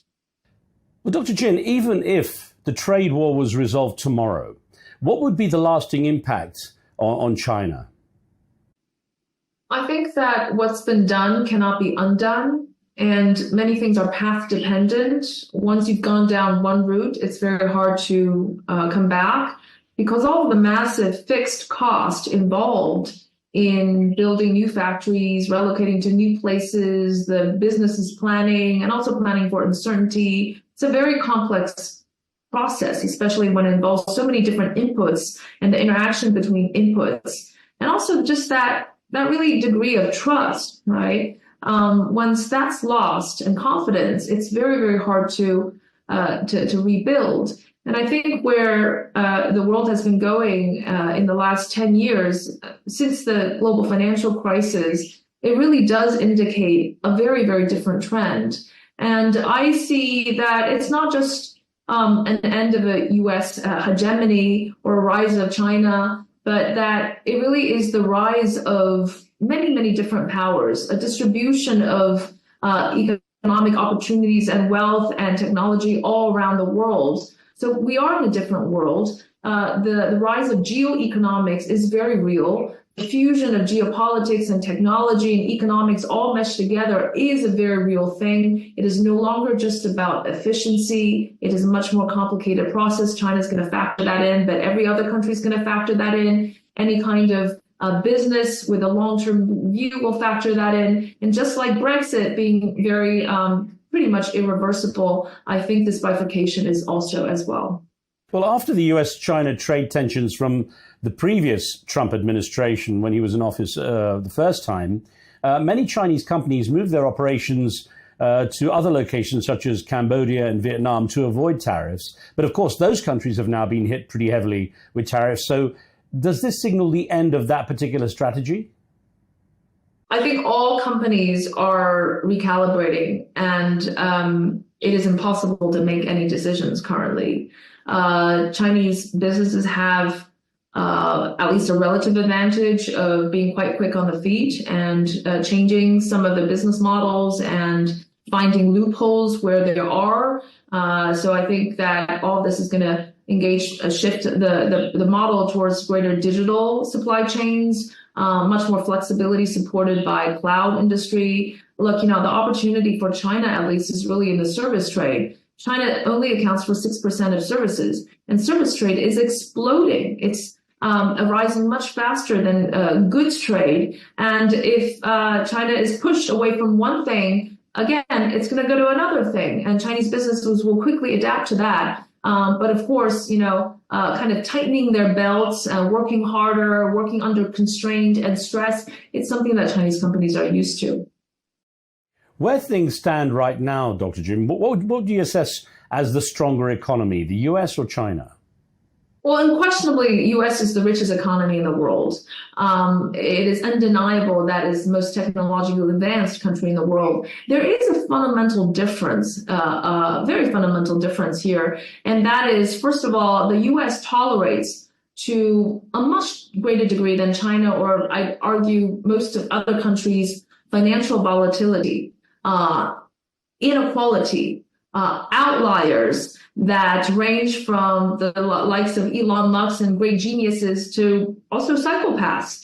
And that's what, the outliers really push an economy forward. China's a little bit different. It emphasizes more on homogeneity, on the average. It's very low tolerance for volatility and instability. And if you look at the financial system, the U.S. dominates the financial system in the world. And the financial system is really, I think, one of those fundamental reasons why its technology is so dynamic, because all the activities, all the liquidity, all the incentives that are in place for these companies to strive. So in that sense, America is very strong. But even with pressure on the lower income households, it's not as if the U.S. economy is really going to buckle. It's going to lead to greater inequality, but that's something that a lot of other countries cannot tolerate. That's actually what I was thinking, because when you said it's still the richest economy, it doesn't necessarily mean it's the most resilient, but you're saying that it does have the capacity to bounce back quicker. Well, it is resilient in the sense that its greatest asset is still human capital, and talent tends to go to America, where it's still perceived to be a lot of opportunities, but also the dollar and the safe haven aspect. If the global economy really falls tomorrow, guess what? Capital is going to reallocate towards the U.S. At least in the short term, it is still resilient. And so I don't know what the whole kind of anguish really is about America. America has all the IP, it has the best technologies, it has the strongest financial services, its international banks rule the world. It doesn't do manufacturing. So what? right? And so, on the other hand, China is also very resilient. It's very difficult to say which one is more resilient. It depends on the circumstances. It depends on the different political agendas. But, that cannot be said of all other countries. What has this latest trade war done to where the dollar stands in terms of its significance? Is there any chance now, with countries seeing the unreliability of America, that the dollar could take a hit in terms of its significance globally? President Trump has just accelerated the de-dollarization trend. Already, the dollar's popularity has been on the decline. The non-conventional currencies, even leaving the RMB aside, have risen from 2% to 11% in the last 10 years, which is actually quite remarkable given that kind of pace. And I think the West, and in the US in particular, is completely underestimating the huge undercurrent that is happening around the world to build alternative systems, payment systems to SWIFT, like mBridge, like CIPS, and the BRICS currency and the common currency, and also digital currency, stable coins and blockchain, all these technologies that enable the greater facility to use non-dollars to make transactions and to invoice in trade and to make investments.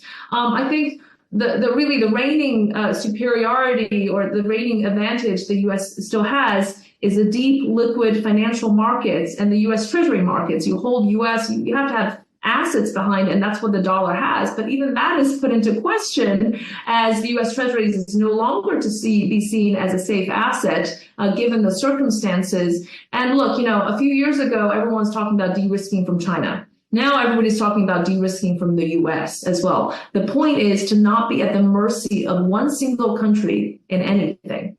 How important is economic superiority to China's foreign policy?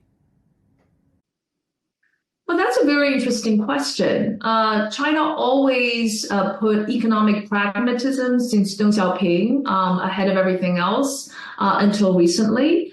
You had a more confident China in the last 10 years, confident of its economy, confident of its growth, of its technology. And you saw that China swayed a little bit away, veered a little bit away from economic growth as a central agenda into more social programs, elevated state-led programs, even political control and so forth. But guess what? The Trump threat just shocked it back onto the normal course. Now it's front and center again. Growth is back. Innovation. It's all about innovation and productivity. It's all about pragmatic economic policies. So I think where foreign policy, national security really played an outsized role, actually, compared to the economy in the last few years, that has totally reversed. We talked earlier about manufacturing jobs and how there's perhaps a bit of a disinclination for people, especially young people, to take them on. And China is often described as the world's factory, while Donald Trump says he wants to return manufacturing back to the US. Realistically, how possible is that? I don't think any economists think that is really that's very realistic or desirable. I think to give you one statistic, China has built more ships than the U.S. since post-World War II. It's not just about basic manufacturing and textiles. It's about the capacity, competence, and all of the investment that has taken place to make the supply chains most efficient. And also, even if it weren't for China, it's other countries that will gradually take its place. The Japan shock happened in the 1980s. Then it was the China shock. But then it would be passed on to other countries. So unless you have erect a wall against everyone and all lower labor cost countries, you're not going to bring back manufacturing as an optimal, economic strategy. And also, apart from national security, which is understandable, and basic competency, I'm not sure why that is so desired. U.S. is a knowledge economy. There's huge amount of benefits for being a knowledge economy. And let's just look at Apple. All the value added is in the U.S., not in the manufacturing segment. China would love to be in that position and climb up that knowledge and research intensive chain. And also U.S.'s financial services. It's really not a bad position to be. And also from the first Trump trade war, estimates have, studies have shown that for every steel job that was saved, that amounted to a cost burden of $900,000 for consumers. Since all eyes are turned onto US-China relations, how important is this moment for China's place in the world? Indirectly, this is China's opportunity. I'm not saying that for sure that China will utilize it well, but it certainly is a great opportunity, the best in years. First of all, you see that many countries are inching close to China, at least subtle changes in attitude, including Europe. There's going to be very, very high-level state-level visits from European countries to China, visiting China rather than the Chinese president going to Europe. Of course, even despite the geopolitical tensions between Japan and China, India and China, that has totally stalled. That's pushed the countries together. So what we're seeing is that the whole notion of traditional fixed alliance, that's completely upended. It's no longer just based on geopolitics. It's a very fluid, circumstantial thing. It could be based on economic pragmatism. It could be based on climate change. It could be an alliance to deal with a rupturing of the global system. China is now positioned as a more of an anchor of longer-term stability. China is open for business. Where Washington is erecting walls, Chinese premier has pronounced zero tariffs for the least developing countries. If you look at RCEP, it's pushing countries together as well. They announced 54 sectors, zero tariffs. What does this mean? It's taking the complete opposite approach and strategy to Washington, D.C. And where the U.S. is isolating itself, China wants to be as open as it possibly can. A final thought, Dr. Jin. What do you see as the biggest myth that people still believe about the war, Donald Trump's trade war with China? The myth is that it would be so damaging for China that the Chinese leadership would capitulate, will concede, that the Chinese economy cannot afford a trade war. I think that is a misunderstanding, not only of the political thinking, but also of the economic reality, where, as we have discussed, there's been a long preparation. The fact that the main challenges are still internal, the fact that China was already going on to a trend of producing more of its own domestic inputs and intermediate goods, looking a lot more like a closed economy, like the US and Europe. In fact, China is more closed than Japan and South Korea.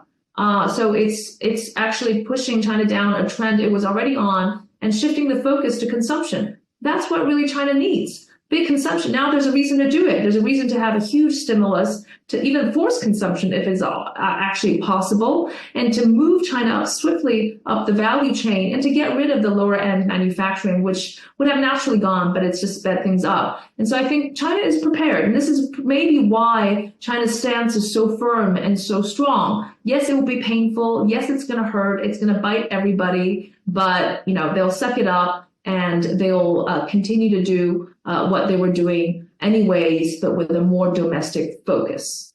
Well, Dr. Keyu Jin, thank you very much for sharing your very informed opinion on this very important issue. Much appreciated. Great to be with you. Thanks again.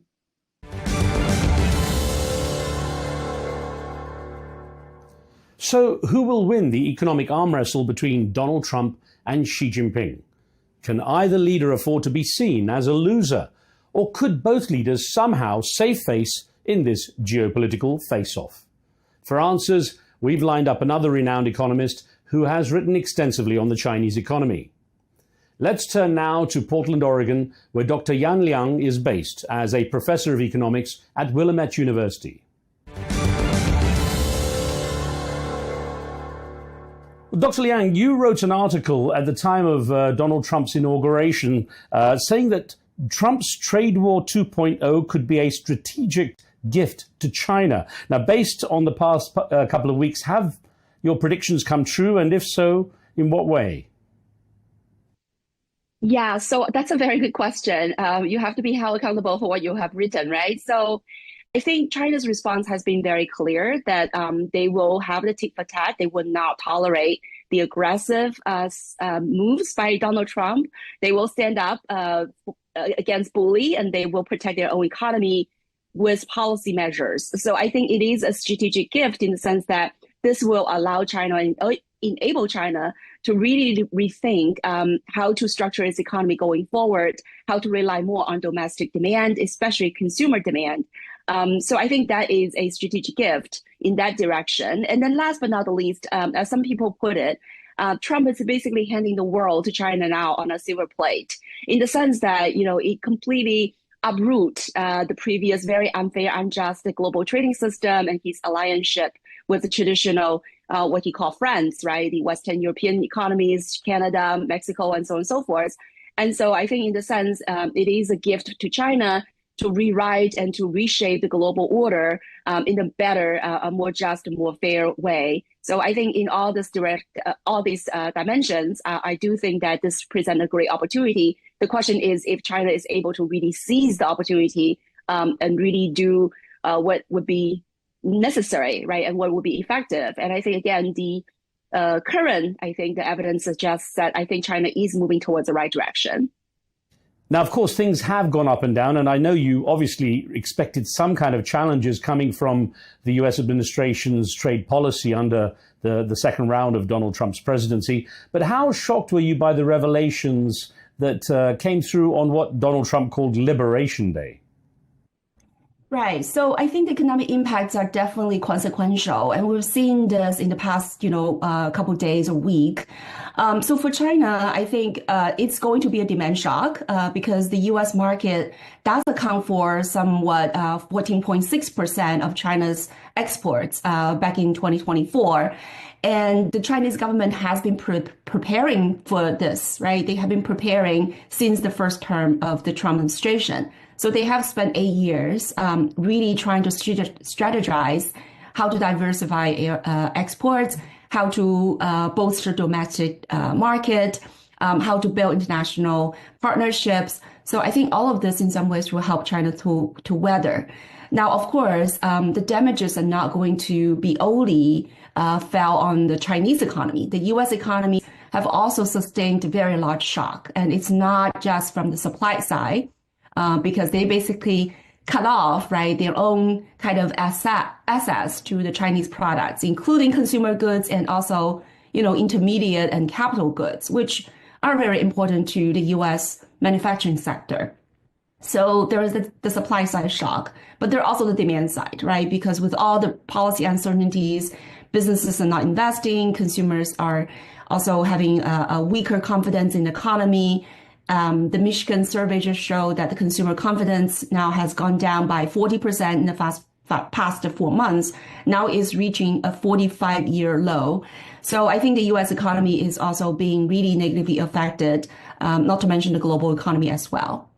Looking at the structure of things, what Donald Trump called reciprocal tariffs seem to have been based on the trade deficit with various countries. But is trade deficit such a bad thing? Doesn't it just indicate that your goods and services are being consumed?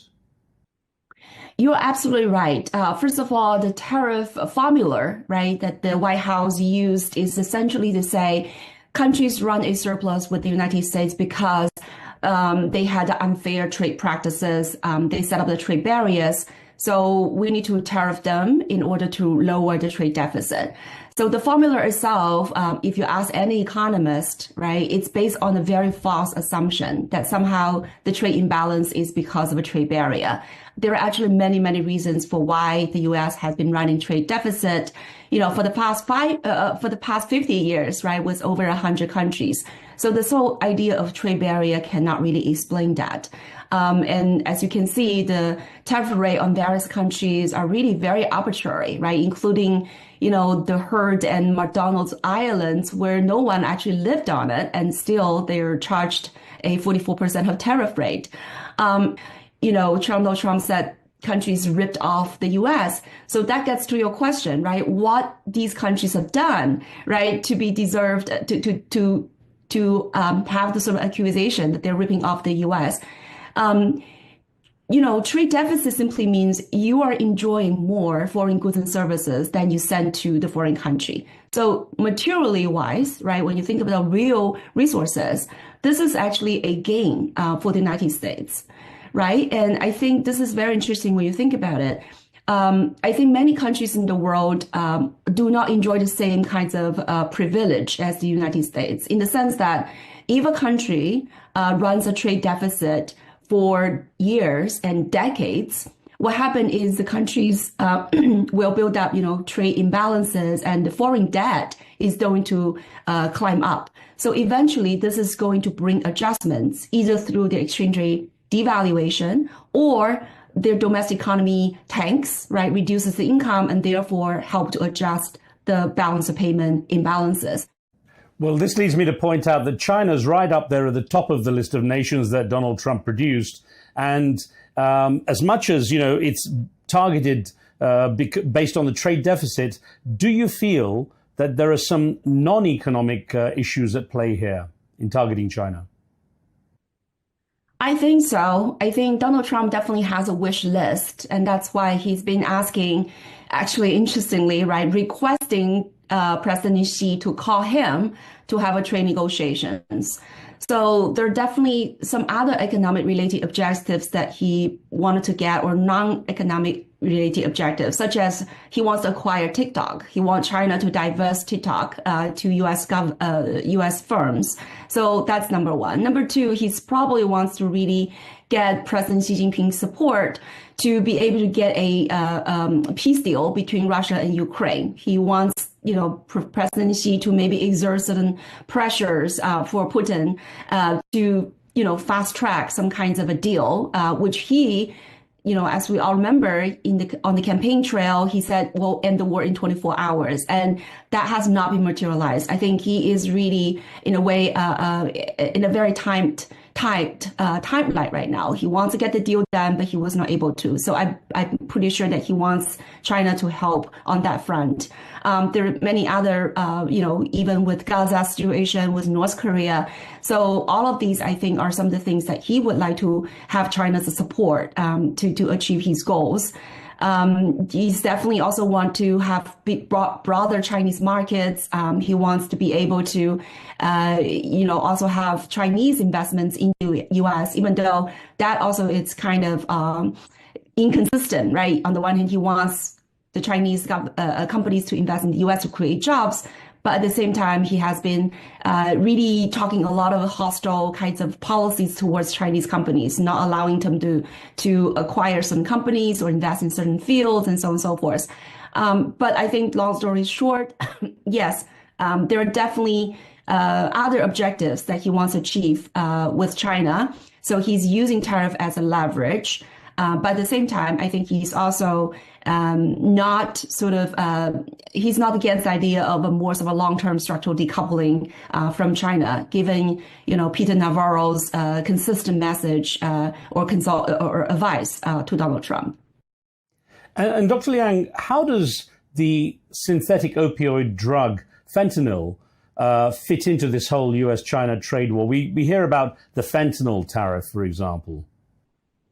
Yeah, excellent point. I think I forgot to mention that it's also another point that Donald Trump demands China to cooperate more on the fentanyl issues. And again, the accusation is basically China somehow not only not restrict these precursor to fentanyl to be exported, but China in some ways actually encourage it, right? The idea that Chinese government subsidize these producers and allow them basically to export these precursors to Mexico, to the drug cartels, and somehow then that gets into the United States. Well, I think China's position on this is very clear, right?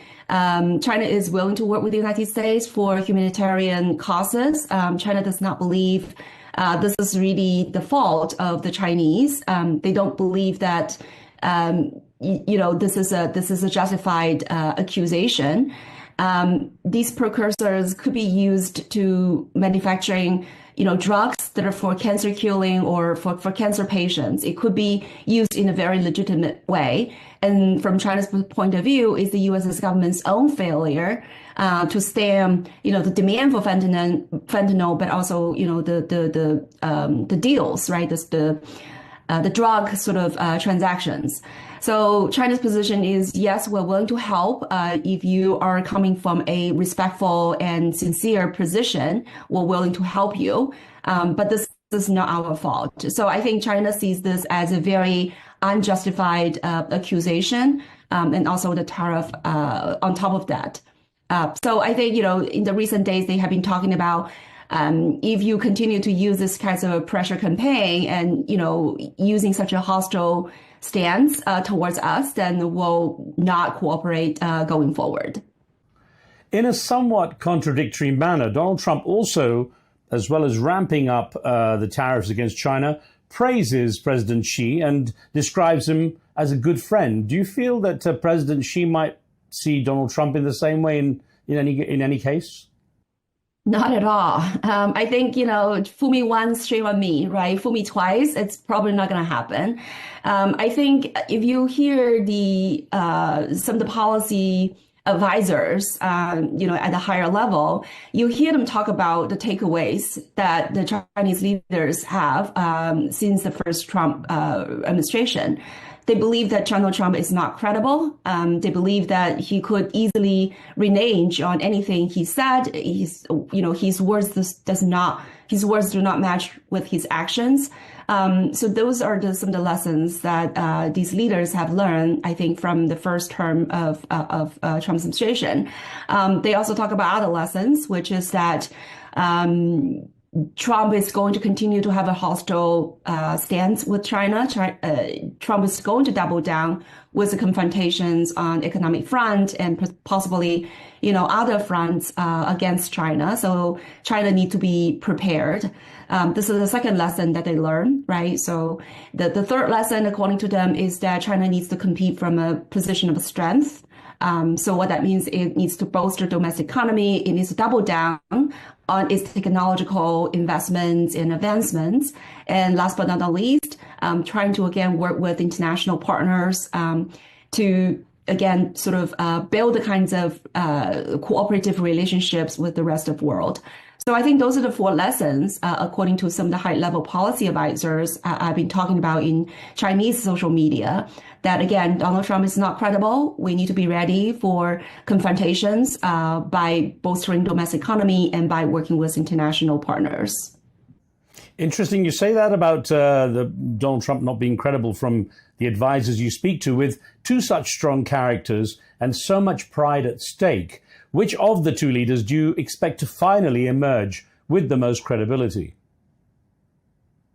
Well, I think you're right. These two are both very strong men, right? They don't want to show any weakness. For Xi Jinping, I think in their calculation, if you show any weakness, then Donald Trump is going to step up. They're going to demand even more. There has been a phrase that has been, again, floating on the Chinese social media. It basically says if you give Donald Trump 1 inch, he's gonna, take another foot, right? So I think, from China's point of view, it's not just that the leaders is worried about humiliation, but also really what are the parameters of these kinds of negotiations? Like what Donald Trump really wants, what would really make him back down? Well, pretty soon after he announced the tariffs, he also then turned around and announced he would suspend tariffs for 90 days on most countries, and then said it was all part of his original plan, while others believe he was panicked because of the huge sell-off on treasury bonds. Now, when it comes down to it, does China view that decision made from a position of strength or weakness on the part of Donald Trump? Well, first of all, it's very clear this was not the plan all along.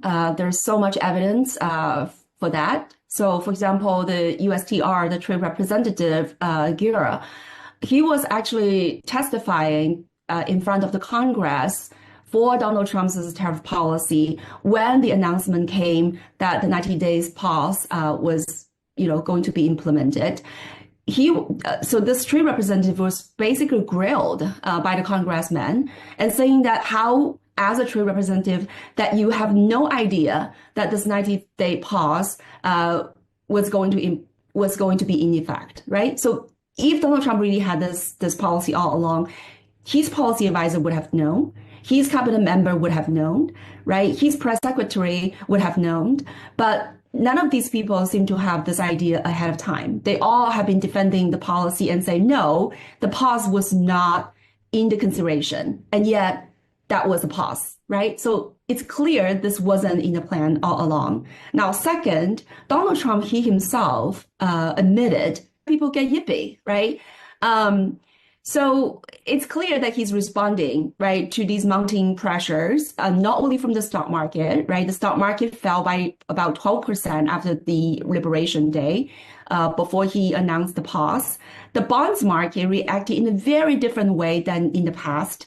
The bond yields actually has been rising instead of falling, right? Because usually in times of uncertainty, when the economy is not doing well, when the stock market fell, investors will go for the more sort of quality and safe assets, which is U.S. Treasuries, that usually bring down the yield. But now the yield actually was rising. And so that is very challenging for Donald Trump. He's worried about the federal, interest payment. He's worried about businesses' loans and consumer credits and so on and so forth. And then the dollar was actually weakening, right? And there was 3 million Americans protesting in the weekend after the Liberation Day announcements.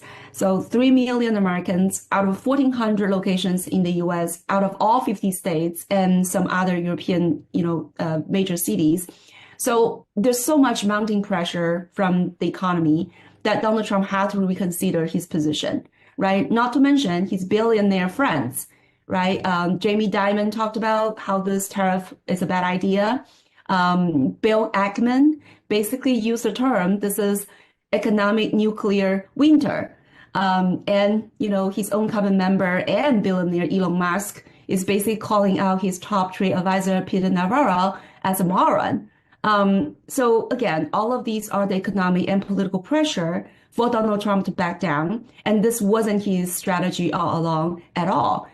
He used the excuse that 75 countries had come to ask for negotiation as an off-ramp. But literally, he's responding, I think, in a very arbitrary and abrupt way to the reactions from the economy, from, again, political constituents and so on. Well, Dr. Liang, just a quick thought on the dollar itself, as you indicated there, the position of it. There's always been the assumption that the US would never run out of dollars. Do you believe that supposition is still true today? Or could there be, in reality, in such uncertain times, a change in that circumstance? Well, that's a great question. I think there are two parts to this. Very quickly, one is, yes, the U.S. will not run out of the dollars. The U.S. is a monopoly of the dollar issuance. The U.S. always had the way to create dollars, and that has been confirmed by multiple central bankers in the U.S. And also, it's been discovered, right, by Elon Musk, this magic money computers, right? So the U.S. as a sovereign government, it's able to issue its own currency. That's for sure. But second is, I think the more relevant question here is that will the rest of the world continue to receive the dollar willingly in exchange for the real goods and services? Then I think that is a real question. I think, again, Donald Trump has made it much harder for countries to trade, to export to the U.S., but it also kind of invite countries to rethink about what are the benefits of continue with the current trade relationships where they receive the dollar, which again, the U.S. credibility is very low. The dollar value may not uphold given what is happening. And so there is a question of whether or not countries will continue to want to send their real goods and services to the U.S. in exchange for the dollar. So I think there will be interesting, I think, reset, right, when it comes to the global financial system, when it comes to dollar's hegemonic position, right, as a reserve currency. On that note, the BRICS countries, including Brazil, Russia, India, and China, have talked about having an alternative currency to the dollar in order to be able to trade between themselves. Considering the current tariff war and the economic upheaval, how much is that still a reality? Well, I think that goes back to the very beginning, right? The so-called strategic opportunity. I do think that countries have the intention and now heightened interest to build an alternative trading system, and of course, alternative payment system would be very helpful and necessary even to facilitate the kinds of alternative trading and investment system. I don't think that these countries would really come up with a alternative currency, so to speak, but I do think that they would come up with some kinds of a different clearing system, so that when countries trade with each other, they don't have to use the dollar. They could use their local currency, but have a clearing system that would allow them to trade in their local currencies, or they could have a common clearing unit that again would allow them to clear each other's trade balances to bypass the dollar. So I think this is a great opportunity. Indonesia has just joined as a new member, and there are many other major trading partners, trading countries in the world have been considering either joining or they're in a sort of a waiting in the queue. So I do think that this is a great opportunity for countries to build this alternative system with BRICS and even broadening, right, to have even broader circles that include more global South countries. And I wouldn't be surprised as China now is negotiating with Spain and European unions. I believe many other countries, Xi Jinping is going to visit Cambodia, Vietnam, and Malaysia in the next few days. So I think there are a lot more sort of efforts, right, to be made, how to continue to trade with each other, even without, the participation of the United States. On that point of China being getting closer to Europe, it seems, the European Union didn't react with the retaliatory moves to the tariffs. And I wonder if you think that now looks like a smart move, or perhaps they were just a bit slow in being organized. Well, I think there are a couple barriers, I think, for European unions to really think more strategically about how to deal with this, right? I mean, they have had this long, deep-seated alliance with the United States. And so it's a very difficult, I think, moment for them to realize the relationship is no longer the same as what it was in the past, 80 years. But I think it is at the point where they really need to rethink. I think J.D. Vance's speech at the Munich Security Summit is really a wake-up call for the Europeans, that the U.S. seems to be willing at this point to abandon the kind of traditional alliance with the European partners. And this tariff, I think, is also a clear indication of that the U.S. is going to upend the post-war, neoliberal economic system. So I think for Europe, it's a time-tested, I think, decision-making moment. Some European leaders seem to have that sort of reflective moment and understand it cannot continue to rely on the United States, not only as an economic partner, but also as a security partner. And so they actively seek for alternatives. But I think there are still some European leaders seem to still be sort of nostalgia. They're still hoping that U.S. would return, right? And I think they're still seeing somehow China as a threat, not as a partner, which I think, again, at this point, it's a very absurd idea to see China as a threat, right? China is not a security threat. China is not an economic threat. China could be a fruitful partner as far as economic relationships are concerned. And what do these tariffs and this tariff war mean for big U.S. companies like Apple and Tesla that have such a big stake in the Chinese economy? You're absolutely right. These companies have been profiting really handsomely from the Chinese markets. They are also utilizing the Chinese supply chain to be able to produce their output in a very cost-effective way and sell to the global markets. I think, you hear Tim Cook, who has been talking about the reason that they have to stay in China is not because labor cost is cheap. It's because China is the only country that has the kinds of infrastructure and also kind of tooled engineers, the skilled workers that were able to support the large scale and very precision kind of production that Apple requires. So what that means are twofold. One is that with the recent rising hostility, right, especially you hear JD Vance said we're borrowing from the Chinese peasants and to buy the products Chinese peasants made. I think, this really triggered a lot of reactions among the Chinese consumers in various Chinese social medias. You hear them push back and feel really offended about these kinds of rhetorics. So I think that Apple or any sort of US companies will have a harder time now to sell their products within China. Their competitive advantage has already been eroding, right? These days in China, there's so many good Chinese-made cell phones like Xiaomi, like Huawei. Apple has already, matched with all these competitors, right? Now, I think this just adds more salt to the wound. It will be more difficult for them to sell at the Chinese market. So I think this will create very difficult scenario for the U.S. multinational corporations. Even if they move their production to other countries, as I mentioned earlier, other countries like India, like Vietnam, cannot be a complete substitute for China. The scale and the quality of the production is simply, unmatched, by these countries. So it will create a very difficult situation, I think, for these multinational corporations. On the note of Tesla, there's been reputational damage as well, of course, as the risk in terms of its attachment to the Chinese economy, hasn't there? Right. I think that's another very salient example, as you mentioned, right? It's not just the cell phones, not just Apple, but Tesla.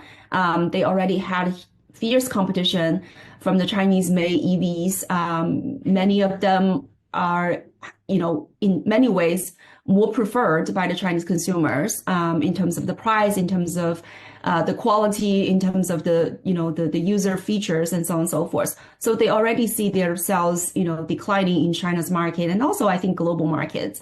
Now I think with all these, backlashes when it comes to the tariff and when it comes to Trump's administration's hostile stance towards China, and of course Elon Musk is one major cabinet member of Donald Trump. I do think there will a lot of sentiments, perverse sentiments against Elon Musk and also his products in China. So again, none of this is conducive to the businesses of these U.S. multinationals. And a quick thought about TikTok. What has the so-called Liberation Day announcement done to the plans or proposal to have TikTok sold to an American buyer? So I think at this point, China does not have appetite to really consider divesting TikTok, giving, again, the lack of trust, the lack of credibility, the lack of parameters of the negotiations with the United States. You also hear in the recent days, Scott Bessent talking about the possibility of delisting Chinese companies from the U.S. stock markets. So if this sort of trend continues, I would see less and less opportunity for the two parties to come together and have some kinds of negotiations. It seems that the tension keeps rising. And I think that's part of the, I think it's where the Trump administration is really trying to doubling down, right? It's really remarkable when it comes to Trump's sort of a plan. His plan A is let's exert maximum pressure and, get the negotiations done. But when this didn't materialize, instead of look for a plan B, all he does is to go back to plan A and try to double down. And this is not going to go anywhere, unfortunately. So at this point, I think it's very difficult to see how the TikTok plan or any of the trade negotiations will move the relationship towards a better direction. Also, the Chinese economy has been somewhat hampered by issues and failures in the real estate market. And I wonder, how much does that impede President Xi's ability to stay strong in the battle? Yeah, I think That's a great question. The housing market was a drag on the economy, both because it directly reduces investment, but also it reduces the consumers' confidence and their household wealth. So all of these, reduce the GDP growth. But there are signs that the market is stabilizing, and the government is going to, provide more fiscal and monetary support to help to cushion, right, this market. And so I do have the confidence that, as we also mentioned earlier, right, the direct trade with the U.S. is actually not a huge contributor to the Chinese GDP. So what that means is that there will be hit on the Chinese economy, but there will be ways to at least cushion it, right? Even if China is not able to, let's say, grow at 5%, right? I don't think they will deviate very far from the target, giving all these policy toolkits that are still at the disposal of the Chinese government. In a nutshell, how important is this moment for China's place on the world stage?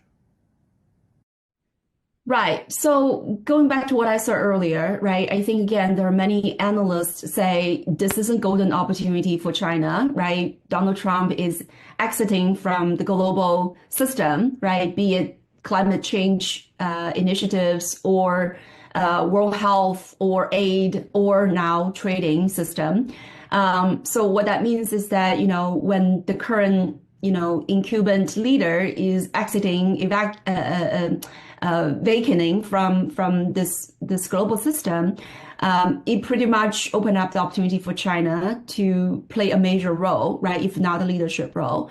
And so, again, as I mentioned earlier, you have seen China being very proactive these days, right, talking with European counterparts, visiting, Southeast Asia partners, and continue on with China's, 3 initiatives: global development initiative, civilization initiative, and security initiatives. So I think the direction that China has set for itself decades ago will only be accelerated because of Donald Trump's, moves. So I think China will seize the opportunity, and it will continue to assume positive and stable, right, role in the global system. So I think, that this will be a benefit for not only China, but the rest of the world. I do think that, in this kind of very turbulent, tumultuous time, it is helpful for China to play a more stabilizing role and build that alternative system to facilitate trade, investment, payment system, aid, climate change initiatives, and so on and so forth. A final thought, Dr. Liang. What chance is there in the coming weeks we might see Donald Trump and Xi Jinping having a cup of tea or perhaps a Diet Coke or something in the Oval Office with a warm embrace, having finally reached a deal? Yeah, well, I mean, I wanted to be optimistic, but I think having a tea either in Zhongnanhai or in the Oval Office, it's very unlikely, according to my crystal ball. Of course, I have one, right? But I think I would not rule out the possibility that both sides pick up the phone and start talking. Right now, I think the most practical barrier is that Xi Jinping wants to have more lower level negotiations, and then he and Trump can, sort of seal the deal. Because he wants to have certainty before, he appears to reach a deal with Trump, where Trump seemed to want to start with the very high level. He wants to have a direct phone call with Xi Jinping and talk through, this trade deal. So I think that now is probably the sort of barrier for both sides to reach any agreements in a very practical way. So we'll see. I think, again, for me, China has already made the position very clear. We open for negotiation, and we will ignore any further escalation of tariff because there's no point to do that. And when you look at Donald Trump, right, when China slapped back the 84% tariff, Trump already said, well, we will terminate any trade negotiations. But then he backed down and said, we are waiting for the call. So I do think that Trump is probably going to be the one who backed down first. But of course, he is going to find an excuse. He's going to find a pretext that would seem that he was the one who can claim victory, or at least not the one, who lose first, right? Who blink first. Dr. Yang Liang, thank you so much for your time. Yeah, no problem. Well, thank you so much for having me. I appreciate that.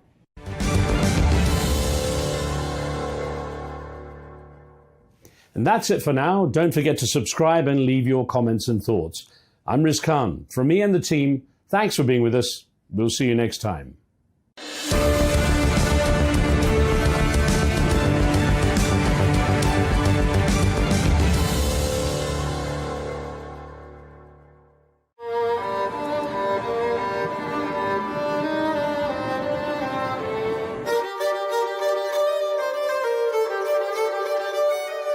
A single positive intervention can create ripples far beyond the individual, aiming to reach families, communities, and future generations. I give people trust. I leave room for mistakes. We help them get a job, whether paid employment or voluntary work. There is a lot of opportunities to study. You don't go outside with empty hands. I started writing songs. It opened doors for me to get into projects in the Netherlands. What we want to achieve is to prevent any further emotional harm to children caused by their father's imprisonment, and that would certainly be a good thing. The Dutch experience demonstrates that respecting prisoners' rights and supporting their reintegration to society can play a vital role in reducing crime and creating safer communities.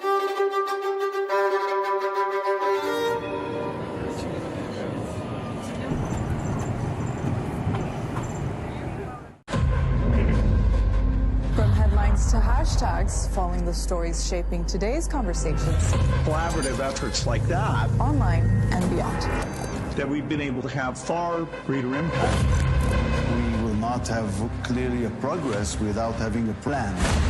Behind every international headline is a much bigger story. I love it. I see great promise. And that is the story we bring you. This war ceased to be a just war. From breaking news to in-depth analysis, we bring you the stories that matter most. The blame is almost universal. Population displacement, starvation. There are multiple sides to every story, but only one place for the debate. This is the first time we've seen anything this comprehensive. It's historic and epic.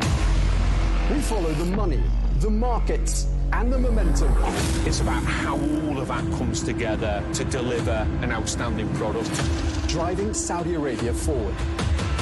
Love the country, love the people, love the projects that we're embarking on. The ultimate global stage. Lebanon should not be attacked. A short time ago, the U.S. military carried out massive precision strikes.